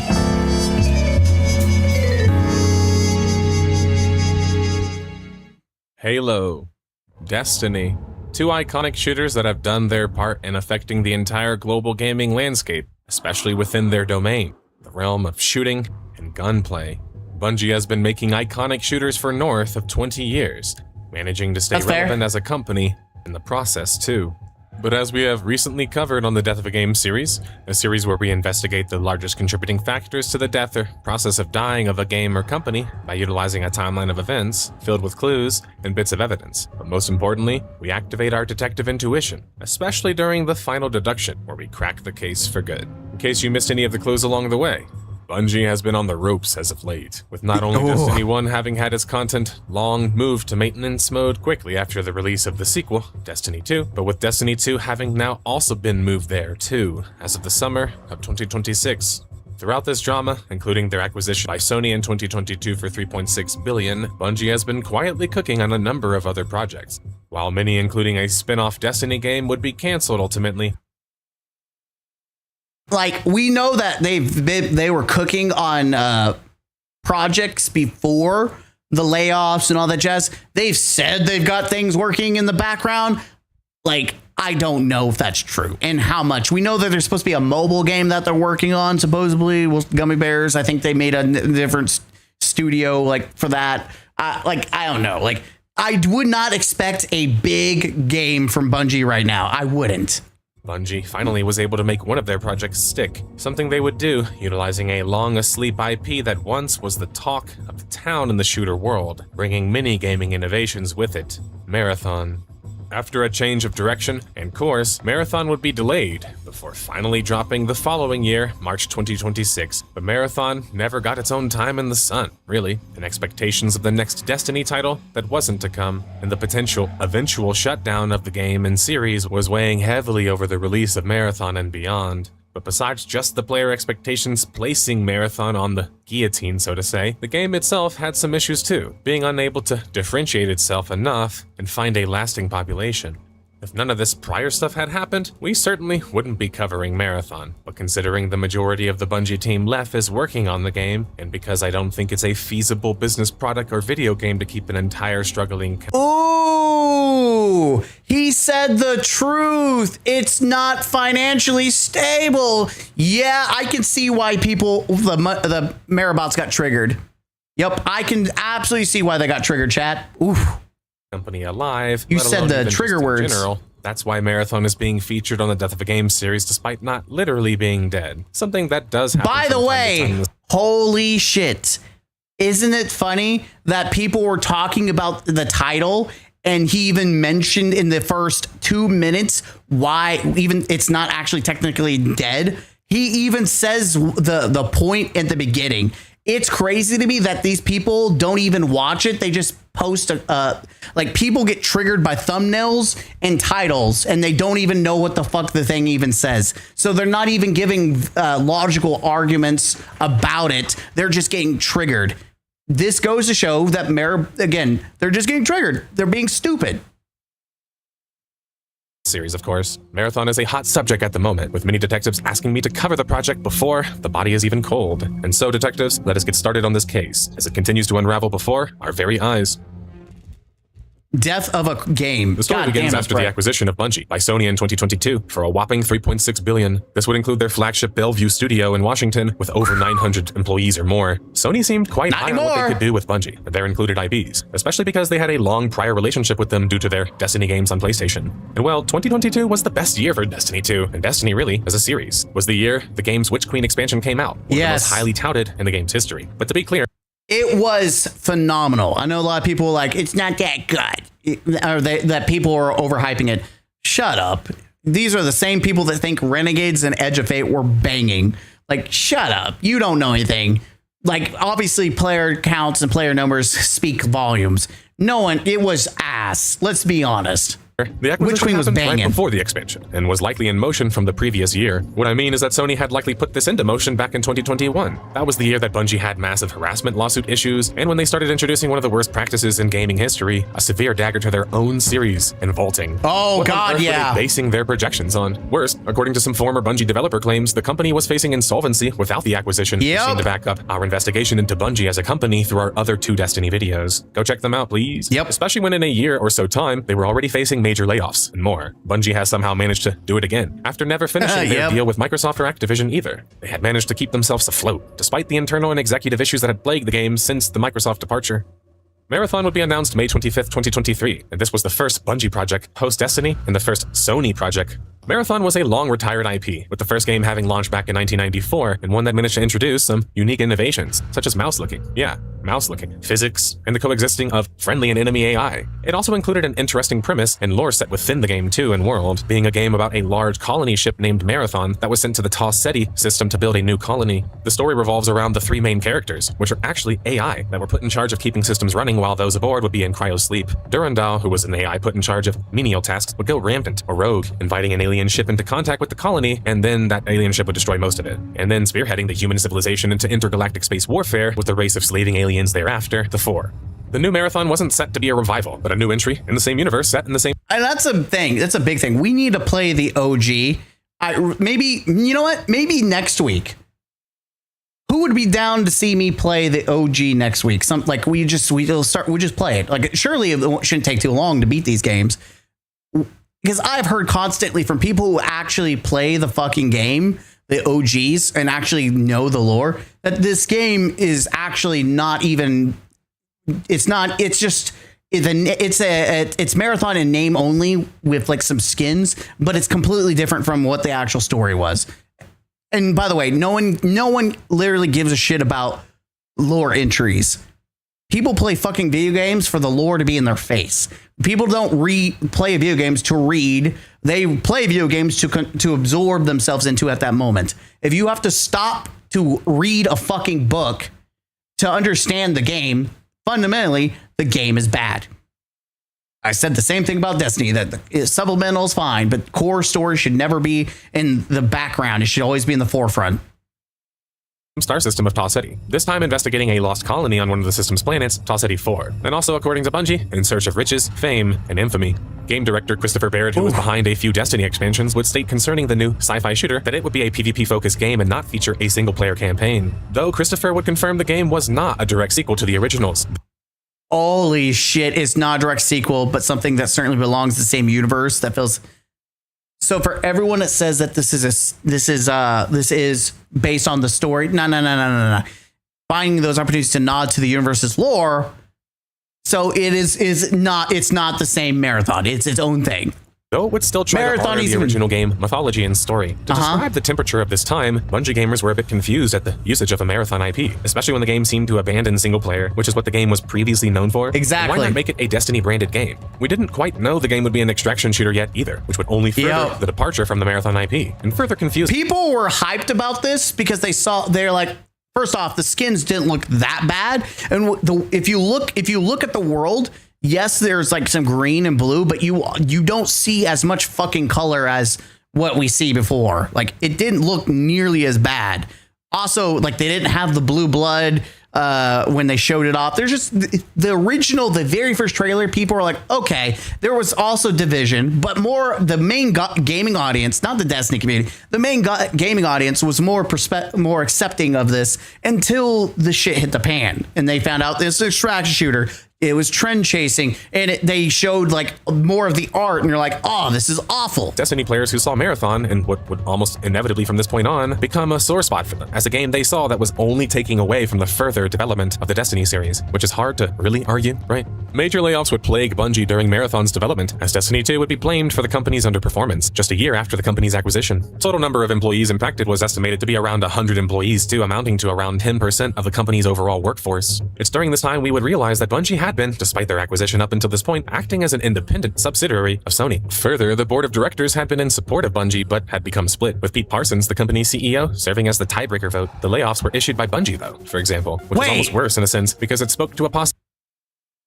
Did I miss that? Are you telling me that it was Bungie that ultimately decided the layoffs? No.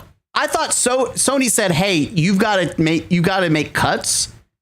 And Bungie was the one to decide which cuts happened. I know that Bungie, the leaders of Bungie, one of them had said, you know, they wouldn't take pay cuts because they weren't that kind of company. Like, that was a real statement from someone. I just didn't realize that they had the choice to fire people, and they chose to do that versus actually finding other ways. Apparently I missed that little detail. Had been in support of Bungie, but had become split, with Pete Parsons, the company's CEO, serving as the tiebreaker vote. The layoffs were issued by Bungie, though, for example, which was almost worse in a sense, because it spoke to a possibly larger oncoming inferno, and that Bungie was struggling to keep running as a company on its own, which according to sources at IGN would lead to a fear of a total Sony takeover by the end of 2023. The reason this is relevant for... to my acknowledgement, they haven't completely taken over, but I know that they have lost a lot of independence. I think at this point that we can all conclude that they probably lost most of their independence.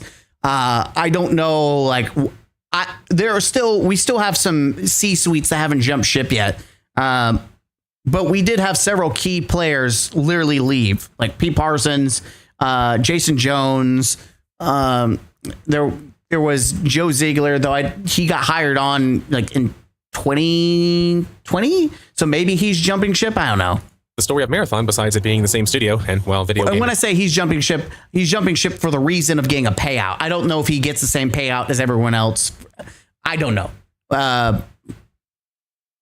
Yeah, that's all I gotta say to that. Developer in question is because a total takeover from Sony could change the destiny, no pun intended, of the new sci-fi shooter, or put unfair expectation on an upcoming title that was never designed to be the video game that would feed Bungie's massive 800 employees or more, but it would soon be put into a position where they would have no choice but to do just that. While news concerning Marathon was quite tight-lipped, some serious news would drop in the spring of 2024, and that was due to some misconduct allegations and investigations surrounding game director and longtime Bungie developer Christopher Barrett, who had allegedly been texting lower-ranking female employees with suggestive texts, utilizing his position of power as an advantage. You know, a dork. This would lead to a leadership mix-up at Bungie, specifically on Marathon, with Joe Ziegler set to replace the guy that was creepy or whatever. Now, Joe Ziegler had recently joined the company that following year, where he had previously never worked on a Bungie-branded shooter. Instead, Joe Ziegler was credited as the brainchild of Valorant at Riot Games, a studio he would serve for over a decade. That includes being credited for the core design of Valorant, including its competitive focus as a game. The reason this is super relevant is when Bungie hired Joe to work as Marathon's game director, they were almost guaranteeing that that was the sort of game he was wanting to make. Joe had admitted in his departure from Riot that he had gotten bored of managing the game he created. He never said he didn't like the game and wanted to move on and create more games, something he failed to do after working with the R&D department at Riot Games prior to his departure. Now, you might say I'm over-exaggerating the claim he would make Marathon competitive focused, like he did with Valorant, but considering his small track record of games, hindsight being 2020, and his personality as a person, it seemed like it was far more likely that that would be the case. Then it would somehow go back into the Marathon roots as a game direction, where it would include single player and so on and so forth. Despite being announced over a year prior, Marathon had not been shown almost at all. That was until Ziegler would appear in the fall of 2024 telling fans that the game was on track, but just not ready to show anything yet. More importantly, I like that he says that it was on track when it actually wasn't on track because they had to delay it. They delayed it twice. Though granted, I will give credit and say that they had to delay Marathon the first go around because they had to focus on the final shape for Destiny, because Lightfall did so much irreparable harm to to Bungie and the Destiny franchise. Like, the final shape, no one was excited for that game.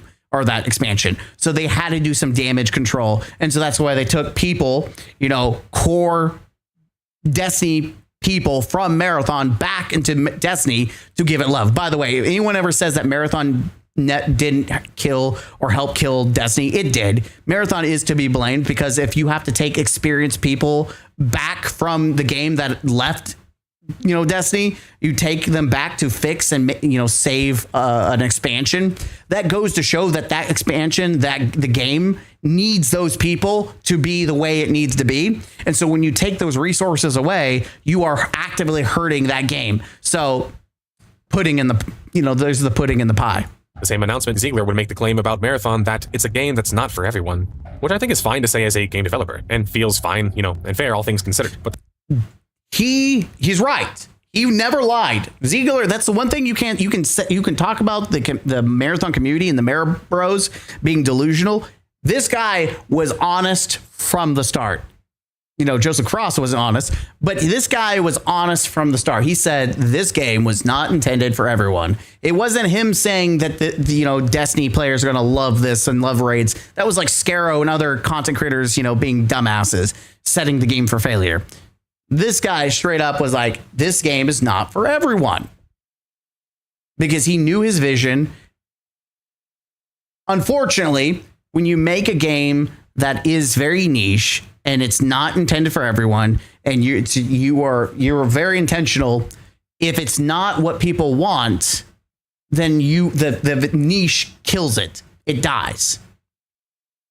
And it also is not his fault that Sony decided to can Destiny, which could have be used to support Marathon in the back end, because that's what was happening. Destiny was being used for years to support Marathon's development, and now without that, Marathon doesn't look good. And plus, Destiny started going downhill because of a lot of Bungie choices. He's not to be blamed for that. Joe Ziegler, if the one person that should never be playing for Destiny, like the dude was just living his dream, focusing on Marathon. But he was honest from the start. Like, he never intended for Marathon. He's not in charge of the profitability of the game, because I guarantee this guy got hired on, and he did not make Marathon with the intent of, being the breadwinner in the state that Marathon was intended to be another IP. And honestly, he probably didn't give a shit about the financials, because he's just making his game. It's just, unfortunately, you can't take the corporate aspect out of games nowadays, and that's just reality, especially consumerism. You don't give what the consumer wants. No one gives a shit about your artistic dream of what your game is. No one gives a fuck. People want what they want, and if you don't if you don't go where the fishes are in the pond, your art goes down the toilet.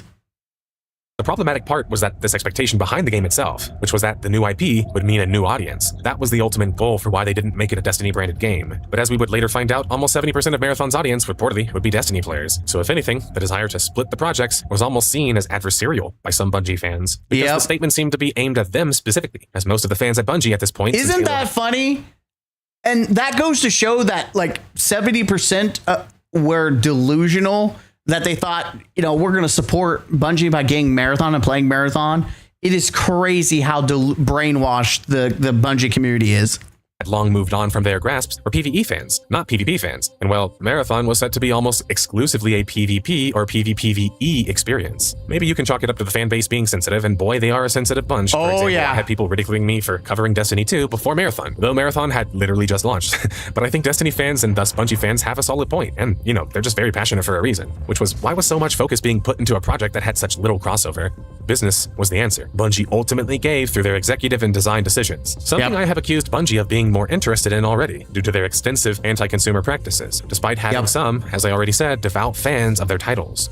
Marathon would host a limited alpha testing of sorts April 23rd through the 4th of May 2025, and it's during this time we saw a waterfall of things coming out following it, starting with the reception of the game, which according to Kotaku had some good bits, but left them scratching our heads, our being Kotaku. And also it's kind of funny because they actually said out, and this is like the first paragraph that's misspelled. But Kotaku, like many players, were high on the game's moment-to-moment gameplay, which was a return to form for Bungie, with miniguns functioning like past Destiny or Halo guns, and just the whole certain polish and... I remember watching the alpha, and that there's literally the might have many tools in the game. There was the Forsaken scout rifle I can see in the gameplay, and then there's animations. The Warlock animation is one of the I forgot which one of the runners is.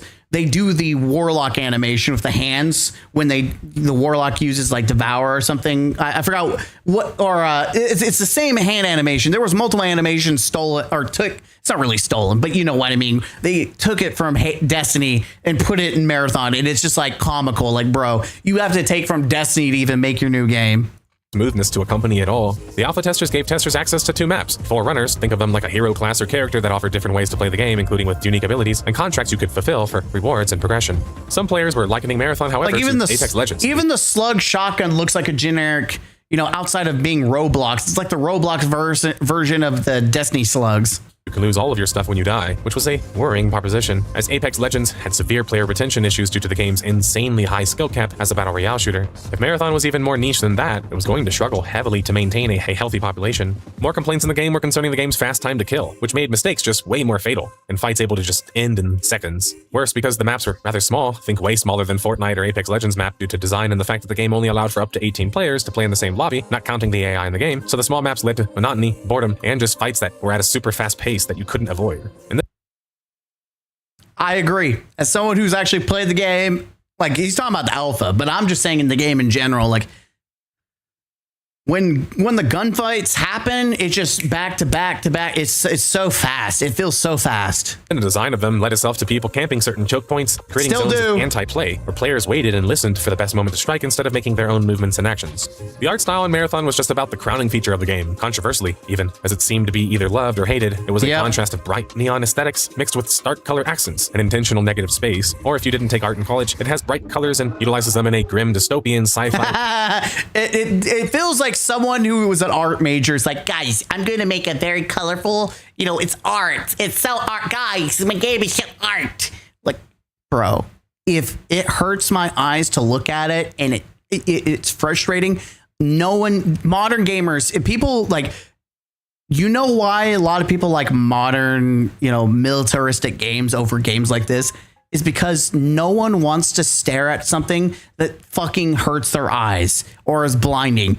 People there's a reason why some animals or plants are displayed in a way that, especially when they're predators, they bait prey into them. It's because the predator, something about them for the trap is appealing to the eye, and that's how they get people in.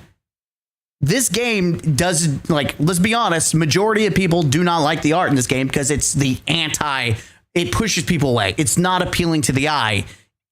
And that's a problem. When you make something that inherently, or just by looking at it, is not appealing to stare at, no one wants to play it. Like you could say games of shitty narrative. Okay, well, if the gameplay is good enough, you can ignore it. But in this case, this is the gameplay. Staring at something the entire time. I actively thought the night mode of Night Marsh was great. It was an improvement because you didn't see the map. You didn't see the bright ass colors. It just turn the whole game dark and it would be better. Looking setting. The problem being the rest of the game is so damn generic. The UI is hard to navigate and even read. That too. The UI looks like my friends modded it into Halo 2 or something, and the actual game systems are no deeper, with each shell serving as the body of each runner, aka player on Toss City 4. The idea is runners are manufactured mercenaries with programmable traits and personalities, and used to navigate harsh conditions on the planet instead of actual human forms. Originally, these runners would have elements of personalities that came from historical features and more. When a shell is destroyed, because your mind as the operator or runner is already detached, you just warp into another shell and repeat the process. This is probably the most unique part of Marathon, to be honest, because the actual execution was essentially just a hero shooter in this game now, where each hero has their own personality and unique abilities. So Marathon, great gunplay or not, as Kotaku would say, seemed like a shell of a game. And they, and myself, and many others would not see the feasibility of a game unless some serious changes were made. And that's just not what would happen in the summer of 2024, when Bungie would not only delay Marathon, they would promise to make some serious game design changes to respond to the legion of negative feedback they had been receiving, with the new launch set to be the following year in the spring now instead. Sony shortly after would... I'm sorry. What the fuck? I know I'm fast forwarding, but what the fuck is that soundtrack? I'm going to slow it down. there's no way that fast forwarding the soundtrack sounds this fucking bad at speed. Publicly reveal after their major... No, it's okay. It's just the soundtrack in the background is awful, bro. What the actual fuck? It's awful. Concord failure that the delay of Marathon and, well, their overall live service strategy, which was like the green light 10 to 15 live service games in quick succession, hadn't been going very smoothly either. And when you get mentioned negatively before even launching, delayed or not, by your parent company, it shows how much was riding on the success of your launch, which is exactly why the game was delayed, right? A serious delay like this means that those in charge felt like no other alternative was viable. But right before this announcement was made, there was actually another serious bit of information that would be revealed concerning Marathon, and one that also likely contributed to the game's delay and many people's negative opinion of the game. Stolen art fiasco, yeah. And that was accusations of plagiarism. Art that makes me God. Marathon coming from multiple artists, such as Tofu Rabbit and Anti-Real, all showing receipts that seemed to show some level of... Wait, what? Hold on. This is before though. This had nothing to do with Marathon. Though he's making a great point at pointing out the consistent issue that Bungie themselves has stolen art multiple times and then blamed someone else. It's always a third party. It's never them. Such as mock weapon drawings, environment assets seemingly taken from artist poster designs made years prior, and more. Something that Bungie had already been accused of concerning Destiny, by the way. Multiple this would force times. Bungie to address the reports, as they would build steam on social media. With video game media outlets, Bungie would have art director Joseph Cross and game director Joe Ziegler make a public apology May 16th, 2025, with Cross sitting there looking like he was being sent to the gulag after the video, with him struggling to even get his words out concerning his statement about the accusations of art plagiarism from trans artists, specifically, and plural. His excuse being they obtained a bunch of concept art and reference pieces that their team seemed to miss their due Always diligence someone on else's and crediting, fault. which made it into the live build of the game in alpha. But this game was moments away from launching, and at this point having to comb through your game's art and redo it was not feasible for the company, which meant they were going to have to pay up or work to satisfy the artists they had wronged, which usually means crediting them, which they would reportedly do according to Anti-Real themselves, but I'm skeptical of that ultimately. It wasn't just taking some elements, it's like the game's whole iconography and high contrast coloring, which set the game apart, and is almost the only thing that does. I personally like the style of the art Marathon exhibits because it's bold and unique, but I can't help but feel this weird and I don't know about that, in my Chief. mouth about it now. And while the entire thing ends up being ironic when the game is about corporations and their endless search for greed, the art style seemed to be much of the same. This had done, in my eyes, irreparable damage to the brand of Bungie and their upcoming sci-fi shooter Marathon, and soured many players from even touching the game. Marathon would host their second technical By test. the way, hear what he said. This fiasco and just how Bungie treat like the alpha and all that jazz was the main reason why people wouldn't touch the game. It had nothing to do about Twitter. It had nothing to do about YouTubers. It had nothing about... People have already submitted their opinion about Marathon a long time ago when Bungie revealed this. People need to get through their skulls. People watched, observed, didn't like what they saw, didn't like what was going on. They said, fuck you, Bungie, and they have not consumed and will not consume this game. It's time to wake up and smell the shit. On October 22nd through the 28th of 2025, which would manage to be a much more positive testing phase for the game. But this and the previous tests were actually under NDA, with the NDA having been lifted on the first test according to reports on purpose to unleash the negative response that the game was getting, and only a select few video game journalists getting to report on the game publicly.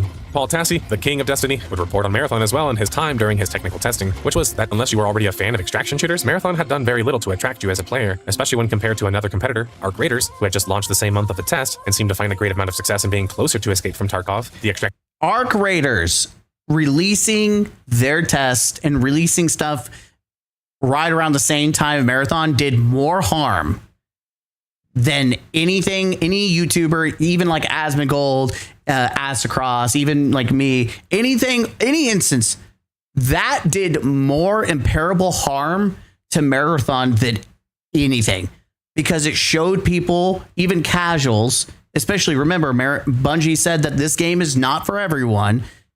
It showed this is what you could get versus what you can get from Bungie. And that helped cement people's decision to not consume Marathon. And then Arc Raiders came out and shit down the throat of Marathon, and Marathon never could recover. Now you could say, popularity of Arc Raiders has gone down. Still like 20 times more people playing Arc Raiders right now than they are playing Marathon. But Marathon itself has never been able to recover from the damage that Arc Raiders has caused it.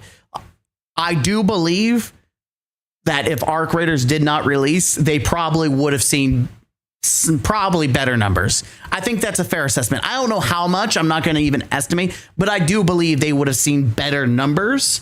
But Arc Raiders itself has done imparable harm, more harm than anything that any YouTuber or Twitter post could ever do, or any Steam chart could do.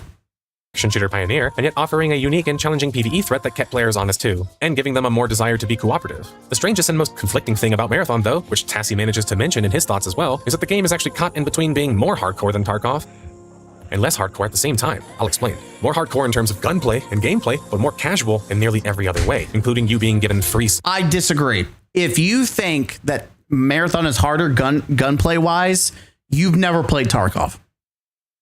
Tarkov has multiple attachment systems, like similar to this, but more so because most of the attachments on Marathon are like stat boost, whereas attachments in Tarkov can transform and change a game. And ammo types, you have multiple types that do different things, and some are stronger, some are weaker. The armor you wear, there's different types. The earmuffs you wear, like, it is more intricate, so it is harder to understand and figure out what kind of bullet types are stronger than the others unless you look up a guide. Marathon, you just literally put on purple shit or gold shit and have the ammo that's default to it. Like, anyone who thinks that the gunplay is harder than Tarkov has never played Tarkov. Starter kits to play. So who was this game actually attempting to appeal to? This essentially was a fictitious audience that didn't exist. A Destiny fan who liked extraction shooters already was a bit of a reach, but outside of that, a gamer who likes an extraction shooter who is harder to play than most, but less involved and less hardcore, which is sort of like the lifeblood of the genre. Worse, Bungie's answer to everything was that players would find it easier over time to recover from bad losses, which sounds like you're telling people to submit themselves to constant thrashing. Yeah. Don't get me wrong, I believe in this. I'm a martial artist and I also like fighting games, but that's a niche expectation and market expectation, such as... It's also not feasible in modern gaming. Back in the day, you'd put you'd get your ass raked over, you would get beat up, and then you got back up. I remember playing God of War, the classics, doing the hard mode, doing the challenges to unlock some of the best looking skin in the game. By the way, shout out to when you could do that in video games. And it was unfair. Sometimes the game would bug, and it was like to be some stupid bullshit. But you did anyways because you were a goddamn gamer. You did it anyways. So there's some truth to this. You should sweat your balls, but modern gamers don't want that. If that was the case, more people would be angry that you have to swipe your card for skins instead of earning them in game by doing hard achievements. Hell, even Destiny, Bungie put in really good guns by doing PvP and doing in-game PvP, and people bitched about it because they didn't want the challenge. So that's this. We live in a world where everything is hand-holdy, everything needs handouts because most people either don't have the time or don't want the time. They need that immediate gratification. And that's kind of the problem with modern games or modern gamers is that you got these Zoomers, these people on Adderall who need constant gratification. Hell, just going a little mini rant. Whenever this past summer started, before we dismissed school, we had a movie day for our students while teachers got a hour break, lunch, whatever. We gave them extra time. We had everyone in the gym and they were watching the basketball movie with the dog. Oh my God, it's a classic. Jesus, why can't I forget? But they were watching it, and that movie has a slow build up to the main big part of it where it reveals that the dog can play basketball and it's exciting and all. The kids were already bored by barely in the middle of it because the movie is a slow build up. Even kids nowadays need constant, immediate gratification. They won't even sit to watch a kid movie if it's not immediately gratifying. That's how cooked we are as a society. So unfortunately, modern games, if they don't gratify you, people don't want to play. Air Bud, thank you, Gizmo. Air Bud, yes, the goddamn classic. Air Bud. Kids they already got bored and were already little kids, not like the big kids, little kids who would be when I was a kid were all over it. What's up, moobs? So that's where we live in, is where modern gamers cannot even tolerate, small buildups. And so a game like this, where it isn't immediately gratifying and you're asking them to submit a lot of time to get, feel good and to get rank ups, they don't want to do it. They don't. Like I said. And the difference between, I will say, about Tarkov is that you can get that immediate gratification, because the nice thing about Tarkov is that it doesn't matter if you have the shittiest gun, the shittiest weapon, you could get lucky and get a kill on a dude that's fully kitted up. It's that holy shit, oh my God moment where you kill a team with some shitty gear and then you go from 0 to hero of it. That Tarkov has that sauce where, yes, you can get shit on, but you can also shit on the best players right from the get-go. With fighting games, or something that's like more strategic, like StarCraft. While many people can be okay with that sort of thing, arguably, and I say this as a martial artist, most people aren't. Yes. Bungie would respond to the feedback of the most recent test a month or so later, where they would seemingly commit to making the game more hardcore, with statements to support this, such as them claiming that players want more challenge. The whole point of an extraction shooter is you are challenged to even survive, which is sort of true, but when you have the ability to play a game fast and slow, aka camp and then kill someone in one shot with fast time to kill and gameplay, it's actually more hardcore already in some ways. Further pushing things in that direction might seem intuitive, but it was a bit of a trap. Bungie would also further state that according to feedback, we heard the feedback that the world didn't feel dangerous or lived in, which seemed to be them doubling down on making the game more hardcore versus more approachable. While these might actually be relevant decisions when making a niche product, Marathon wasn't a niche product, and it didn't have the luxury of being one, especially when the budget was reportedly $250 million. Meanwhile, our graders had cost 1/3 of that, and had now managed to sell as many as 14 million copies, doing so with an affordable and approachable price of $40 too, a price Bungie would actually mimic with the launch of Marathon. The last major changes to come to Marathon before the game would release in the spring of 2026 was the major shell revisions that happened in January 2026. These shell changes would shift the game from being a hero shooter of sorts with pre-made characters to more custom characters that you could select your own upgrades and abilities for individually through the game's shell model system, where you would choose a shell to inhabit, granting you access to their body and unique abilities that would come with it, such as the Assassin, specializing in stealth and subterfuge, the Destroyer, a well-balanced generalist, the Vandal, featuring the best movement in the game, the Triage, functioning sort of like a support, the Recon, the king of information, the Thief, focused on obtaining the best loot, the Sentinel, about area control, and finally, the Rook, which was the most unique shell mode. Oh, I was wondering what the fuck. I'm hearing my own. I'm like, damn, he's using the same music as me. Taking inspiration from Escape from Tarkov's Scav system, where in that game a player drops into an already in progress match as a solo player, risking nothing since you're given a loadout, allowing you to loot up your stash a bit. Though the problem in Marathon is that you are always given a free kit, so there's kind of like, you're not really forced to use the Rook system, which in Escape from Tarkov, either you go into things with like a knife or a melee weapon, or you have to go the Rook route, which they butchered Rook. Like, it's funny because people bitched about Rook, and yet Scavs in Tarkov felt like how Rook was. Like, it's just crazy. Now, I will say the knife was crazy because I remember just knifing everyone to death. Like, it was so bullshit. It's so funny. The knife just absolutely destroying everyone.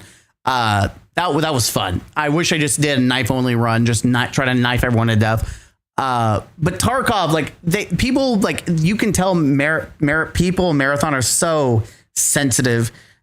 Tarkov, the scavs you can get lucky with scavs, but some of the complaints, like that's been a thing since Tarkov existed. Just being a scav and trying to get some, little pieces here and there. The core difference makes Marathon a lot more about gunplay, if you think about it. But back to Marathon, or with the implant and core system in the game, with implants granting you passive stats and allowing for up to 4 to be chose, and then cores allowing for up to 2, which would then give you unique abilities such as turning you invisible when aiming or giving you a second charge on your grapple device. Cores are sometimes unique to your shell model too. And then you have the weapon and equipment system in the game, which allows you to customize your optics, barrel, and ammo.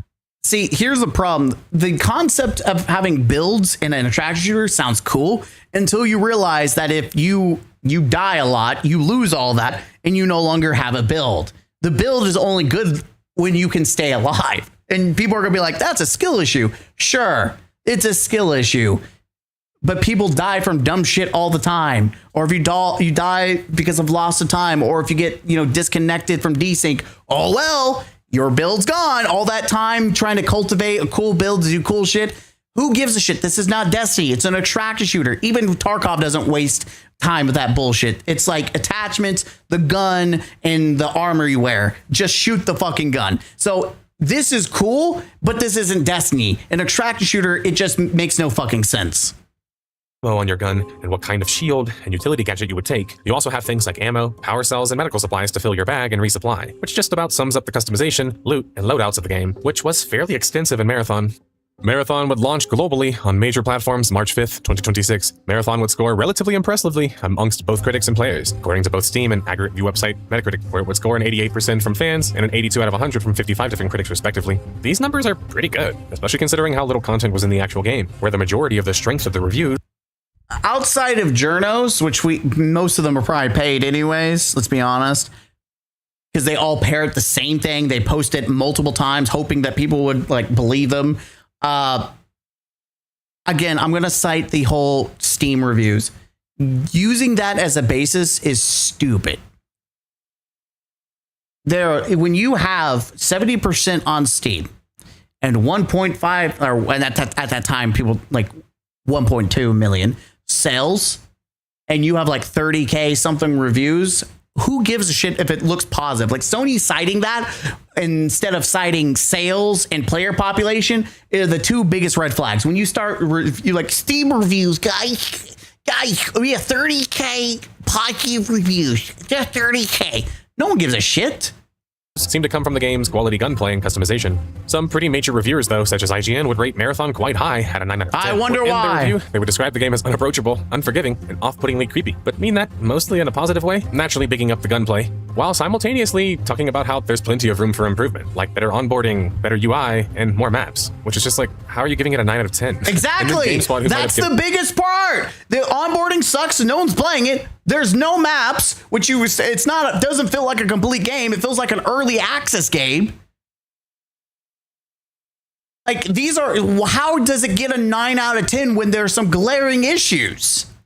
Hell, Halo campaign got like an 8 out of 10. Halo purist, I mean, gave it a 5 out of 10 because they had no multiplayer. But like 9 out of 10, dude, that's how you know you're paid by Bungie and or one of the most Sony. positive reviews, period, just more flowery than IGN's, I guess. 9 out of 10. The same rating they gave Arc Raiders, by the way, where they would say Marathon contained excellent gunplay, phenomenal art, and a cool customization system. Though the strange thing was how different both of these games actually were, and were performing because of this. Arc Raiders has hope built into the fabric of the game, which has led to lobbies being divided based on the ABMM matchmaking, aggression-based matchmaking, that pulled aggressive players with each other and non-aggressive players with each other. So not only were players choosing to cooperate with each other, even just without that, more often than not, they were incentivized by the matchmaking for this, despite no exclusive PvE-only mode. And to be blunt, the proof was in the pudding. Marathon had peaked at 77,000 players, while Arc Raiders had peaked at just 459,000 players. Yep. I feel like these critical reviews were pretty irresponsible. It's one thing to like the game, but to rate it amongst some of the greatest games. He's not mentioning a big point that even makes it worse. They delayed their review for one fucking map, and one that was on a rotation. It was limited time map. People delayed their reviews like about a month later, which they would not do for other games. But they gave special treatment to Bungie and delayed for the Cryo Archive game. And then they gave them like 9 out of 10. Fuck off. You are paid and bought by Bungie Sony. Fuck off. It's so apparent because you didn't do it for any other fucking game.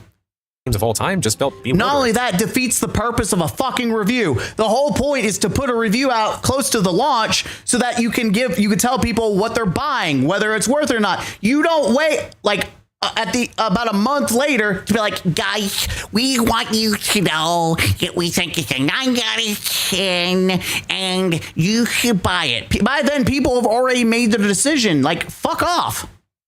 All things considered, especially when it seemed like only people who played the game or liked extraction shooters were rating it highly, which seemed to be a very small amount of players. Though no mention of the game's poor value battle pass system from critical reviewers, which didn't allow for you to earn back currency you would spend to roll towards. Oh yeah, that was a big one. Only offer one skin and would oftentimes give you duplicate cosmetic items, being easily the worst value battle pass in extraction shooter or BR history. The game would launch with 4 maps, just 4. Perimeter, the open starting, which is funny. Marathon has the shittiest microtransactions I've ever seen in any video game. It is so bad. They took Destiny and they're like, we're going to copy Destiny because Destiny was really bad too because most of it was fucking material bullshit. And they're like, we're going to put this in in Marathon and people are going to eat it up because they ate it up in Destiny. People ate our shit, our slop in Destiny. They're going to eat shit here. Come to find out, no one's eating shit here. And who would have thought? And also the skins are worse. They literally $20 for a dildo. Wow, that's great. And their actual like store is bare bones. I'm like, what is this game? You don't even know how to sell shit. Like, at least in Destiny, you made some badass looking skins. Here, it's like, all we can do is a $20 dildo. Training zone map, outpost, a close quarters facility based map, and dire marsh that was added later, which was a swampy area. And then the fourth map I will discuss very shortly. But really, you had 2 maps for 2 weeks at launch, which felt crazy for a game that was in development for so long, but wasn't far off of our Creators 5. Still, it's not even really a 4v5. It's more like a 3v5. And even that was unfair. Why? Arc Raiders maps are huge. They're so big, players can largely remain undetected. That is a big point. Arc Raiders maps are huge, dude. They're massive. Man, Marathon is baby maps. They're just baby maps. It feels like an early access game. People who spent $40, it feels like you're beta testing. It feels like a scam. For invisibility. The tight-cornered map design in Marathon felt like it was purposely designed to force the fastest-paced gunfights as possible, which was only going to attract a certain kind of player, really. But yeah, to put a bow on my statements, I really think the critical reviews for Marathon were just very irresponsible and totally off base. Cryo Archive, the de facto in-game zone, would be introduced shortly after launch, 2 weeks later alongside Ranked for the first time. Cryo Archive is the 4th map that I was talking about, and was located on the USEC Marathon colony ship in orbit, which you would later figure out was abandoned due to it being attacked. Cryo Archive serves as the multi-layer dungeon of the game, not just allowing for players to potentially extract or exfil, as it's called in Marathon, with powerful gear that could net as much as 50,000 credits on a single run, the catch being the 5,000 credit buy-in minimum, and the challenge presented throughout the tiered dungeon. If you make it to the end of the dungeon, you can fight a compiler, which is a 4 alien race member who was likely being experimented on by the AI Durandal, who we would discover was somehow involved with the colony on Tall City 4, who if defeated, grants his exclusive weapon, rare implants, or weapon modifiers, and 8,000 worth of credits, and golden shields or backpacks. The rewards were grand, but not realistic for most players to even reach, with community reports estimating that this in-game zone was made for like maybe 0.5 to 5% of the player base. Which, this is the same stuff that they did for Destiny. Listen, but I will say for Destiny raids and dungeons are perfect end games. This having one specific map that is just not even the compiler fight at best looks like a strike boss or a patrol boss, like a lost sector boss. Like the more time has gone by, the compiler fight is actually pretty fucking shit. It's pretty fucking shit. Like, I think the biggest part is probably the trying to do the PvP in that. But outside of that, the Cryo Archive is kind of lame. Staggeringly low number for such an important piece of endgame. Content clearly meant to be a large focus for the game. Bungie would follow up this major update with their mid-season update. Yeah, and it's a difference. Like, when you buy an expansion, there's an entire expansion, and then you have one little piece of content. For this, you bought an entire game, and one of the only maps, one of the main maps is weekly rotating, and you could barely fully experience it. So it's like, it's a bad look.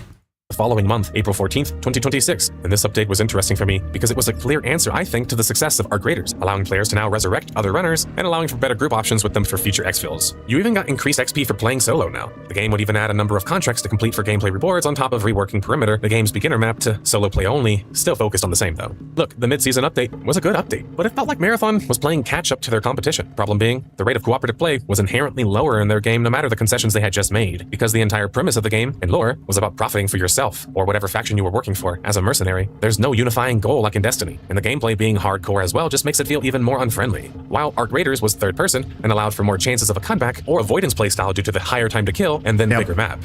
While fans of Marathon seemed to be quite happy with the game as the game struggled to reach even 20,000 players by May 2026, Sony would claim they were prepared to support Marathon with more content and not shut it down, while seemingly ignoring the elephant in the room, which was that the game only managed to sell one. Again, they've been saying the same shit for a while now. They're ignoring player population. They have not mentioned financials in any of their reports and how like any numbers. They just keep citing the same bullshit. The Steam reviews are good. Retention is high. This time we've got some new players. Wow. That's really informative to your shareholders and everyone else. Very, very good. 1.2 million copies compared to Arc Raiders' 16 million copies sold, or even Destiny 1's 6 million copies sold. There wasn't much to bet on here, with the audience being smaller than some indie developer games, and with the size of a AAA company at 300 developers working on Marathon, a $250 million game reportedly, for 4+ years, the money wasn't going to add up, and fast. But Sony couldn't just exactly abandon the game when it could lead to the shuttering of Bungie altogether. Season 2 for Marathon would drop June 2nd, 2026, and with it, the introduction of a new zone in Dire Marsh, which would serve as a disorienting, horror-inducing new map to overcome, and the new Sentinel Runner shell. You can't say it's a new map. It's literally a map that was at launch that's now dark. You cannot say this is a new map It's literally just a day-night cycle. Most importantly to accompany the new season, I think, was the introduction of the game's new cradle system, which allowed for you to upgrade and further customize your runner shell as the season would progress, allowing you to convert weapons, equipment, and other items into XP for the cradle. I think a lot of live service... By the way, I played this map. I know, and I think this is better than the day version. Like the Night Marsh is much better than the day version. But Tarkov has the day-night cycle itself, but you don't choose based on map, like, oh, is it night map, is it dark map? No, it's the single map, and you choose the time cycle. That's it, because it's the same fucking map. Games have something kind of like this, but giving the game a sort of economy system, leveling up the cradle, gives you access to the energy that you can place into 6 different upgrade trees: strength, recharge, dexterity, endurance, support, and resistance. Think of a stat or trait system. These new changes would help jump the population up to like 40,000 players peak, though only 3,000 more players on average, which I think shows how much burnout the game was suffering from. Which sure is inherent to the extraction genre, which I think is problematic, but seemed to be hitting Marathon even harder. Bungie had to pull out an Uno reverse card though and answer some of the echoed sentiments of their player base, which they would do with the announcement of a soon-to-launch new PvE mode dubbed Vault Breaker. This mode would allow you to earn vault data, utilized for upgrading your kit or gear in the PvP modes or map. This new PvE mode was experimental and set to be part of the next mid-season update. The thing is, as great as it sounds, the mode was supposed to only be temporary, set to expire in August. And well, each season came with a new wipe to all your progress, gear, weapons, and levels and contracts, you name it, which we didn't even mention yet. Also further contributing to the seemingly inherent burnout the game had. This further feeds the whole when 70% of your community for Marathon is Destiny players, and then they come to the realization that all the experience, all the gear,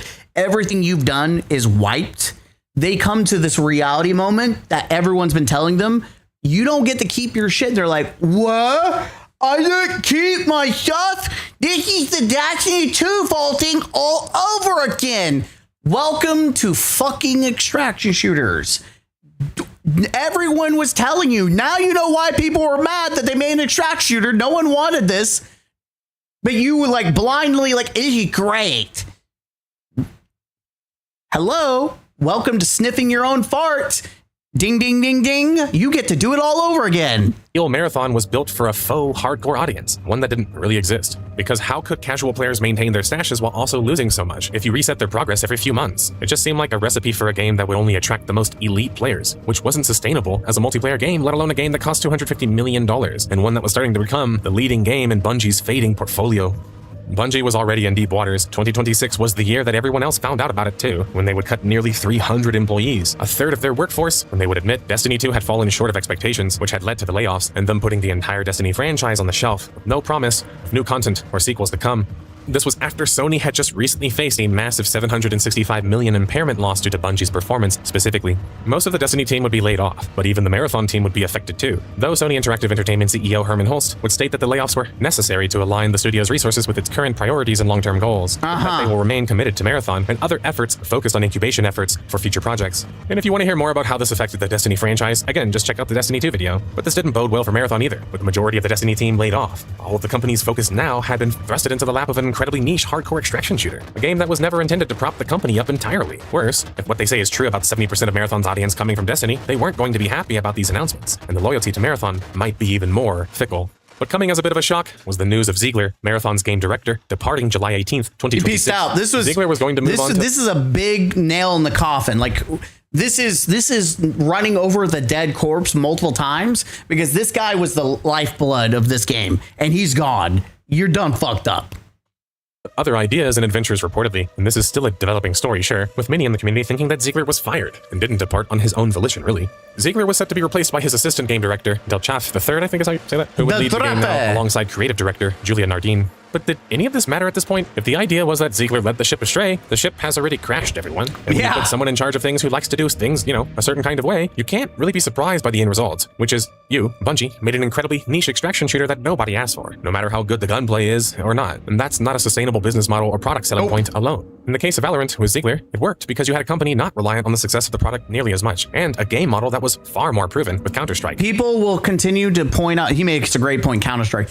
People will talk about Ubisoft and Rainbow Six Siege. You know why Rainbow Six Siege was able to even get to the point where it's at? It's because Ubisoft has multiple IPs that they can use to lean on for cash flow. Bungie doesn't have that. They had Destiny. They can that. There is nothing. You cannot be like, they can look at Ubisoft. They could do that too. No, they can't. Logistically, they cannot. Financially, they cannot. Bungie has nothing to lean on. Ubisoft had multiple titles to lean on. The fuck are you talking about? Marathon was even more niche than Apex Legends, though, and other extraction shooters and BRs. And Apex, for example, is a title that has often struggled from carrying the too hardcore label.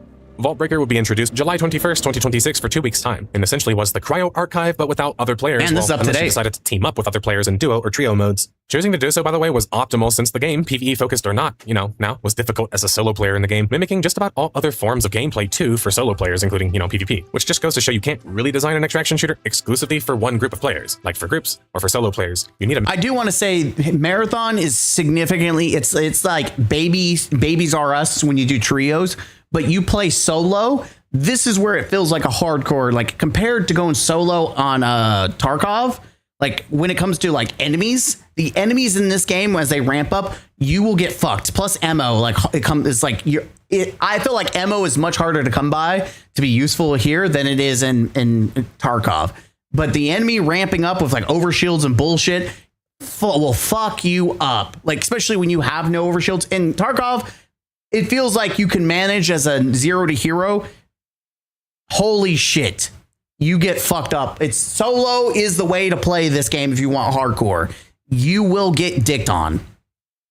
mixture of the two, or at least encouragement for players to work together or avoid each other in certain circumstances. This likely means having different sorts of encounters for different types of players. This new mode, though, was greatly appreciated by the remaining 14,000 players peak or so, and the much lower 5,000 players on average, but was criticized mostly because it would be a temporary mode. But this is where I'm gonna have to do my thing, and be the detective who says things people sometimes don't want to hear. Many fans of Bungie or Marathon, it's hard to tell sometimes, are quick to claim if they just made Marathon more PvE-centric or added PvE content, something that people also said with New World, by the way, it would fix the game. The issue being, at that point you have something similar to Destiny, and yet a highly inferior version of it. Yes. And if anything, even if they can add some PvE content, it's going to feel incredibly disconnected in 100%. by comparison to had they just, I don't know, copied like The Division instead, which had single-player content but was largely focused on the cooperative content in the game, and it had PvP in the form of the Dark Zone where you could lose your picked-up items. It was far, far more approachable, and it wasn't even an extraction shooter, technically. I really think people would have given that game more of a chance than this game. Hell, even if you named it Destiny the Dark Times or some shit as You know what's funny is that Dr. Lupo literally does not have any like influence in Marathon or even shown in Marathon.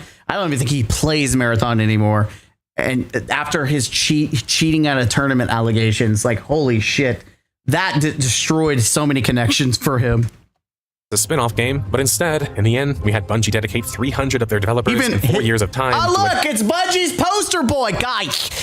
He's not a Bungie shill. He's not a Bungie. He just has friends at Bungie. That's it. Game that barely anyone was ever going to play, even if they liked it in the first place.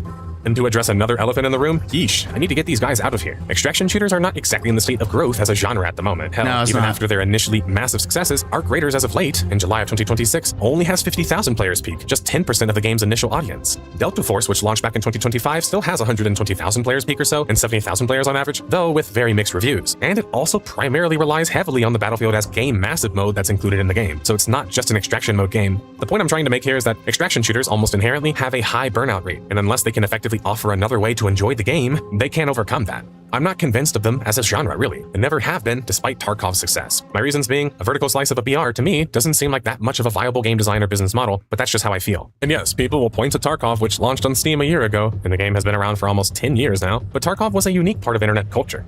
Okay, you mentioned that, but you need to mention that it has its own launcher. Its own launcher, dude. It has significant, like, I think someone said 200K on its own launcher, or did. Like, it's been out for years. From the community up, much like DayZ was for its time. These games have permeated the cultural zeitgeist in ways that most games can't even dream of, which is oftentimes why they are orders of magnitude larger than their competition in the same spaces. I'm just not convinced one long-lasting internet icon of an extraction shooter is proof of an industry existing exactly. And if you want to respond with, what about Arc Raiders? My response is simply sure, but good luck making that success sustainable, which we have still yet to see with an extraction shooter. It's true. But the timeline has come to an end, detectives, and we have gathered more than enough clues. I like this video. It was very fair. Like he gave direct criticism. He even glazed aspects about it. He was positive about things that I disagreed on. It's crazy because it's probably one of the most informed, most articulated, fair, critical game review.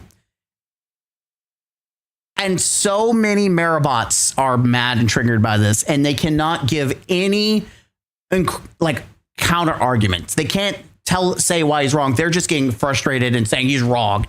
It is so fucking funny that this is probably one of the best articulated, well-defined, criticism-driven, not like your generic hate video, and they've got nothing to counter it. They have nothing. That's when you know this game's cooked, is that something like this they can't even think of like actual counters. They're just like, you're wrong. Okay, that's great. Continue to live in your little bubble. All right, link will be down below so you can give it a like, and I'm going to go ahead and give it my like. There's a like, comment, and subscribe to the channel, and we will see you in the next one. As always, don't forget to game out. Huzzah! What a video, man. Honestly, when it comes to videos, that was actually pretty well articulated. And just the general gist of it, like he did a lot of research, made some fair points. You even gave it, some praise that I didn't agree with. It's crazy, man. Crazy. I'm just seeing if we got anything else. What time is it? We've been streaming for 4 hours. It is almost 9 o'clock. There was this video by Vera Dark. I'm just going to see how long this is. Ever since Mara. It is. Oh my God. I'm just going to.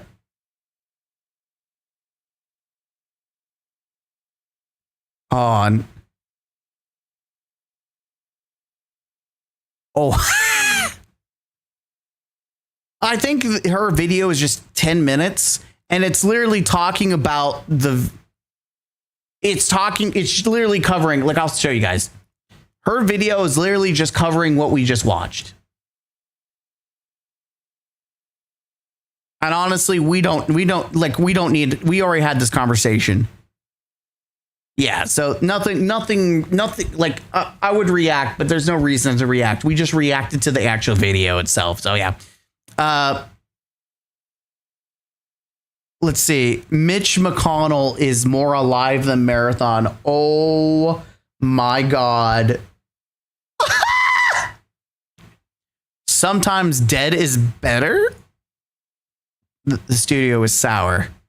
Oh no, legendary drops.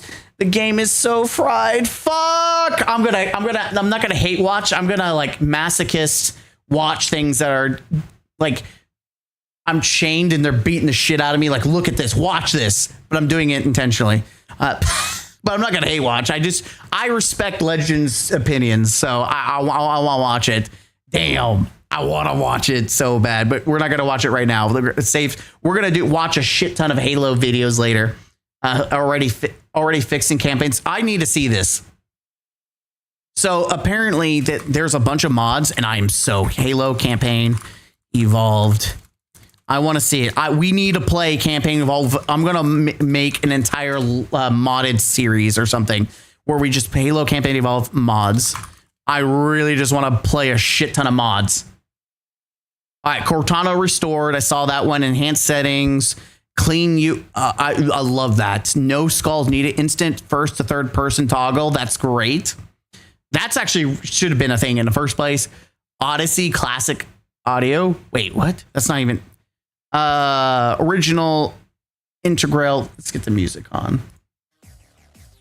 Everything is a shotgun. Oh my God. Halo Infinite Master Chief.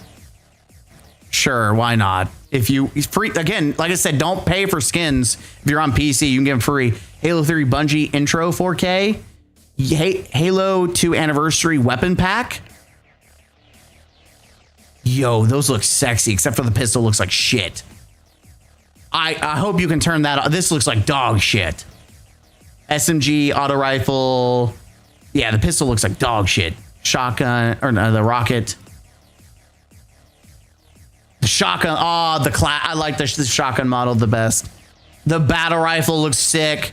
Sniper. I like this sniper rifle better. Rocket looks better. Yeah, this is good shit. Guys, Marathon will give you Night Archive in 2027. It will save the game. Oh, yeah, baby. It'll definitely save the fucking game. Yeah, everything about that pack looks good except for the fucking Magnum looks awful. Restore concept art Cortana. Wait, what? Okay. I see it, but then it's like, okay, sure. Okay, this one's more defined. This looks definitely more girly. I'll have to say that. Girls Frontier? No fucking way. Bro. Who's gonna put Doom Guy in here? Put Doom Guy and make the energy sword the Slayer sword. Master Chief logo? No fucking way. That looks sick. Dude, that looks fucking sick. I just download a shit ton of mods. Classic Halo splash screens. This is Halo. Rocket launcher shotgun. Oh my god. Mod request, orbital drop shock trooper. Oh, you can play as ODST? Fuck yeah. It's a request. I will play as an ODST for fucking sure. I love that. Iron Man. Oh my god. I am Iron Man. Everyone's favorite. No! Yes! Please tell me! I have to watch this. Everyone's favorite character. But there's fart sound. Oh, every time she's in frame. I don't care. That's stupid. I thought we were actually changing it to Steve Harvey, the cutscene. God, that would be funny as fuck. I was about to get excited. Wait a minute. Hell yeah. Halo Camping Evolved versus the Pillar of Island cutscene. Oh, what? Okay, that's not... I want to see mods. I don't give a shit. Bro, this is supposed to be mods, not fucking your opinion. Fuck your shit. I want mods. Go to a Twitter for your bullshit. Mod request battle rifle in camping without remix. Yes, please. Put it in there, baby. I mean, without having to play your remix, yeah. All Sergeant Johnson scenes. I'm so confused. This is media. No wonder. I want mods. Where are the mods, bro? I'm looking at media. Fuck. Where's the mods? This is the mods. Okay, sorry. I'm getting triggered. It literally is in the media. Reading helps. These are just the mods. Okay. Sniper shotgun, playable everything mod. Okay, so that's how you get to play all the different dudes. Sick. FOV, weapon FOV, Ukrainian, more weapon slots. Okay, cool. Ultimate Sanchan overhaul, sick. You get to play with that. Samus, there it is. I was waiting. Flyable Pelican, yes. I want to play the fucking Pelican, dude. Sick ass. Toggle zoom workaround, okay. Swap weapons with Williams, okay. I'm just seeing if there's anything that's actually like good. Halo Camping Evolved photorealistic reshade.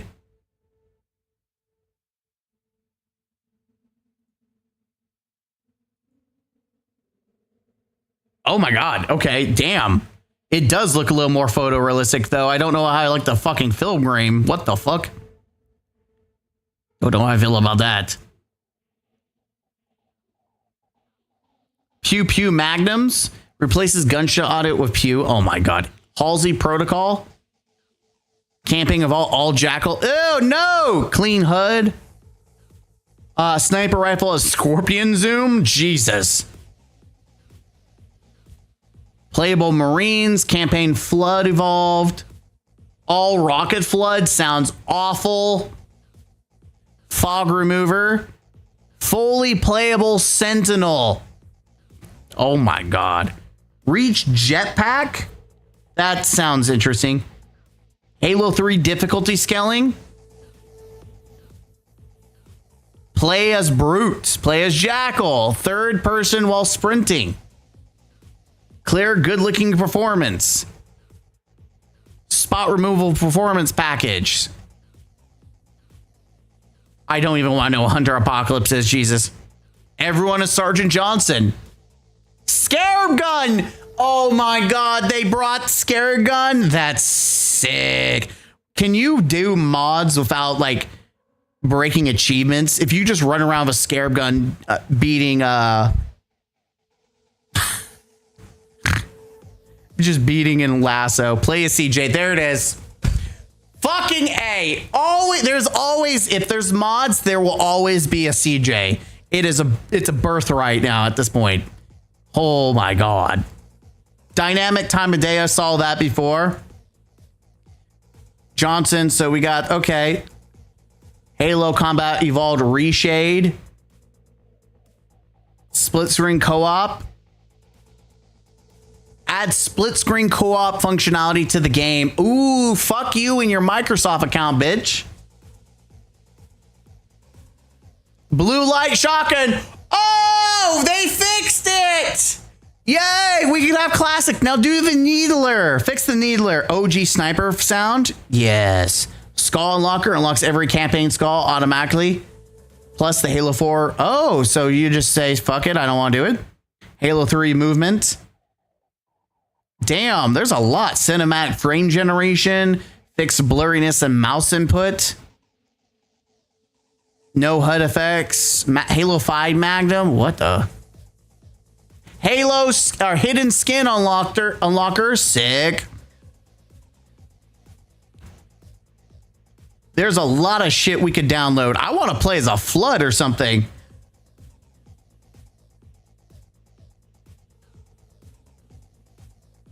No intro splash. Skip startup splash. Okay. All right. Not a lot. There's some interesting mods. Not a lot. Honestly, I would like to have seen a little bit, more. Oh, you get the mod so you don't even have to use a skull, which is good because the skull's bugged. Yeah. I'm honestly surprised not to see more mods. Honestly. Truly, I'm surprised we are not seeing more mods.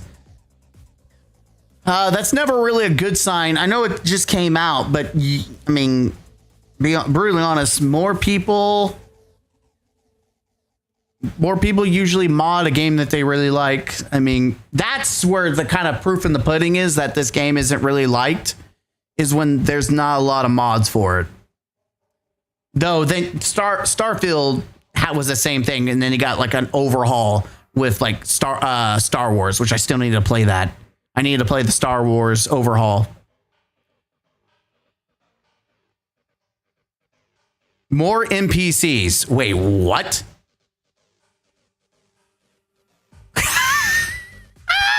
More Covenant, more Marines, same mission. I gotta watch this. Content.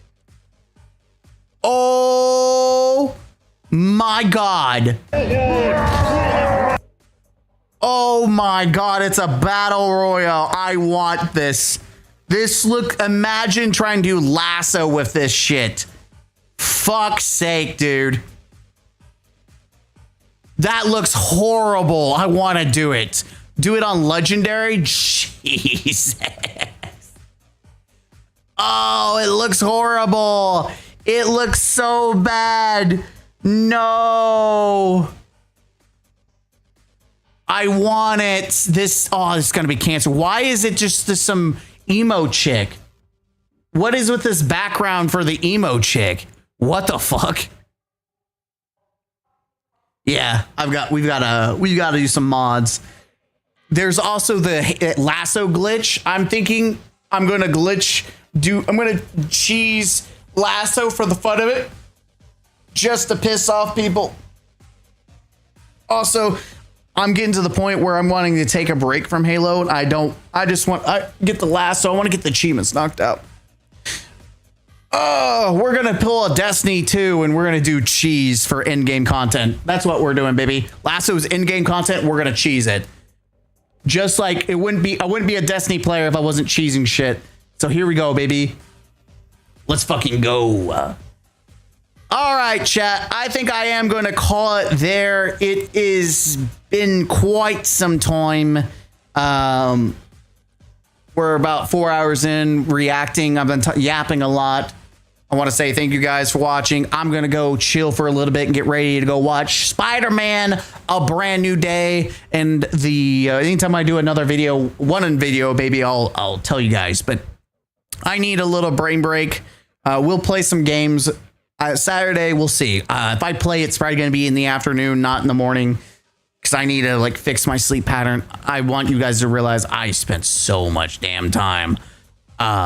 So much damn time for this brutally honest review. And unfortunately, it's slowly picking up. People are watching it slowly but surely. But it's very clear that I am the minority, which it's going to be a Halo 4 situation, which is fine. I'll enjoy Halo for what it is, but slowly but surely it's picking up. We'll see. I hope it picks up traction. We're almost at 1,000 views. Hopefully it picks up enough traction that we'll see. But I appreciate you guys. Thank you for liking, subscribing, and chilling with me. It's been a fun summer between all the games we've played besides Destiny, which we'll play some more Destiny. We were slow to start the beginning of the summer, but I feel much better knowing that we have been playing variety and we've been playing and streaming, and I've been doing a little bit better. So we're going to try to continue that chain throughout the regular year. Like when I'm actually at full-time work, try to do short streams, at least 2 hours a day or every other day. I'm gonna look at what people recommend for a starting stream schedule, and maybe we'll be consistent. We'll see. It might be every other day that I do a stream or something just to start us off, and I'll let you guys know. But I thank you guys. I appreciate you. You're awesome. Have a good one, scholars. And until next time, game out. Huzzah, huzzah, huzzoo. And if you're on Twitch or Twitter, thank you for watching that, even though those aren't like my mainstay for the channel. We're over here on YouTube saying hi. But for those that I linked out to you, shout out for you for watching, and have a good one too. We'll see you next time. Bye-bye. Farewell. Okay, I'm going to let go of Twitter and Twitch. Goodbye. Have a good one. All right, and now to say goodbye to YouTube. Bye-bye. Have a good one.